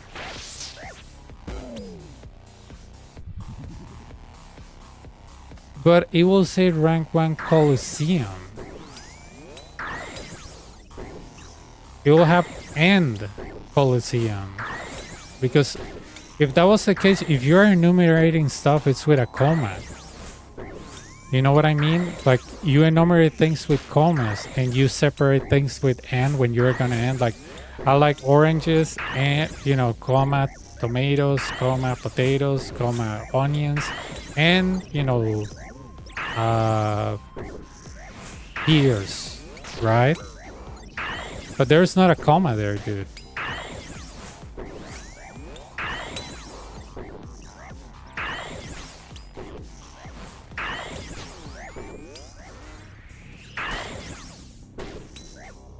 I mean, it wouldn't make sense grammatically that it says that and it's implying that it's also Coliseum. Because it's not and it doesn't have a comma. You see my point? I mean, you have a point. I guess I should separate it there, but at least on my understanding of my reading, you're the first one that says that I'm claiming that, so that's weird. I can separate it with a pipe, that's not a problem. If that's confusing you, I'm sorry. But I never had somebody tell me that that's confusing for them. No, I have a couple of pots when I was doing Rune Dragons. But I don't use them anymore because this is better money, so... I have an account that I did from level 3 to Inferno. I have 2 Rune Dragon outs. I have a Pure. I have a Hardcore Iron Man and this.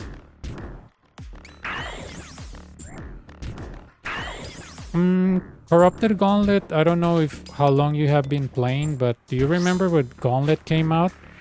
And the armor set was like 12 mil. So if you get like one every 2 hours, it was like 6 mil plus all the crap you get. I was doing Coliseum when that came out. I mean, Corrupted Gauntlet when that came out, you know what I mean? So it was really good money. Like, it was 6 mil plus an hour. It was complete insanity. So, yeah, that was when the Gauntlet didn't have the sound that lets you know that he was gonna switch. And that was by the time that the Gauntlet, if you had the, if you were attacking him, you wouldn't stop attacking him, even if he changed overhead, which is normal now. But back in the day, you wouldn't stop attacking him. So, yeah, that's how long ago I did Corrupted Gauntlet. And then I just got hooked to it because I really like it.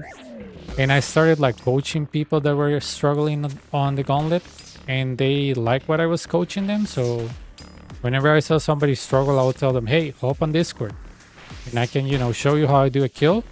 They do a couple and they're like, oh, okay, I got it. And most of them were Ironman. So, you know, you do what you can to help people.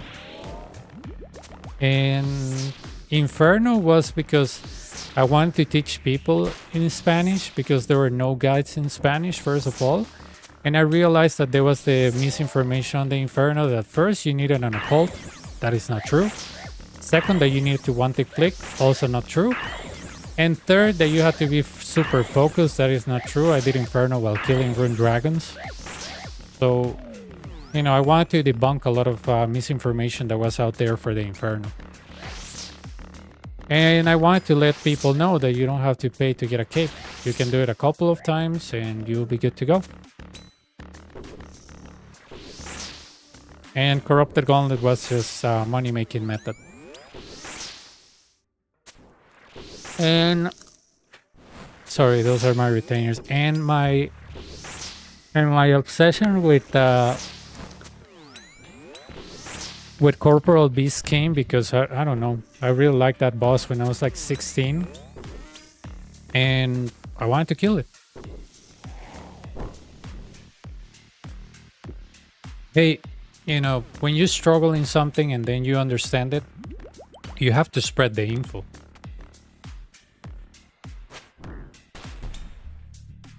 I think it wasn't it I don't know if it was Plato that said that if you have information, but you claim that you're the only one that have that information and you try to sell it, you are less smarter than you think.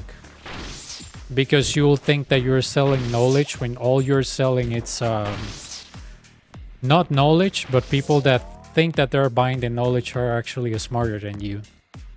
Just that they don't know it yet. Because they didn't look at it at a different angle. That pretty much the solution that you have is looking at things at different angles. And you think, if you think that should make you get paid, you pretty much say that you really were not wise. And that's not me.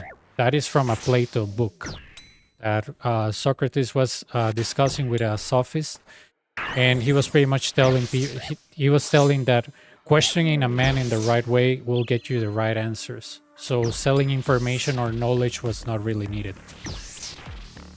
It's not me. It's actually from philosophy.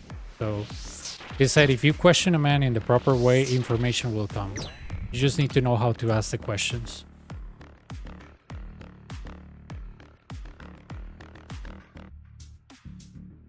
And he was a big critic of people that sold information to like very rich people.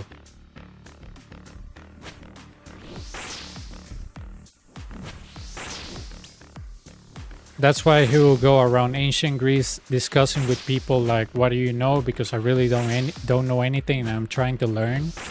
And then people will realize that discussing with him, with somebody that claimed that they didn't know anything, they will realize that they know a little bit, but not really anything. And just by, you know, clarifying things that they claim that they know, their thoughts and their beliefs will get shaky. It's an interesting book. It's called The Complete Works of Plato. I think it's like $40 on Amazon or $30. I have it in half. I was reading it, but they changed the roof of my house, and I have the book somewhere, but I have to finish it. Just that I haven't had time. Maybe on October, when I get 2 weeks off, I'll finish it. It's just that those dialogues, at least me, I have to stop and reread them because they are in an English, and English is not my first language, so I have to reread them every now and then, reread them, and I was like, okay, I understand. It's kind of like, it's kind of how it works. And then I make a small summary about that, so. It's really good stuff, man. Really good stuff. They should teach those things in school.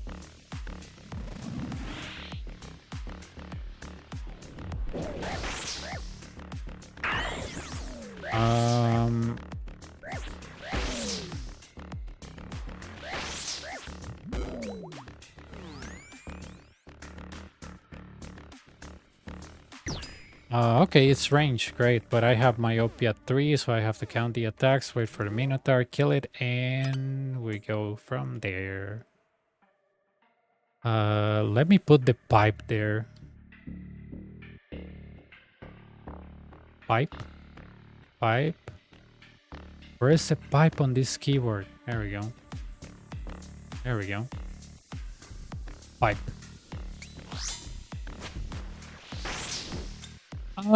Right now, it's just that I'm playing on my hardcore Ironman as I do this. I'm fishing. Let me show you.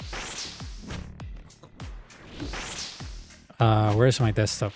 Here it is. So, as you can see, this is my hardcore. Hello, hardcore. He is fishing because I want 76 fishing. I'm doing Temporos and Fishing Guild. And my main goal is to get the hardcore to Song of the Elves. Fishing is not for that, right? It's just that I want to be able to bring sharks or something better to the Inferno when I do it.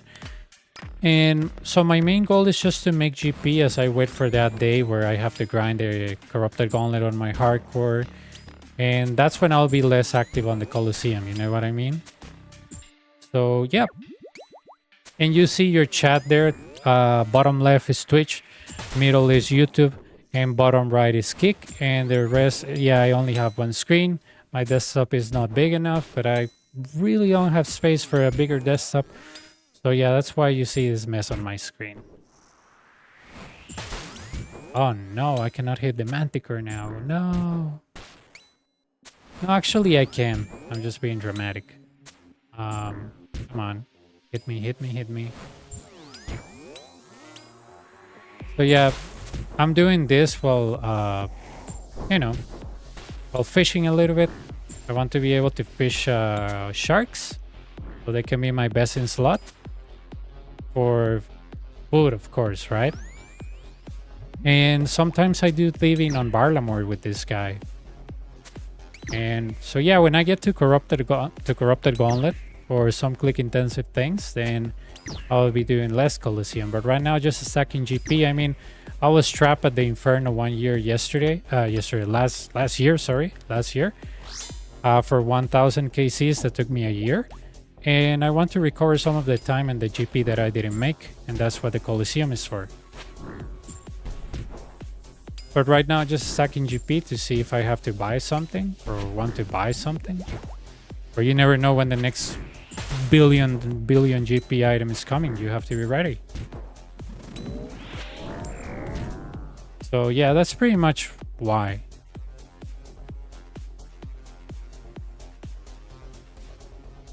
But yeah, Coliseum is very chill, so you can play on another account. You know what I mean?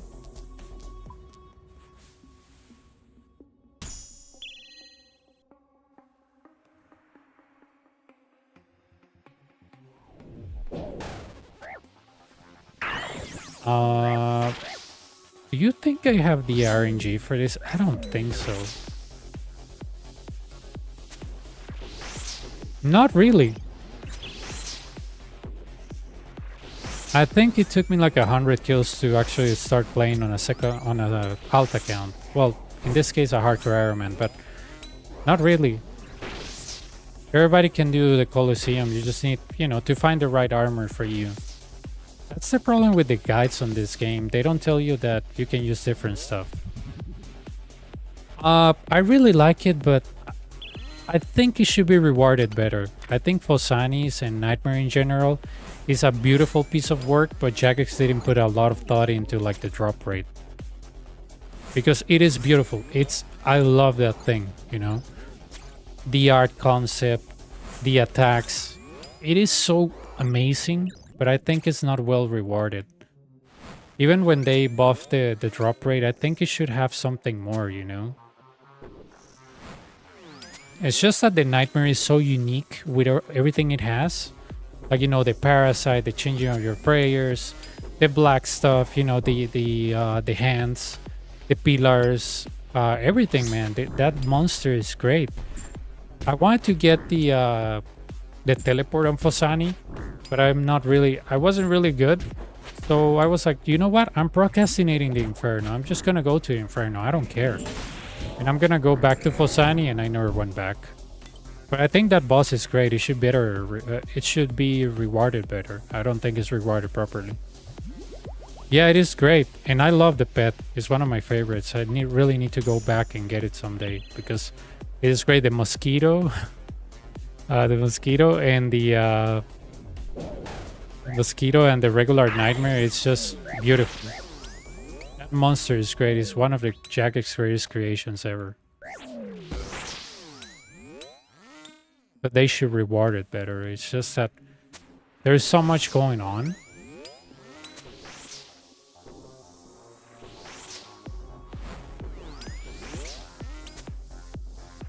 I like Deans because if I get a bad wave and I have to run, I'm like, okay, get your Deans out and let's run. I mean, I don't know why people hate Deans. It's actually great. People hate a lot of things. They hate Justicia on the Inferno. They hate, I don't know, a lot of things. I remember I had people like yelling. Well, not yelling, but they were like, you know, with a lot of exclamation marks and a lot of capitals saying, oh, you shouldn't bring that necklace. You should be bringing occult. I'm like, why? Because it's better. I'm like, this who? This guy. I'm like, is that guy related to me? Is that guy my dad, my mom, my wife, my son, my daughter, even my cat? And he was like, no, but he says so. I'm like, okay, if that guy says that you have to drink a bottle of bleach, will you do it?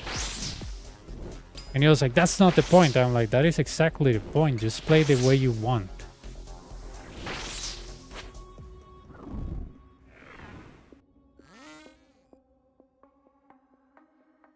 I don't care how you get your Inferno done. Just get it done. Like, who cares how you do it? I mean, think of this, right? When you get your Inferno cape, who is the owner of the Inferno? The community or you? It's you. So it doesn't matter how you get your Inferno. Just get it. If that makes you, you know, feel good, if that makes you, I don't know, survive in a strategy, it doesn't matter what you use. Just get the cape. It doesn't matter how other people do it. If you try to be somebody else, you know, where does your independent thinking goes when you just follow what somebody else says, you know?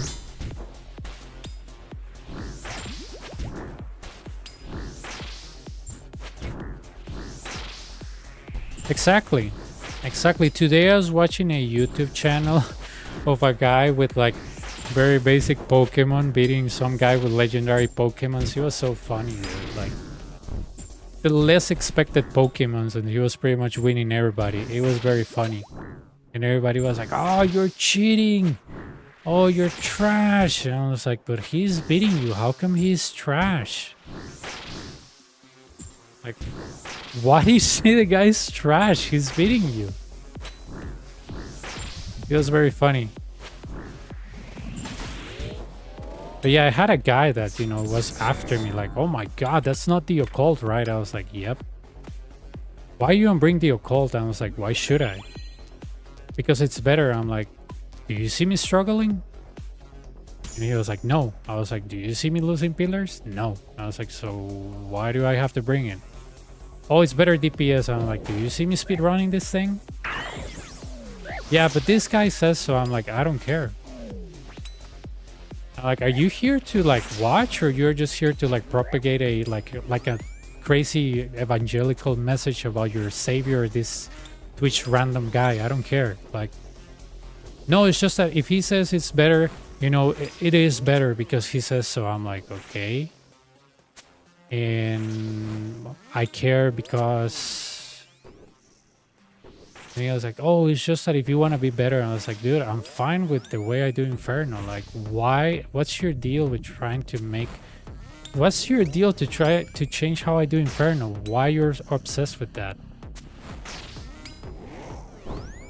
And usually the answer is like, it's not me, it's the best PBMers on the game that says so. I'm like... I was like, don't you think it's a little bit weird that you're obsessed with other people instead of being focused on your own gameplay? Like... Doesn't that indicate that you have, I don't know, I'm not a psychologist, but like lack of confidence, or you look up on others and you become a real big fan of big people because you see yourself as very small? I mean, as a psychologist, I'm not one, but that's usually the thing. People that are very obsessed about something is that they're trying to hide something. So, just saying, right? No, and the thing is that most people that comment those things, I'm like, why is your profile so barren? Like, if you know all these things, if you're so good, why are you not speedrunning that? Right? Oh no, I don't even play the game. I was like, okay, so you give advices on a game you don't play. Why? It's really weird, dude. It's really weird.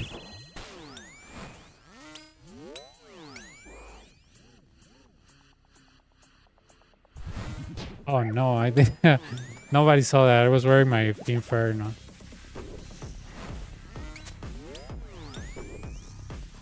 You know, with the claws, I like them because I forget to spec a lot, and I end up with a lot of spec, not knowing what to do with it. But DPS wise, I'm not sure. I just tell people I bring the red ones because every time that I bring the burning claws, I get crap drops. So I'm being superstitious here bringing those, you know?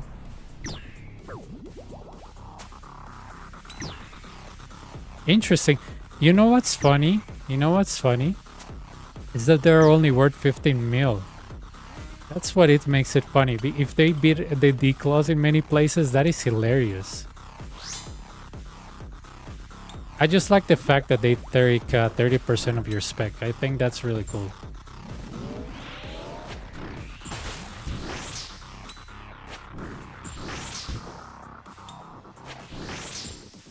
Yeah, I think let me see if I have an audio here that I created.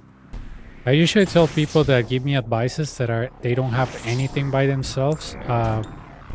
They kind of sound like this. I don't have a cape, but I'm an expert. I watch guides. Therefore, what I say is true. Exactly right. And just with that voice, you can hear the person that knows everything about the game but doesn't have absolutely anything. They sound exactly like that. They sound exactly like that. You might just, at this point, you might call them just Mr. Jones. So, yeah.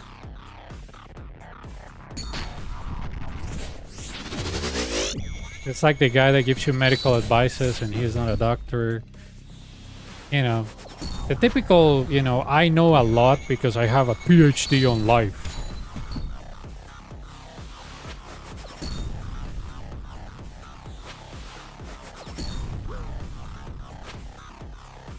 But yeah, I mean, if you want to have an opinion, that's fine. I mean, nobody's telling you to not have an opinion. But honestly, state that it's an opinion because facts are way different than what people think.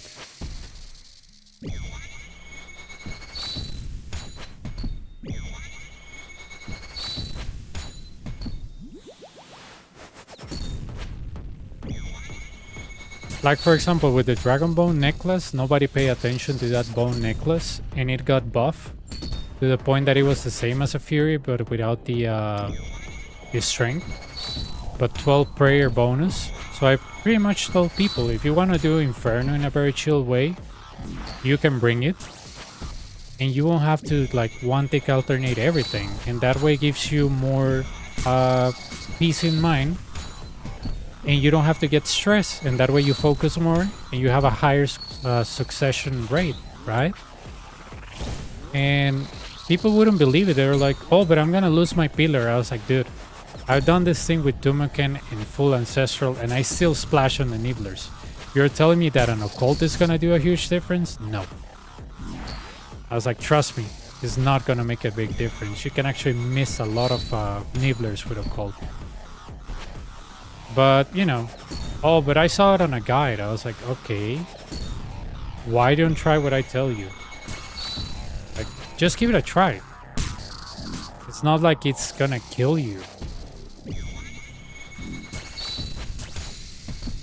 I think I told a girl that she was trying Tumuken Coliseum, and I was like, why you don't try Masori Tivo? You have that. It's, you know, it hits better. And she was like, oh, no, this is too slow. I was like, you're not even giving it a shot.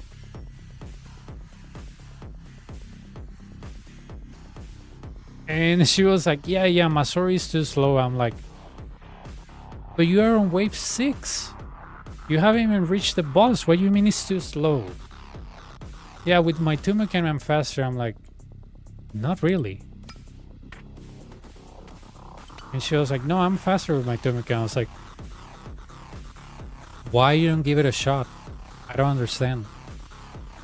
Like, why are you denying something new so fast if you just have been like wave 6? Wait till wave 7 when you start like 3-shotting the majors. No, I don't think this is good. I was like, okay, all right. I was like, I don't like to put my record against you, but I've done it many times and I tell you it works, you know? You might think that the Tumocan works, but since you don't alternate absolutely everything, when you start tanking like Manti Mayhem hits, you're gonna die. You have Ancestral, that's not gonna protect you from anything, you know what I mean? And she just, you know, blew me off. And she said, oh no, nonsense. Tumocan is better. I was like, okay.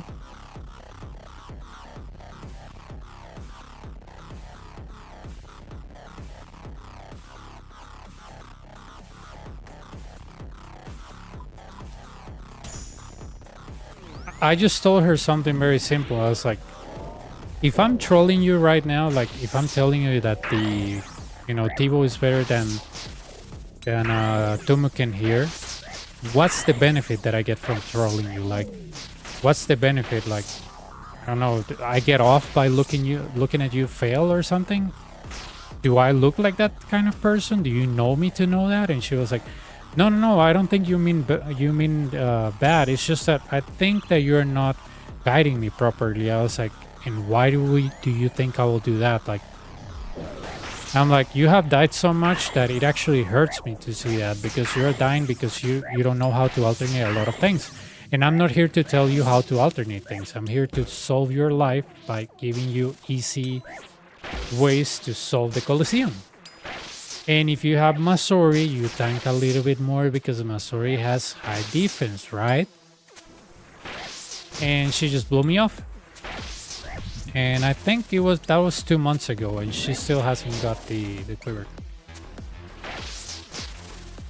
So yeah, I told her if I was really mean, I would just tell you, oh, you can do it, girl. Get it with your Ancestral. I was like, because I don't want you to spend a lot of time in cashier. That's why I'm telling you about Masori and Tivo. But all right.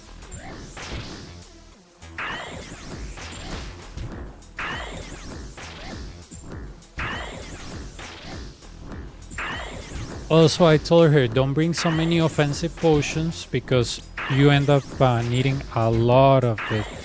I don't know, man. It was just some random person. I usually just hop on the streams if somebody's struggling with something. I'm like, hey, have you tried doing X, Y, and Z? And sometimes they're like, oh, okay, that helps. Or like, off, F off. But I was like, okay. I just tell people, like when I was bringing Masori, no potions, no helm, no band braces. I was hitting 50s on the Ranger. I think that's really good, right? But yeah. Something that my old boss used to tell me, when you change something, people are gonna resist the change. Doesn't matter if the change is good or not.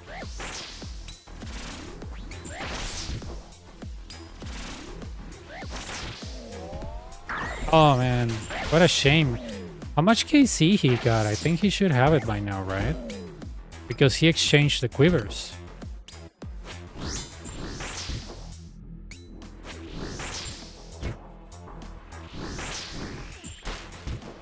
Yeah, he should be on the drop rate for that. It's a shame that this game doesn't work with drop rates. I'm gonna move here. Move.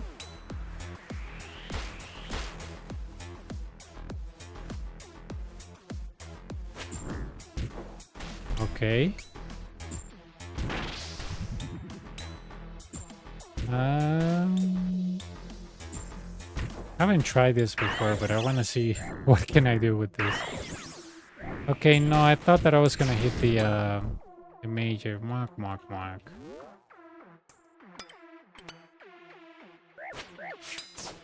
He is over 100. Yeah, he gambled all of them. What a shame, dude. When I wanted the pet, I didn't get it. Now that I don't want the pet, I got 6. Kind of like that power, right? When you don't want something, you get it. On Inferno, I was like, okay, I'm never gonna get the pet. I don't care, dude. I don't care. I'm staying here for 1,000 kills. And suddenly I got the pet.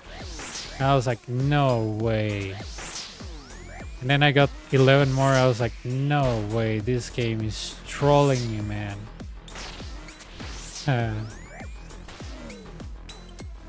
I was like, no way this game is trolling me this hard. Yep, when you don't want something, you get it. That's how life works.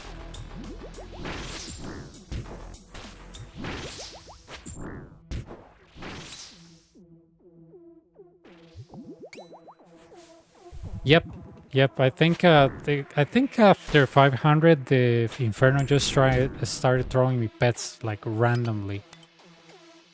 Yeah, because I got my pet around 300. Because I didn't exchange my capes. I'm gonna go with Frailty. Sometimes I feel like Doom messes up the wave.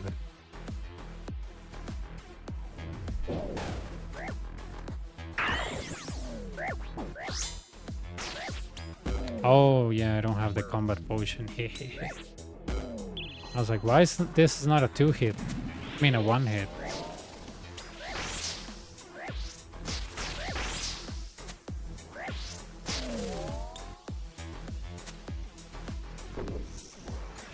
The fun thing about this Pet of the Soul boss is that Ralos is 198 at the boss, and the pet is 1 in 200. So if you get a pet and you already have it, it's like you just miss a Ralos.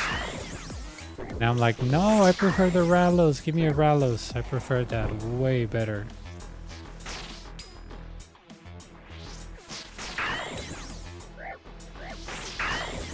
I didn't like Frailty 3, but now I'm kind of in love with this invocation.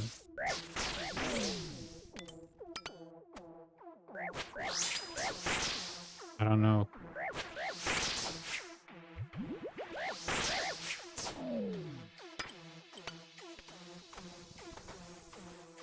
Okay. Look, Blasphemy 2. They could have given me all Blasphemy 3 until now, but no, they had to wait.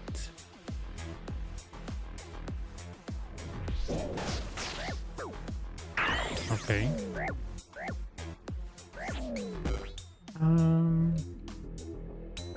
I'm gonna wait because I don't have myopia.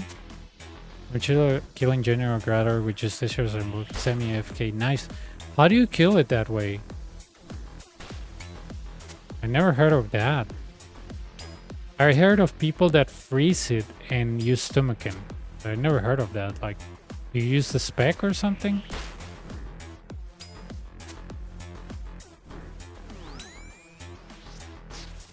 There we go. You just don't move and attack it and brew. Ah.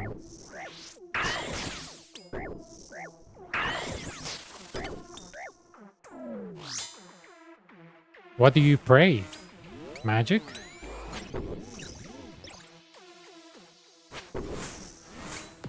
Ah, Blood Fury. Ah, that's smart. Pray melee seems better. Oh, that's really smart, dude. I never thought about that. I've seen people saying, oh, if you freeze the Bandos boss and use Stomachin, it's easy. I'm like, okay.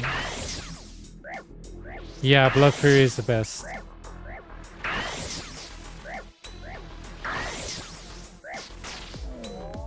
Oh, remember when the Blood Fury shard was well, the Blood shard was like 7 mil?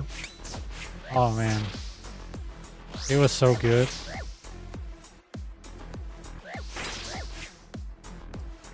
Are they banning them a lot, or are they just botting Deadman mode, or what's going on there? Because Have you seen the price of the board cat bones? Like 20k each. What the hell?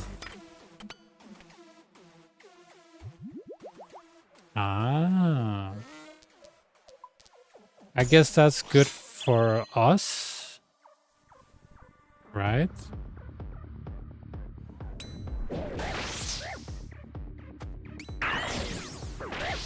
Ah. Oh man. I don't like this a tiny bit. Reality 3 is you're making it hard to love you. Okay, come on.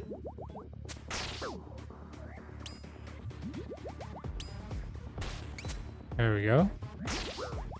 Okay, but the issue is not solved because I haven't killed the most important thing. There we go. Deans, lend me your strength.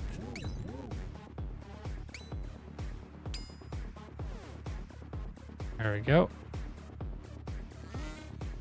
Huh, okay. If I go here, I think the ranger slides. No, he doesn't. Huh. Okay. Let me find my volatility 3 tile, which I think is this one. There we go, mage. Okay, all good. Still, we don't need Bruce for the boss, so. Borkat, Blood Shards, and Soul Rider. Is that something good for us? Like that the bots are dying? Or. I mean, I guess that will bring life back to PvMing, right? I wonder if it will make the CG things go up. Yeah, it's good and it's bad, right? Yeah. Just like one friend told me, if you're worried about the economy, just become an airman. I was like, man, you're right. I was like, if you're so worried about the economy, I got a better solution so you never have to worry about the economy. Create an airman. I was like, okay.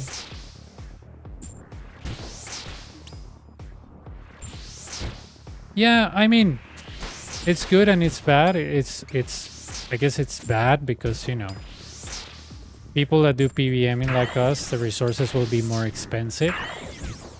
That's a bad thing, but the good thing is that you can revive all content that you never did because it was very bad GP. Like Boardcat. Now I guess it's worth it. Pickpocketing or killing vampires will be worth it. Corrupted Gauntlet might start to be worth it. I don't know. Interesting, right?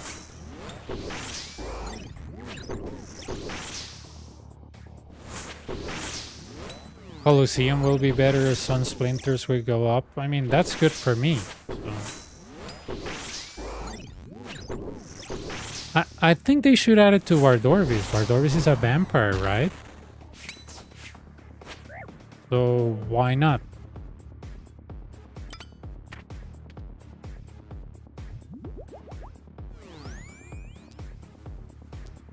Hey Mortal, how's it going?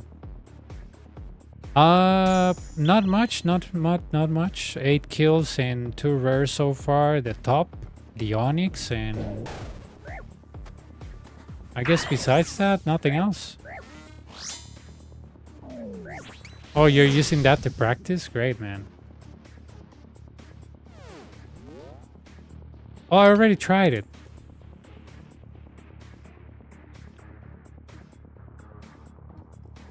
I already tried it, but I don't like it. Because it's kind of slower than usual. So I don't like it. It's kind of like the Inferno simulator. It's decent, but it has certain slowness that removes a little bit realistic of the perspective. So I already tried it and I don't like it. It's good to have an understanding of the Coliseum, but I'm not a big fan. A fun way to play RuneScape is to make R3 money and buy bonds on that. Save OSRS money. Yeah. Yeah. You can make a lot of money on RS3. So yeah, you're definitely right there. That's a smart way to keep a bond.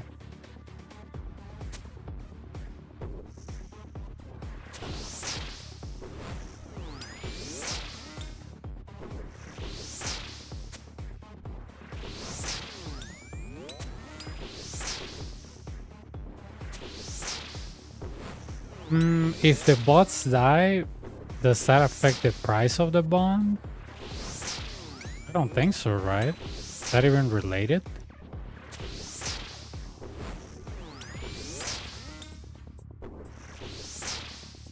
I think Barlamore Part 2 comes out with the group.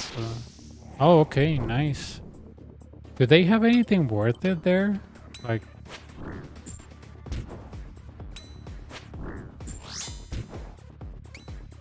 Yeah, it's just that the website is too slow. It's the same thing with the Inferno Simulator. It's the same thing.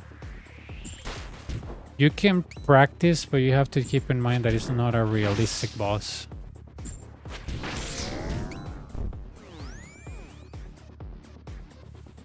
Yeah, because I'm sure that they buy a lot of bonds, you know, to keep those bots members. So will the demand go down and the bond will go down? I'm not sure, man.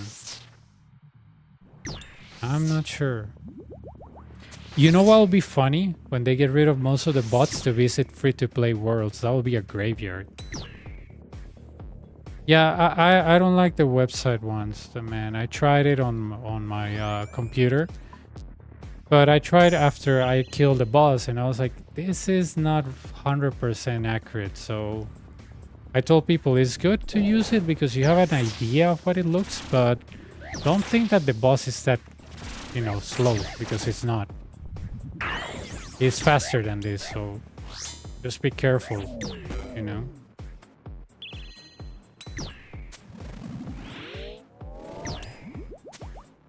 Bond 13 mil a pop. I had 100 bonds in my bank once. Wow.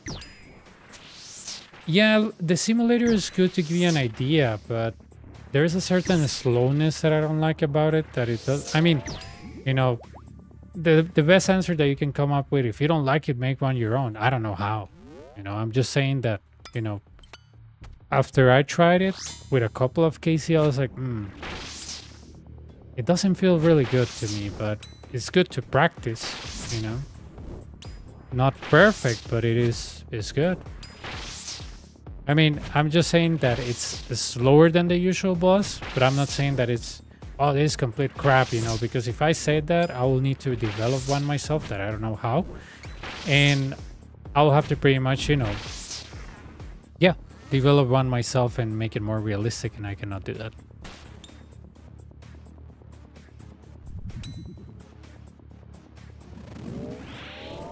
Yep, it's good for that. The Inferno Simulator is the same thing. It has a certain lag that you can get hit by a ball when you shouldn't. So I guess it's good for practice, but besides that, no. But it's good to have a main idea.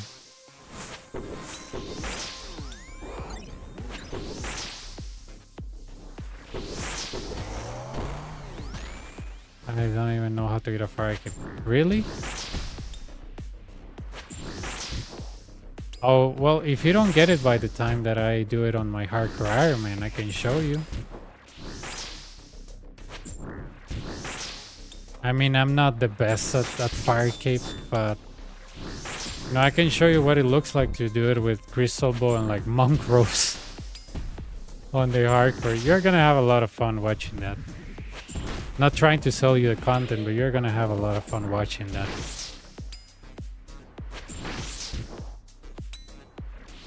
Well, Mythical Cape is really good. I mean, the good thing, Mortal, is that you're questing. A lot of people don't boss, but they don't quest. So the good thing is that you're questing. The fact that you're questing tells me that you're on the right path. Because I used to be the opposite. I didn't PVM when I was like 16 or 15.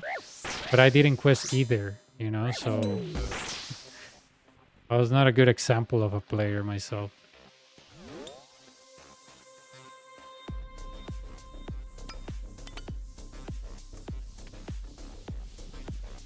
But some advice that I can give you on Jad is that if you hear an explosion, that's magic, and if you don't hear anything, that's range.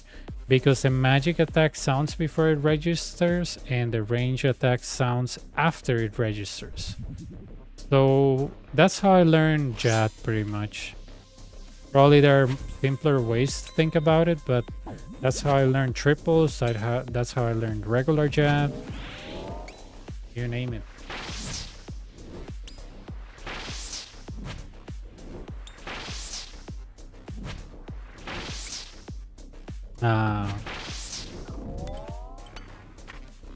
That's really sad, dude. But oh well. And what gear do you have? A blowpipe? A blowpipe is really good for jab.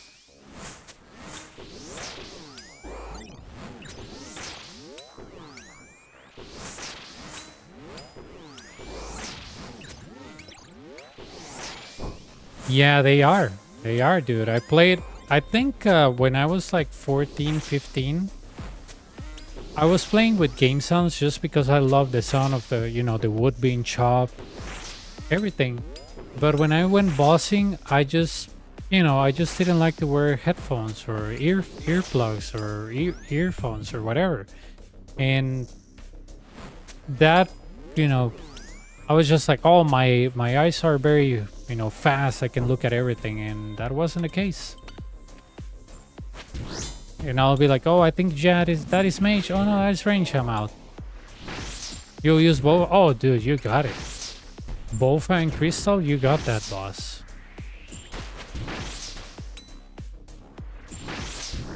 Bofa is a great weapon, so it'll amaze me if you get Queer first before Firekeep, dude. That will be legendary.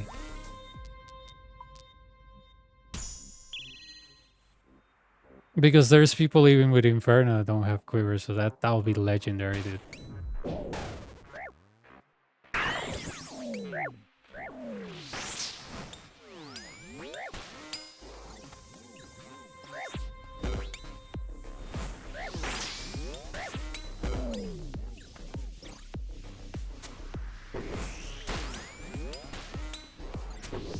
Okay, this is still within the margin of how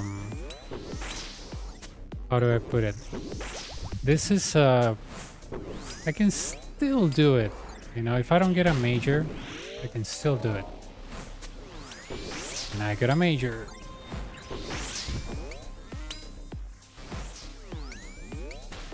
Well, good thing that I exit on the right time, right?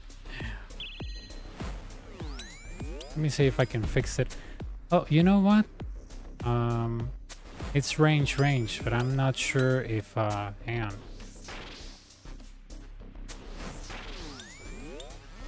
Is this the right time?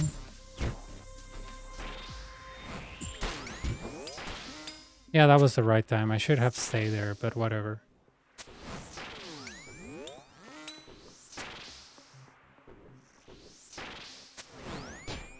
Oh no.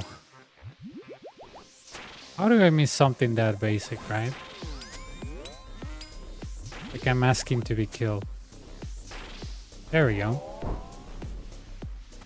Okay, that's 1 out of 6.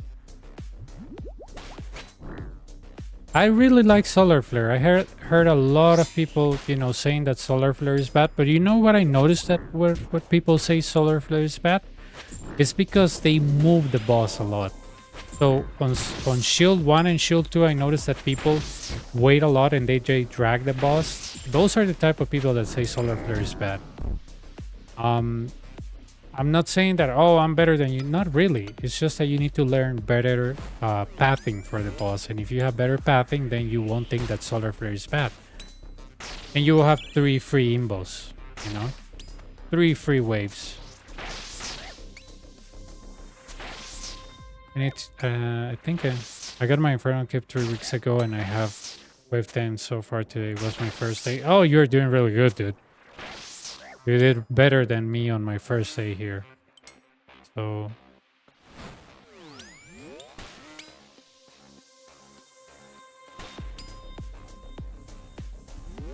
you'll probably get it next week if you can get to 10 consistently, you know? Okay. I'm gonna pot range.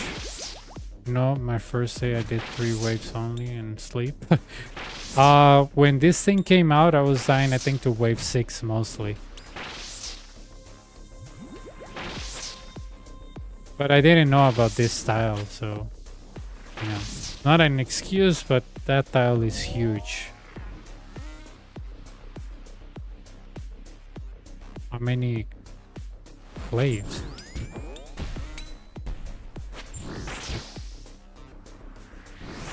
What are glaives? Is that the Ralos? The expensive drop?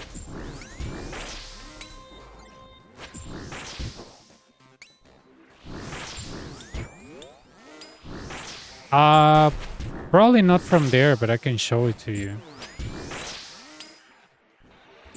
Let me just kill this guy and finish this wave and show it to you. Yeah, the Ralos, the Ralos.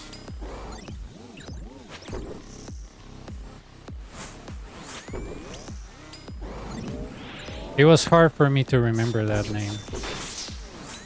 But when I was killing the boss, he will say, "Oh, Ralos, guide my hand. Ralos, blah blah blah. Ralos has a smile upon you." I was like, "Okay, Ralos."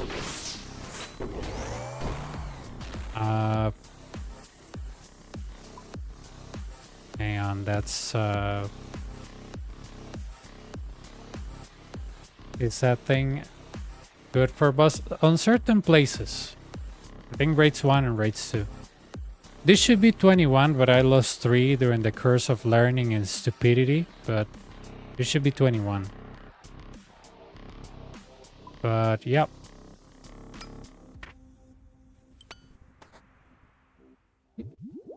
Yeah, the thing about that weapon mortal is that it's like a Godsword. It's as slow as a Godsword. So, if you think a table is slow, if you think, I don't know, that a weapon is slow, just buy a Ralos and try to kill something with it. That thing is mostly like trying to kill a monster with an Elder Maul, or training strength with an AGS or something. Yeah, I got the number 6 yesterday. That could easily be in a Ralos. Oh sure. Here it is. Here it says 250 because when you reach 250, this gets like glitch.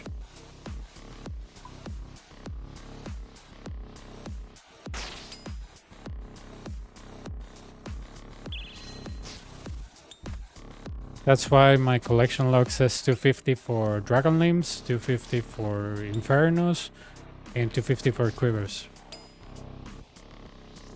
Yeah, 5 bill in cash, 2 bill in Quivers. So like 7 bill in like 4 months? No, 3 months. Yeah, 7 billion. Yeah, only 5 in cash, and the rest it's in Quivers. No, it is true. It is true. If you see my attempts, I had like 15 bill bank worth, and if I bank this, is 20 billion. And if I exchange my Quivers, it's 2 billion and something. So if you add the math, it's 7 billion. I wasn't even aware until a guy pointed out that on Discord. He was like, "Oh, you made 7 billion." I was like, "Really?" He was like, "Yeah, if you add everything, it's 7 billion." I was like, "So 7 billion in 3 months?" And I was like, "Yeah." I was like, "Okay, so this is the best money maker so far."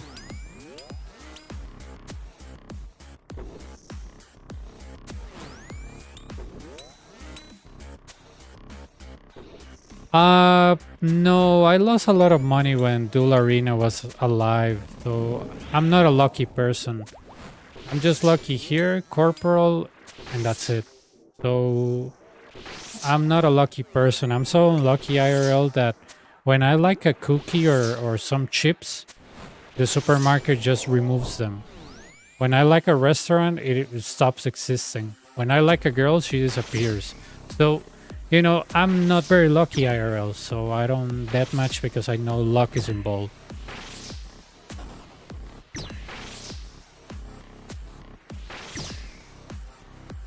And my mom always jokes with me like, oh, every time you like something, they take it away. I'm like, I know, right? And she laughs about that because she knows how unlucky I am.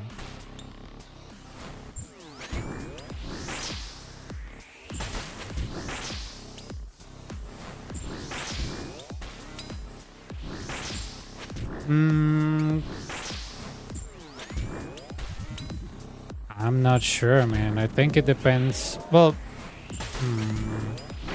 I would say more than max cash. I think so, right? I got a little bit spooned with the Rallos, so I'm kind of happy with that. But I think everybody's luck is good at the Coliseum, to be honest. I haven't met anybody that says, oh, my luck is so bad at the Coliseum, but...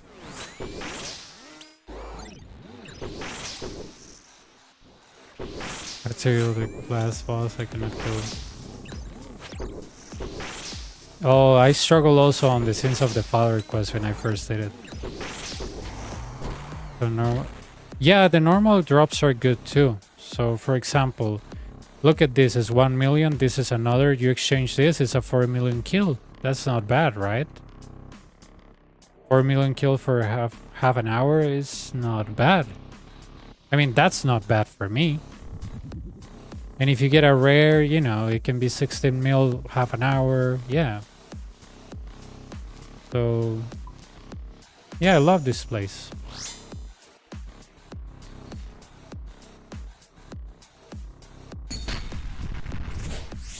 No! Why life is so cruel and makes me double spec this guy?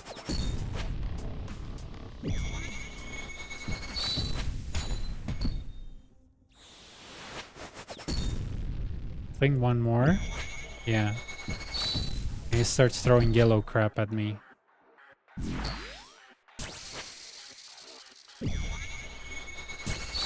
There we go.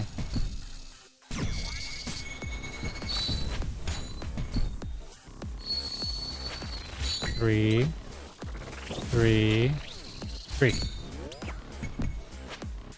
Okay, he's talking crap. That means a spear one time.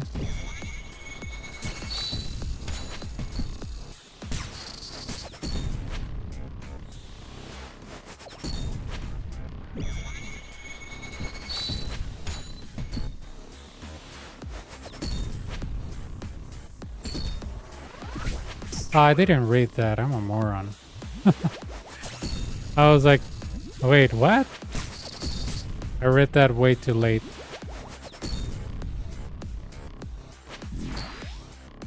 I don't know why at some point I thought he was gonna throw me yellow stuff. I was like, oh my god. I just missed a lot of damage there. Like, it's not even how much he hit me, it's just the fact that I missed so much damage there. You know what I mean? See? Because it's a max hit. That's why I feel bad about myself.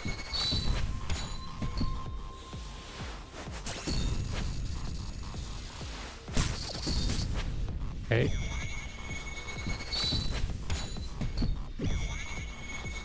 Well, I'm out of resource, that's not good, but let's remind ourselves that we did this on my pier with 68 strength and we survived, so... My god, look at those lasers, dude. They're going savage at me.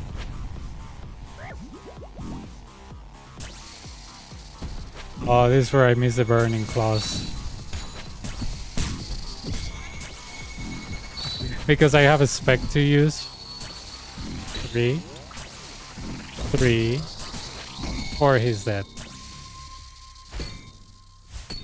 That wasn't a good kill. 30 minutes.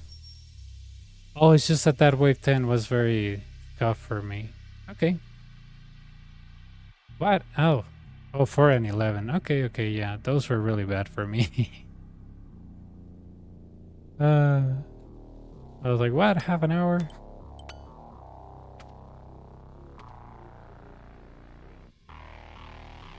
Oh, how do I get him stuck? Well, in case you missed the log. I got him stuck because every time he talks crap, when it's not about your gear, you move to different directions around him and he throws you yellow stuff, so he never moves. And I get him stuck like for 3-4 phases and then I move. That's pretty much. Is that what you are asking? Or are you asking how he doesn't move when he throws the floor stuff? Because the main reason why I'm able to avoid the floor stuff is because I move when he is making a sound, like the spear sounds like a ringing bell or like a ringtone from an old cell phone. And when he is like throwing you the spear, you move one tile away, either center or corners, and as soon as you see the dust coming up, you hit him right away so he doesn't move. But if you wait, and a lot of people wait with shield 1 and shield 2, I don't know why. I used to do that too. I think it's like a delay on the animation. He's gonna follow you. So that's how you get him like stuck, not to move. That's kind of like the trick, let's say.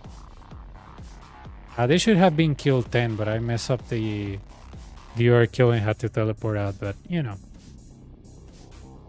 Let's hope the last kill is the lucky kill.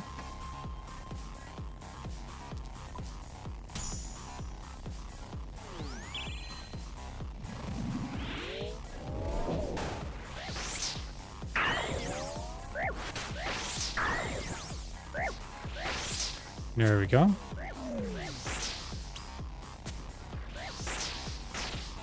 Yep, my friend Human always tells me that he prefers raids 3 over this. I'm like, I don't know, man.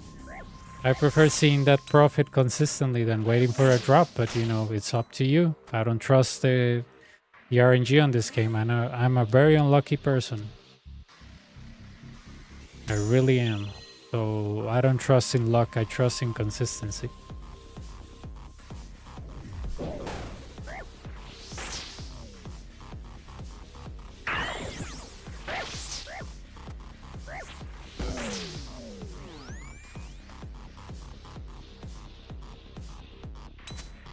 I mean, imagine how unlucky I am. Let me tell you a sad story.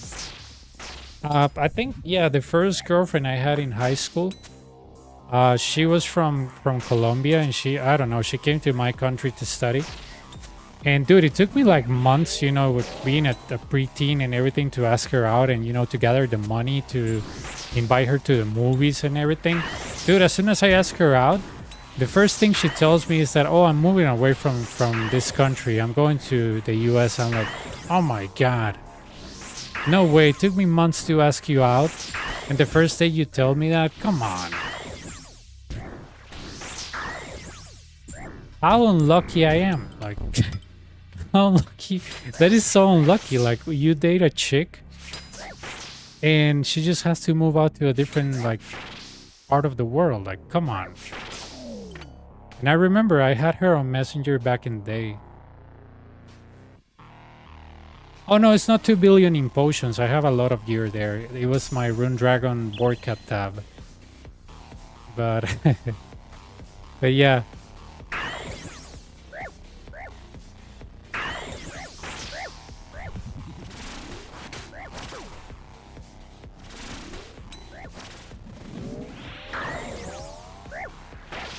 I'm very, very unlucky. That's why when I see content that is consistent GP that doesn't require luck, I stay there.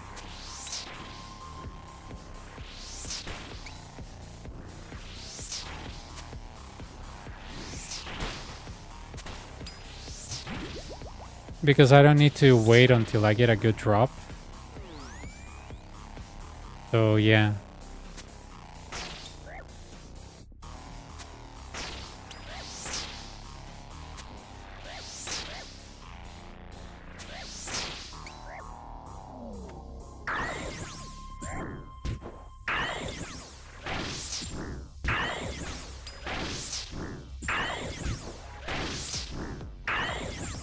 Come on, give me the Sunfire Pants. Or an Echo Crystal.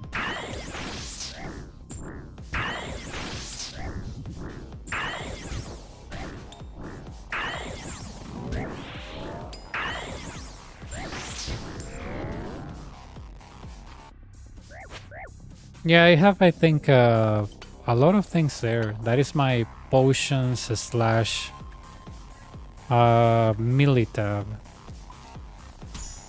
I combined them there, and the reason is because I was doing a lot of rune dragons back in during and after COVID.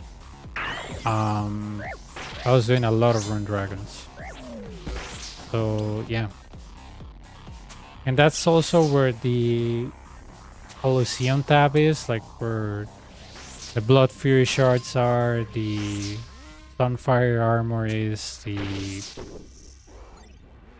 Blood Furies are, the I don't know, my Elysian. Yeah. That was my PVMing tab slash Borcat slash potions slash rune dragons. Because they all merge in one. That was like the moneymaker tab.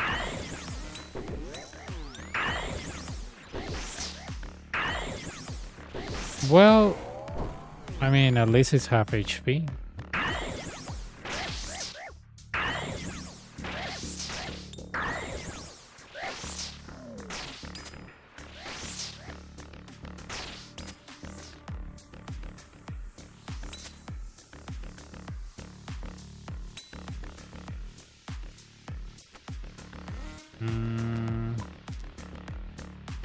I'm gonna go with Solar Flare, but hope they don't make me max this way too early.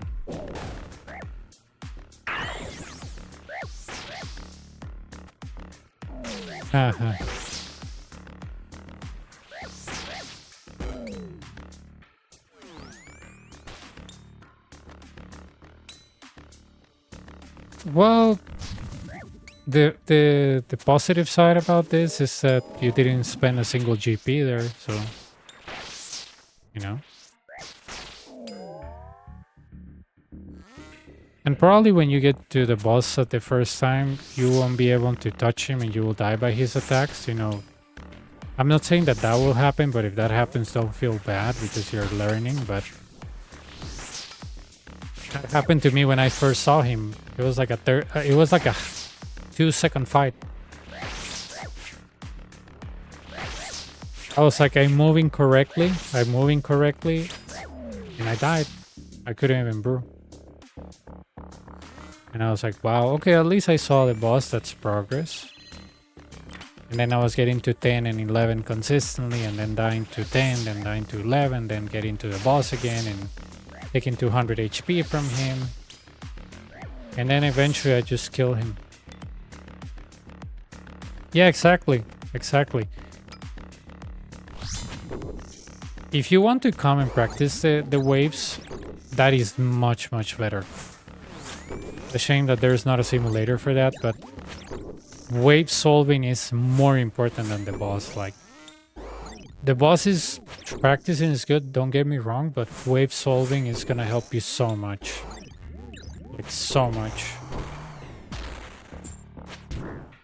I remember that somebody a long time ago, when I was trying to get my first KC, they sent me a simulator about the floor of Soul. And I told them, hey, thanks, but seriously, I cannot even get to a boss consistently, so practicing the boss, when I cannot even get to it, it's like buying a radio for your car when you don't have a car. So I want to get to a boss and then I can practice, right? I was like, thanks for the info, but it's like, yeah, buying the radio for the car and you don't have a car. It's like, you know, like you're getting ahead of yourself. It's like buying the wedding ring and you haven't had a first date yet with the girl, you know? So I told him, yeah, thanks for the info, but, you know, it's kind of like practicing the suck simulator without even seeing wave 1, so. I usually tell people, just solve the waves, and after you solve the waves and you're consistent getting to a boss, then practice the boss. Because even if you practice, you're gonna forget absolutely everything when you get there. Like 80-90% of the people forget everything when they get there because they're very nervous and they die. Okay, great.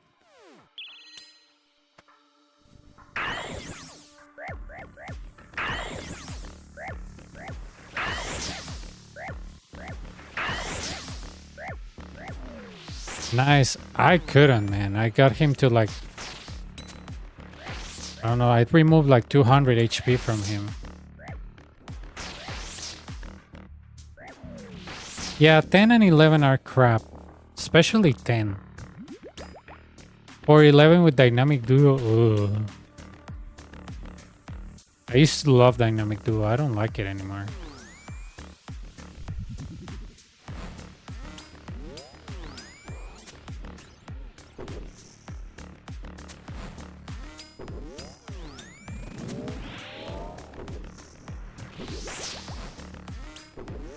Yeah, I think the only hard waves about this place are 6, 8, 10, and 11.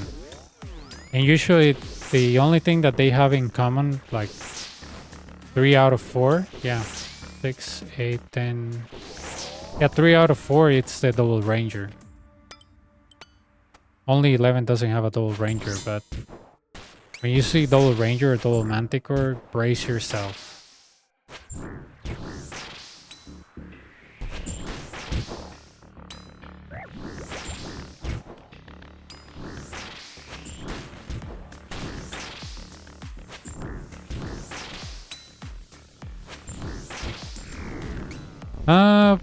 You know what? The boss, well, the side does help, but if you're dragging the boss, that's usually like 80% of the, maybe 80% of the issue of the people, that they drag the boss without knowing it. That's why a lot of people hate this symbol of Solar Flare, because they drag the boss everywhere, like if it's a Pikachu on Pokemon Yellow, and I'm like, that's the problem.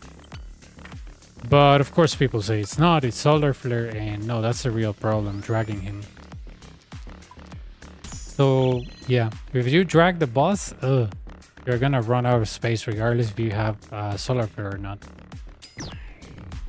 Yep, the only thing that you can do is that as soon as you see the smoke coming up, you have to hit him. You cannot wait. If you wait, he comes after you. And people that use Whip and Saldor have this problem because the weapon is 4 ticks.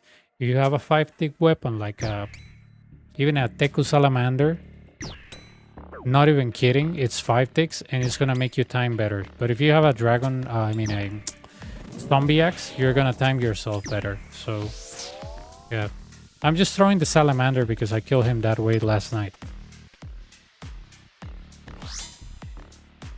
Yeah, but the thing is that this thing, Mortal, is gonna be, looping around here, right? So when people start dragging the boss, like let's say that I do this and this is the boss and I start dragging him, look what happens. I'm gonna run out of space. Why? Because his attacks are always 1 tile away, 2 tiles away. So that's why people don't like Solar Flare. I met a lot of people that they rather take Manti Mayhem 3 and Relentless and all these things before anything, because they're like, oh, Solar Flare is so bad, I run out of space. I was like, not really. You don't really run out of space. The only way that you will run out of space is that the yellow stuff, I don't know, leaves you without space, and that'll be very hard to do. But yeah, I know people that they hit Solar Flare for that, but it's mostly dragging him gets them killed. Even when I was dragging him when I was learning, I always liked Solar Flare because I knew that I was dragging him. Yeah, the thing about the simulator is that it's very slow. It doesn't reflect reality of the movement, sadly. It's good for practice, but it's not realistic. It's kind of like the Inferno simulator. I had a guy that I was coaching the same thing, but I can kill on the simulator. I was like, speed is different. I was like, it's good for you to understand the attacks of the boss, but don't think that that is how the boss works. It's very, very laggy. So yeah, it's not how it works. I was like, I'm glad that you're looking for resources to learn, but just don't take the simulator like if it was, I don't know, some type of religious book, insert the name of the religion that you want here, right?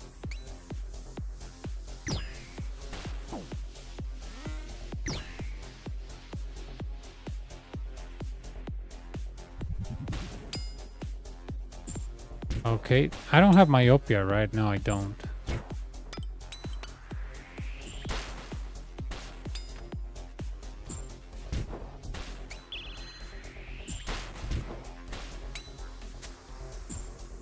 My dad was a pilot, and you know, he used to like do a lot of simulator hours and stuff and teach simulator. But trust me, simulator is nothing. The real test is when you get into the airplane, and that's when you start getting nervous. Not even kidding. When you have to fly flight hours that are instruments. Instruments means that you fly during the night, so you cannot even look at anything. You have to look at your like board to know about where you are and how to land. Those are the most complex and expensive flying hours, because you have to trust on what you see. And if you make a mistake, you can die. So simulator, you can crash a lot of planes, but nothing is going to happen, right? So I always tell people, practice on the simulator, but no amount of hours on the simulator is going to get you ready for the real thing. The best thing is that you come here, solve the waves, and then if you get consistently to a boss, practice all you want, but the real learning, it's here.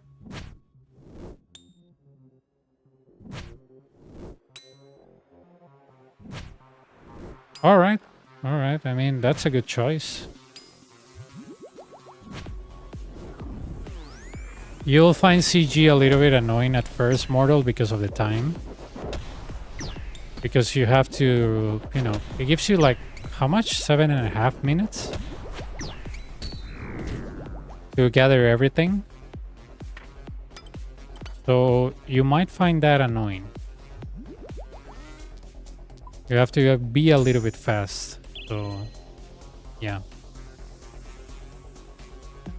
Frailty 3 is okay here.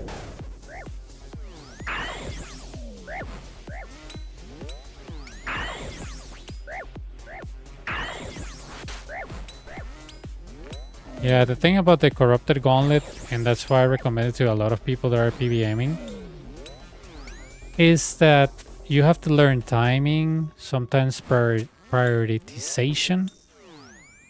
Like, for example, if you feel like you cannot hit the gauntlet and you want to keep running from the tornadoes while, you know, alternating your prayers, feel free to do it. You don't have to go through tornadoes, just skip them, avoid the floor, eat, pray, and then hit him. But a lot of people are like, oh no, I want to go through the tornadoes and then hit him. I was like, it's not really necessary. You're not speedrunning this thing, remember?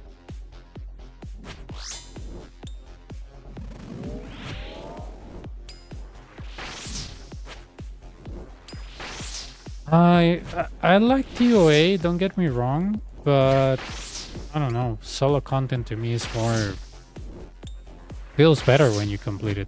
I know TOA can be solo, right? But it's just I feel it takes so long for a kill, and if you don't get rewarded,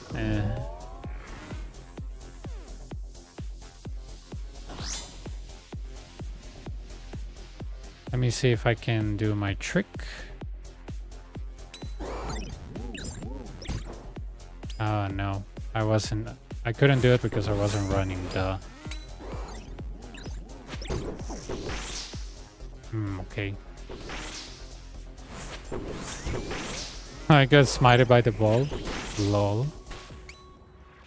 Good thing I noticed and I went back.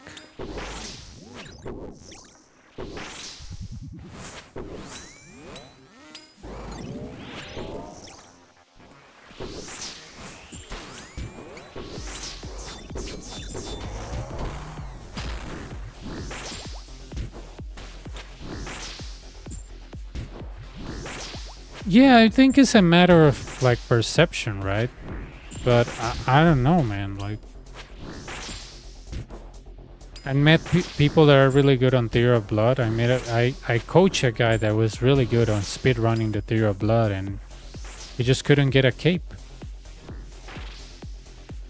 But I was like, I think it's that you're bringing that speedrunning mentality to the Inferno that it's ruining you. I was like, I think that's my idea. You're going too fast and you're new to this. And you're trying to be fast for what? And I was like, oh, it's just that, you know, Theory of Blood is just the faster you are, the better GP. I was like, yeah, but we're not here making GP, right? I was like, yeah, but you know, man, Theory of Blood. I was like, yeah, I need to deprogram you somehow. I don't know how to do that.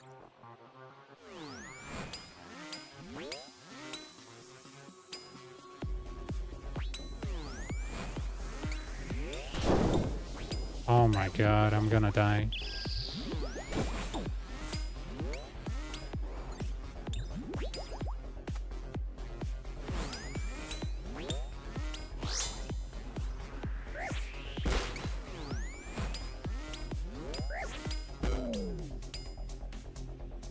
Magic.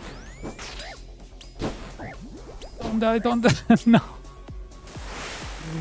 Dude. No, that wave. Oh no, Frailty 3. Okay, the first death of the night.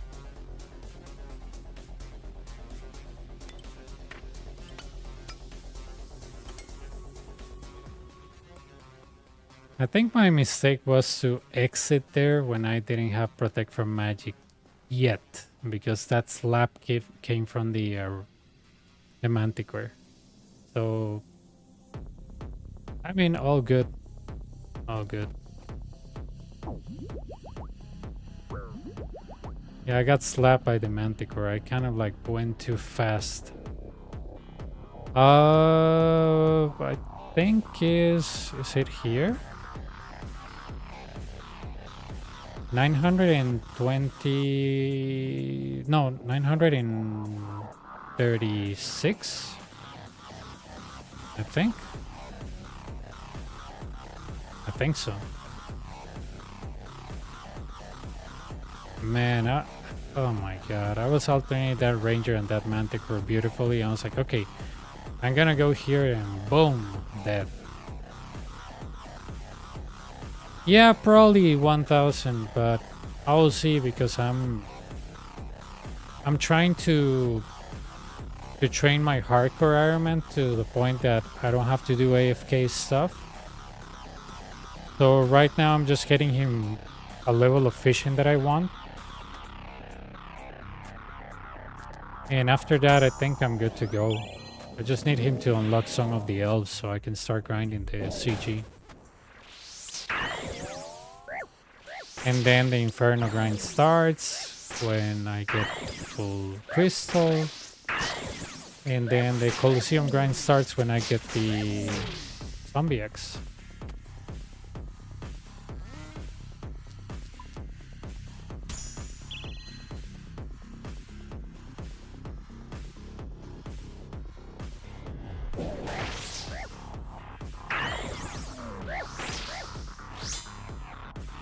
Right now I'm focused on the Iron Man to to get the crystal bow. So when I can get the crystal bow, I wanna do Fire Cave. Yeah, I did TOA with my friend Human, and we got this pouch.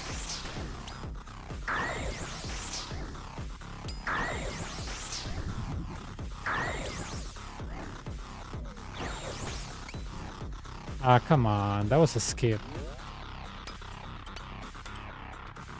Yeah, we did some entry and I don't know what it was, 150, 200, and I got the rune pouch, but I think most of my KC of Suck without this. No, I think I did like my first 50 or 100 without it, so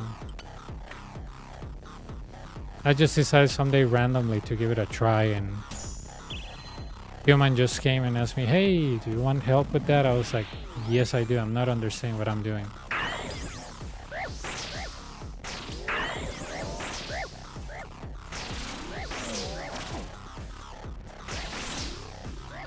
It's really useful.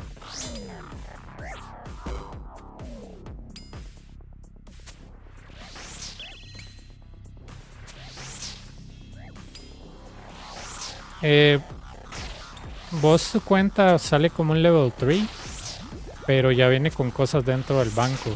Entonces puedes comprar cosas de un solo.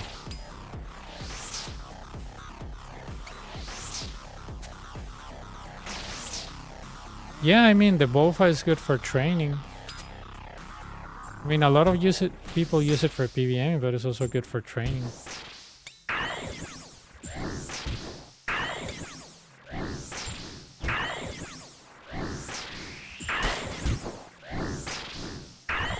I think it's the second best on the... No, third best on the Nightmare? I don't remember. But it's ranked really high on the Nightmare. Well, that too, right?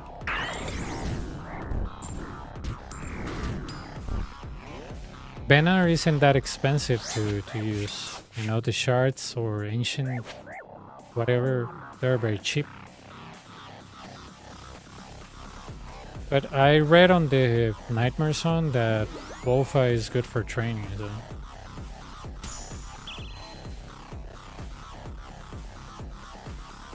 Wow. I think I only use a cannon on my peer, but a peer that after that I turn into a Rune Dragon out. So...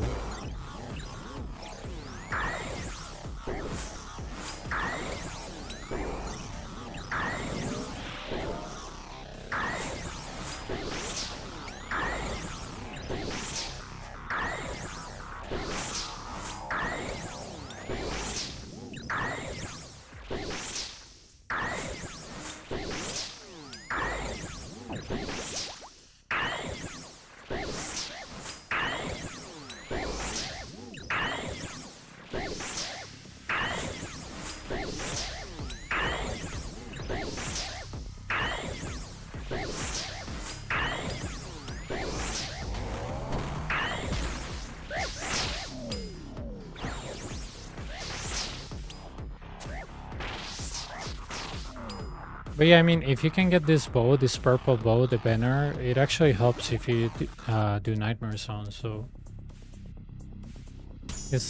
The bow itself is expensive, but charging it is really inexpensive.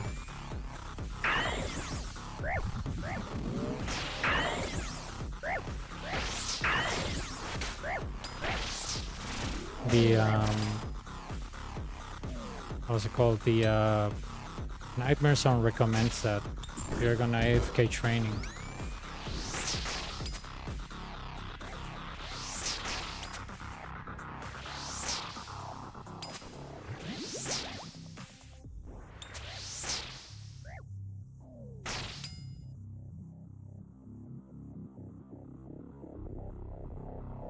Sí, bastantes. Déjame ver.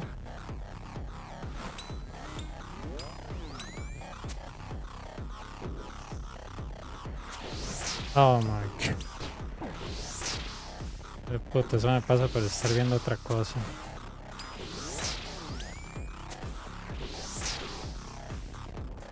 I did Nightmare Zone with banner bow on my peer because I refuse to spend Chinchompas.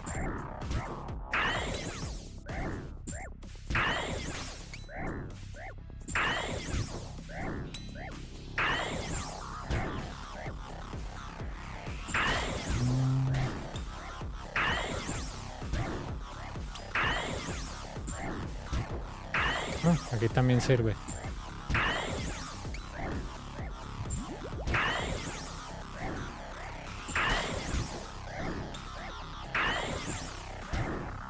Yeah, I do. My first language.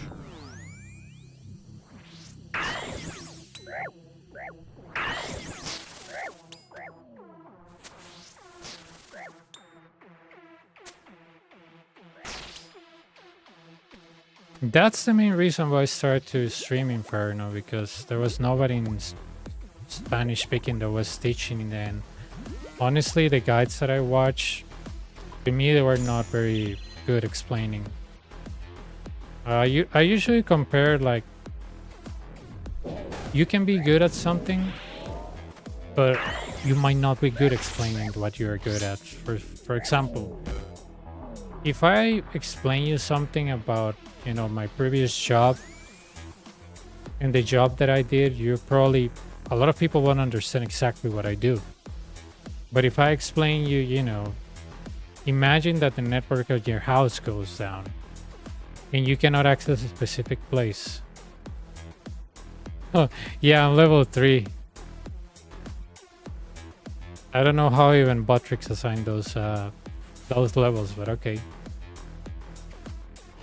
But yeah, basically, oh my god, what the hell was that? Anyways, imagine, okay, this is range. Okay, let's say that I did that on purpose.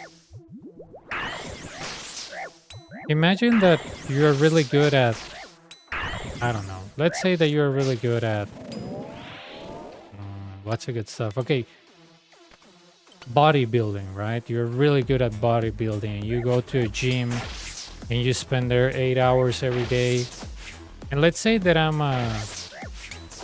don't know,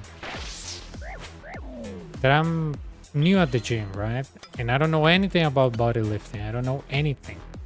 And I see, on this machine, sweating like crazy. You're all built up and all ripped.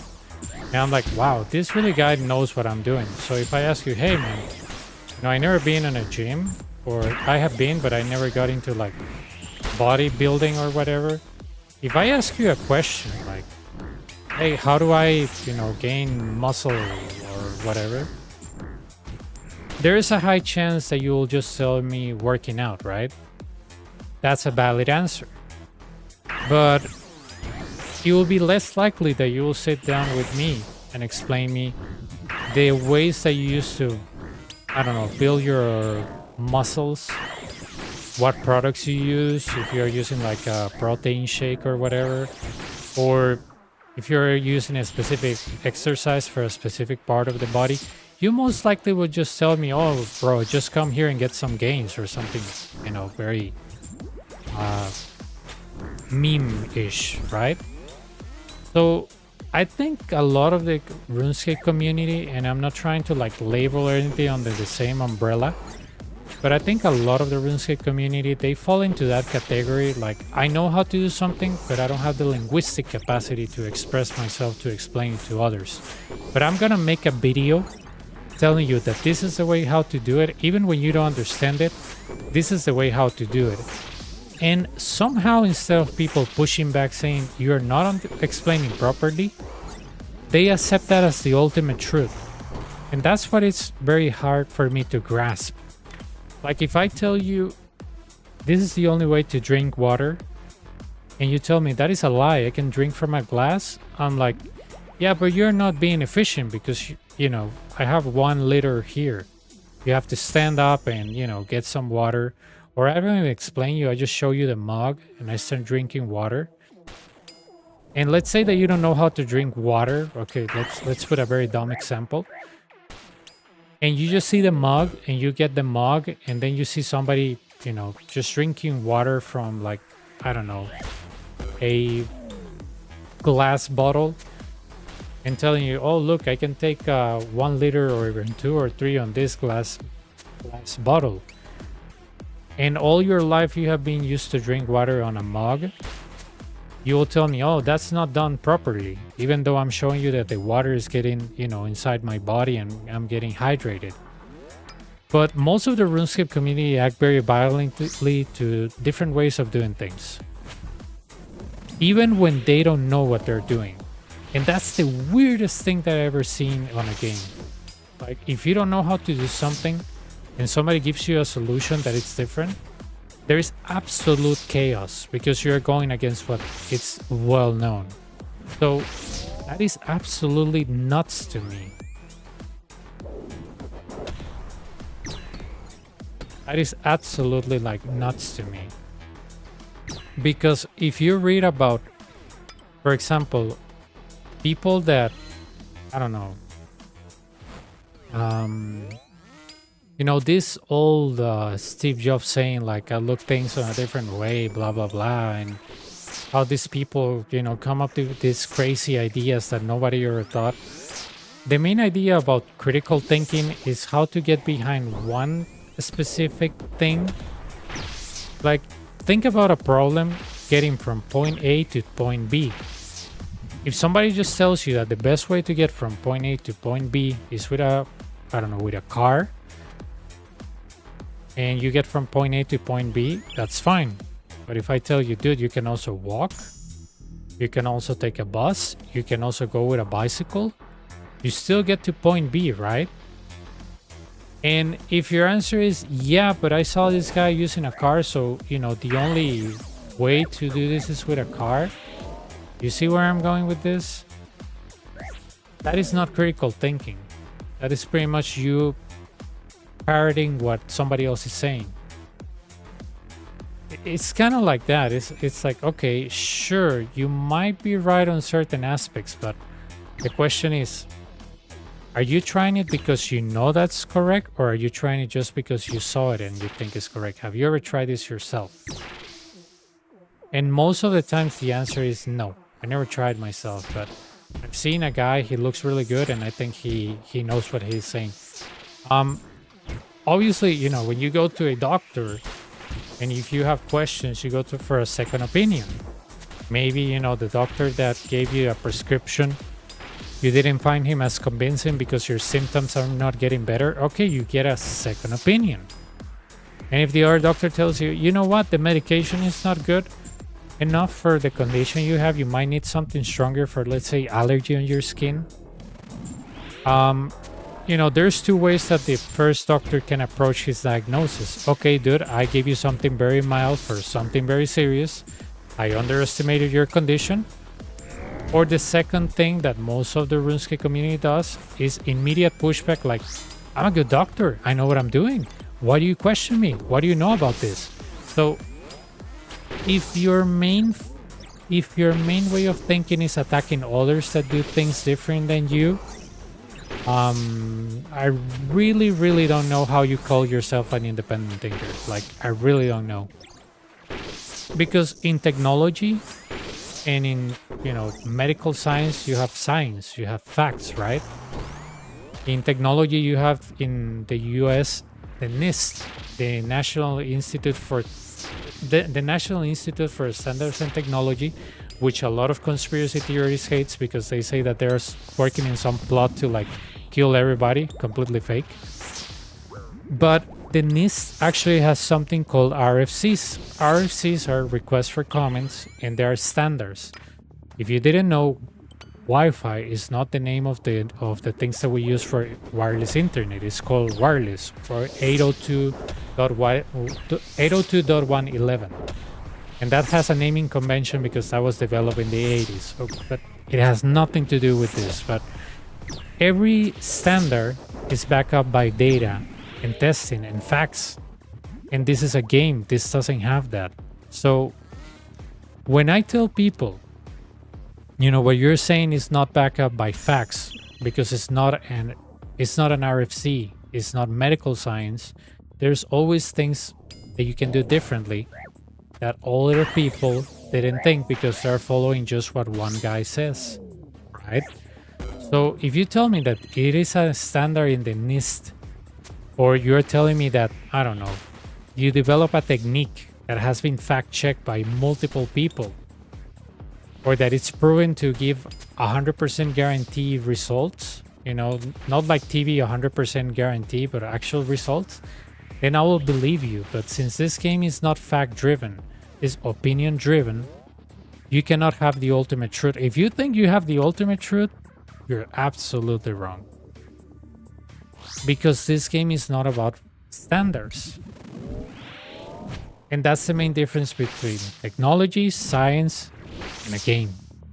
Because the first two are backed up by facts and thousands of hours of studies and experiments. But if you come to somebody and tell them how to do something on a game, and you're not even sure that those are all the ways to do it, then you might be on a big mistake. But I don't know why, like 80 or 90% of the community of RuneScape, they just go with what they see on a video, and that's the ultimate fact. That's what a lot of people that fall into like conspiracies like Flat Earth or like you know, COVID vaccine shrinks your testicles or dumb things like that, or tanning your testicles makes you a real man or something like that. That's kind of like the mentality, because you're just hearing one talking point, right? And I don't know if like people are trying to be like, oh, look at me, I'm a free thinker, I'm just going with what Elon Musk says, you know, that, you know, this tabloid says that Bigfoot is controlled by aliens or something like that. That's not how facts work. If you have a high opinion about something, good for you. But if you don't have factual things that back you up, then just say that it's an opinion. But I guess a lot of people want to be right all the time, and that's the main problem about games and social media and all of that. People tend to think that the only way of doing things is one way, and the only way of thinking is one way, and if you don't think that way, that is wrong. And yeah, that's something that I learned when I was working on firewalls. You can tell somebody that it's, for example, you can tell somebody that the VPN is working fine on our end, but if you don't show them logs, it's just like me telling you, hey, you know, I'm a doctor, but I didn't go to medical school, but you should drink bleach because that should really clean your insides, right? You see where I'm coming from? That's not backed up by any scientific person. But in firewall and networking, you learn that facts and logs say more than you telling the customer, it's not our VPN, it's your VPN. Go check with whatever vendor you have. But the customer will say, no, this was working fine. As soon as I add this network, this firewall to my network, it crashed. Therefore, it's your fault. And if you show them logs, you pretty much shut them up. And you're like, the log says that you're dropping the packet on the RN. Something else I can help you with? And they'll pretty much say, oh, yeah, I will check. See you later. Boom. And you close the ticket. Because you back them up with facts. And no customer will tell you, oh, yeah, but why when I installed it crashed? And you're like, it shows here that the VPN is fine. If the issue is on the RN, did you check the RN? And they'll pretty much give you a nonsense argument like, yeah, but this was working yesterday. Sir, today's a new day. You know? Maybe yesterday you didn't have allergy to shrimp. You eat a shrimp today and you might die, you know? Life changed very fast. So that's the thing that I noticed when I was working on networking. That if you put facts to people, or if you show people how to resolve things in a different way, as long as you get to the result that they want, they accept what you're saying. But in networking, you cannot just blame somebody else without proof. If you blame somebody without proof, you really look like a moron. Like if you don't show logs to somebody that what you're saying is true, they will never believe you. They will never believe you. Technology is like that. If you don't show me proof or debugging that what you're saying is true, then you're just, you know, just trying to avoid work. And that means you will get escalated and your boss will get involved. And the client might be right, and then you'll get escalated as well. And you get a warning and a disciplinary action, and your boss will, you know, give you an ear about listen to the customers. This is basic stuff. Why the hell you're denying support, etc., etc. So that's something I learned on networking. Doesn't matter what you tell people. Show them. Show them. But don't be close to, like, if the customer tells you, hey, I put this firewall on the network and everything went down. Okay, I'm going to listen to your argument. I'm not going to take it for granted because I don't know if that is true. A lot of people say that. But let's look at the facts. Let's look at the logs. If you're right, then you're right. If you're wrong, you're wrong. But there has to be a mutual understanding. I heard the saying of, you cannot have a conversation with somebody else if the facts of reality are not different.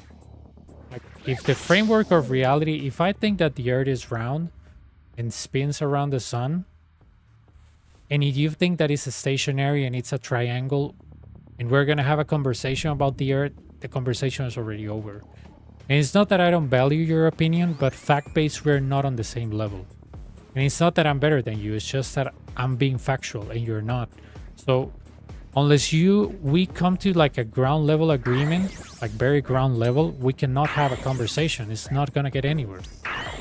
Like, you're gonna say that I'm being brainwashed by NASA or something like that, and you're gonna bring me all these Twitter and Facebook posts from a guy that has a tons of followers, or something that Trump says or something like that, and we're gonna get nowhere, because it's gonna be a discussion between unrealistic and facts. And if you don't wanna accept reality, then the conversation is over. But I heard that saying, when you cannot get to the frameworks of truth, the conversation is already over. It doesn't even have to start. Because when you disagree, you pretty much encounter immediate pushback that turns into fight, that turns into chaos. And it's not that you're shutting people down or canceling people down, but if you don't agree to like a mutual fact base that both parties can share, there's nothing that you can do. Nothing. The conversation at that point is already over, and you're just talking to yourself. It's really sad, dude, but that's how the world works these days because of social media. Everybody thinks that they're right, and nobody, push them back with a dialogue that emphasizes, okay, let's go with the facts. What do you have that is factual? Facts, that it has been backed up by multiple people, that there's experiments, not just a random guy on Facebook posting. Do you have that? And yeah, I think the OSRS community doesn't have that. So if you have somebody that you look up to, like a specific YouTuber, Twitch, Kick guy, if you really like him and somebody criticizes him and you don't like that, then you might have a bigger problem than you think.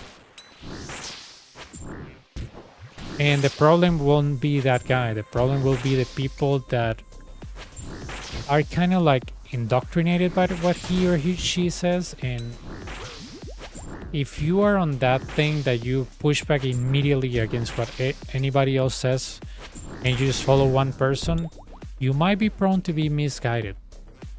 And you might be prone for violence. So I mean, this is like cult 101, like seriously. People that have an unrealistic perception about an idol, they usually get like manipulated easily without even knowing. And the people that get manipulated that easily is because that they have a void in their lives that they fill by being part of something bigger. It is psychology 101. It's not, I'm not even kidding. I didn't make these things up. Like if you see documentaries about people that went to Jonestown, they will tell you, yeah, there was something missing in my life. That's why I thought, this place I'm loved, this place it cares for me. So that's why when people ask me, how did you join such a crazy place? I tell them I was understood there. I was an outcast, and they understood me well, and they love me, and they care about me. So when you are like not understood, or you have like social problems, or you cannot make, I guess, new friends or express yourself good, and you find this close niche where people accept you no matter what you do, then that can have two things. A positive reaction where you are like, oh my god, nice people exist. The world is a wonderful place. Or it can have a negative reaction that happens a lot on social media. You become hostile to anybody else that don't share your same point of view. And that's what happens on most things. People get like really, really focused on defending somebody that doesn't care about them, that doesn't even know that they exist. And it's because they feel so small that they have to be part of something bigger. It is true. I think there's an interview with that guy that survived Jonestown, and people criticize him like, oh my god, how can you be in a cult? Like, you went to like this other country with Jim Jones and you were so skinny, and what was so enticing about, living in the jungle? And he'll say, you guys don't understand. Like, he was like, my father used to beat me up. I lost a lot of scholarships and stuff. I had family problems, I have drug problems, I had all these problems, and I just went there and people make me feel welcome. because we're a part of something. That's kind of like we're vulnerable to that. You know what I mean? We're very vulnerable to that, to fall into like cults because of that. Like somebody that says that they care and understand us. And this has been amplified by social media. So that's why when I do things differently, people get upset. Because they sold the idea that there's only one way to do things. That's why change and different way of thinking pieces of people, it triggers them because it changes something in their perfect world that makes them shake, and they don't like that. And that's why, you know, I was like, okay, I'm gonna do Inferno in a different way. Dude, I encountered people like saying, you'll never get a lot of KC, you'll never kill Suck. Okay, even if you kill Suck, it took you a lot of time. You shouldn't even be trying to, you know, to get a lot of KC because you will never be rank 1. You know, I was like, okay, sure, dude, that's your opinion. I respect it, but I don't know why you're so like set up with me when I don't even know you. Like, where is all that hatred coming from? Are you sure that I'm the one that you should be redirecting this hate to? Like, what did I do to you? Did I offend you? Did I insult you? That's when they usually leave, because that's when rationality starts getting into them. Like, why am I upset? Why am I angry at this guy? He's not saying anything bad to me. Why am I, you know, mad all the time? Okay, I'm gonna watch a TikTok video. Oh, this is better. Oh yeah, this is better. It's kind of like being on drugs, you know? Oh, I'm not on drugs, but you know, if I don't do this, I will get upset. Kind of like that.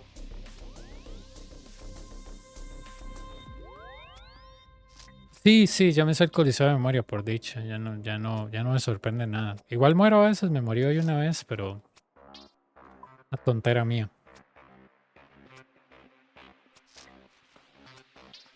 But yeah, I don't know, Mortal. That's the way I see it. Might be wrong. I didn't study psychology. This is the opinion that I'm giving you. But I just compare like people that have been on cults, people that I met that have been on cults, people that on documentaries, as crazy as they sound, like Jonestown, you'll think only a moron will go to live on the jungle with somebody that claims to be Jesus Christ. Not really. We're all prone to that. Why do you think phishing on cybersecurity is the most successful attack of all? Because humans are always prone to be tricked. We are always gonna fall for something. Always, always, always. And whenever you make fun of somebody that fell for a phishing scam, don't worry, you might be next. And it might not be on email, it might not be on social media, but you might meet a girl and maybe she will steal your identity. You never know. And the least helpful thing you can do is when somebody's struggling with something is bother them with that, because that's not even helping them. And probably if you bother them with that, it's because you had the same issue as well. So it's an interesting side of let's say, of people. I remember when I was like 17, I wanted to study psychiatry because I thought it was very interesting, but I realized that they don't pay really well in this country. And I was like, you know, if I want to get all that hard work, I have to pay a lot of money, which I don't have. And then try to go to like the US or some country that pays for mental health well, not like this one. And that can take me years. Maybe I'll be mid-40s or, you know, early 50s. And what am I going to enjoy there? Nothing. So I was like, if I ever win the lottery, I always told my mom, if I ever win the lottery, I want to study psychiatry, but not to be a actual, you know, a guy that charges you to medicate you or to like listen to you. No, just to understand human mind better. And to see if what I think as theories are supported by science. But yeah, I always told my mom, oh, I would love to study that, but you know, it's expensive, you know, we live in a third world country, blah, blah, blah. Okay, okay. Good luck, good luck.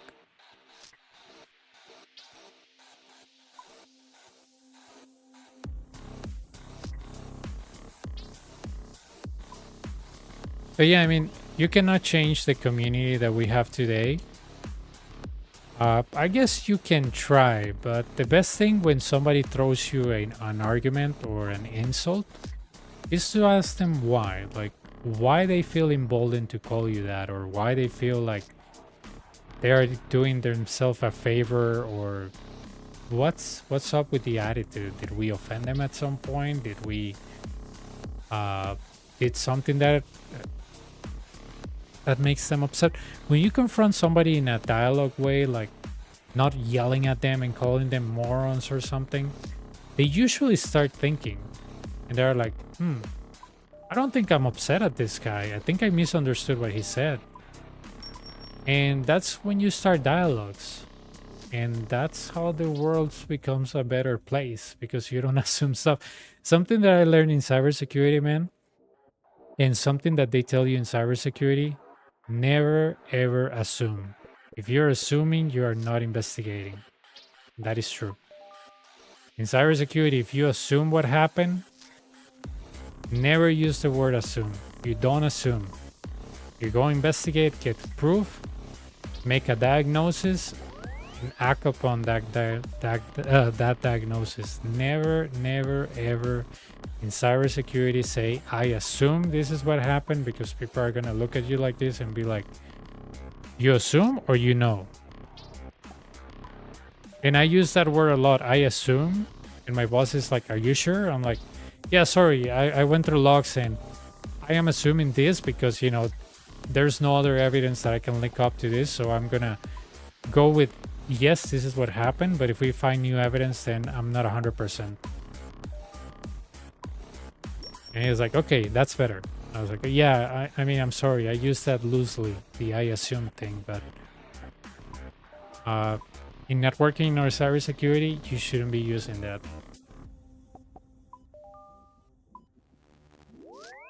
I mean, it's not the same, but how will you feel if your doctor tells you, I assume that you have cancer? Not good, right? It's not the same thing, but not good, right? If your doctor tells you, I assume you only have 24 hours left, but I'm gonna run some tests, but hang on. You know, don't worry, I'll be right back. Not very reassuring, right?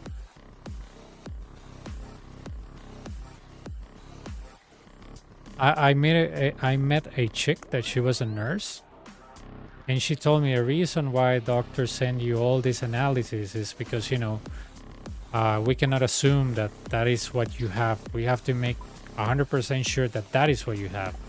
So sometimes the doctor might have an idea, but they won't tell you, because if they tell you, you might not like it and he might be wrong. So when he tells you that, oh, look, the test came out negative, so you don't have that, then the doctor will look like an idiot. They don't want that. So that's why they run a lot of tests. She said, maybe, I mean, yeah, there are doctors that want to take your money, but not all of them are like that. They really want to make sure before giving you a diagnosis, because that's how medicine works. Because I remember asking her, like, I mean, shouldn't the doctor know that I have X, Y, and Z because of the symptoms that he knows and because of the medication he is giving me, it works? And she said, you will think that, but no, that's not how medicine works. She was like, because medicine is a science, you really need to be 100% sure. It's not like, okay, I gave him this medication, he feels better, therefore it is this. She said, no. That's why they give you like pain pills or something, but they don't give you like the treatment itself, because they're waiting for the test. Because I think it's part of the, there were 3 parts, I think only remember 2. The assessment of the patients, the analysis, and the diagnosis. So the assessment is, I look at you and I assume what you have. I run medical tests and base it on the medical test, and the test tells me if I was right or wrong. That's how she told me doctors and nurses diagnose people. She said, we can have a good intuition, but if it's wrong, then we don't want to be the ones that say, oh, we gave you a wrong medication. Oh, we made you wait 3 hours for nothing. Oh, I took your appendix and it wasn't your appendix. And she said, that's why we'd run tests. And I was like, oh, okay.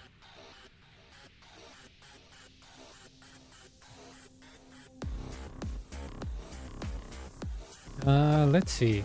I think I'm gonna go now, Mortal. I think you're the only one on kicks, so I'm gonna go.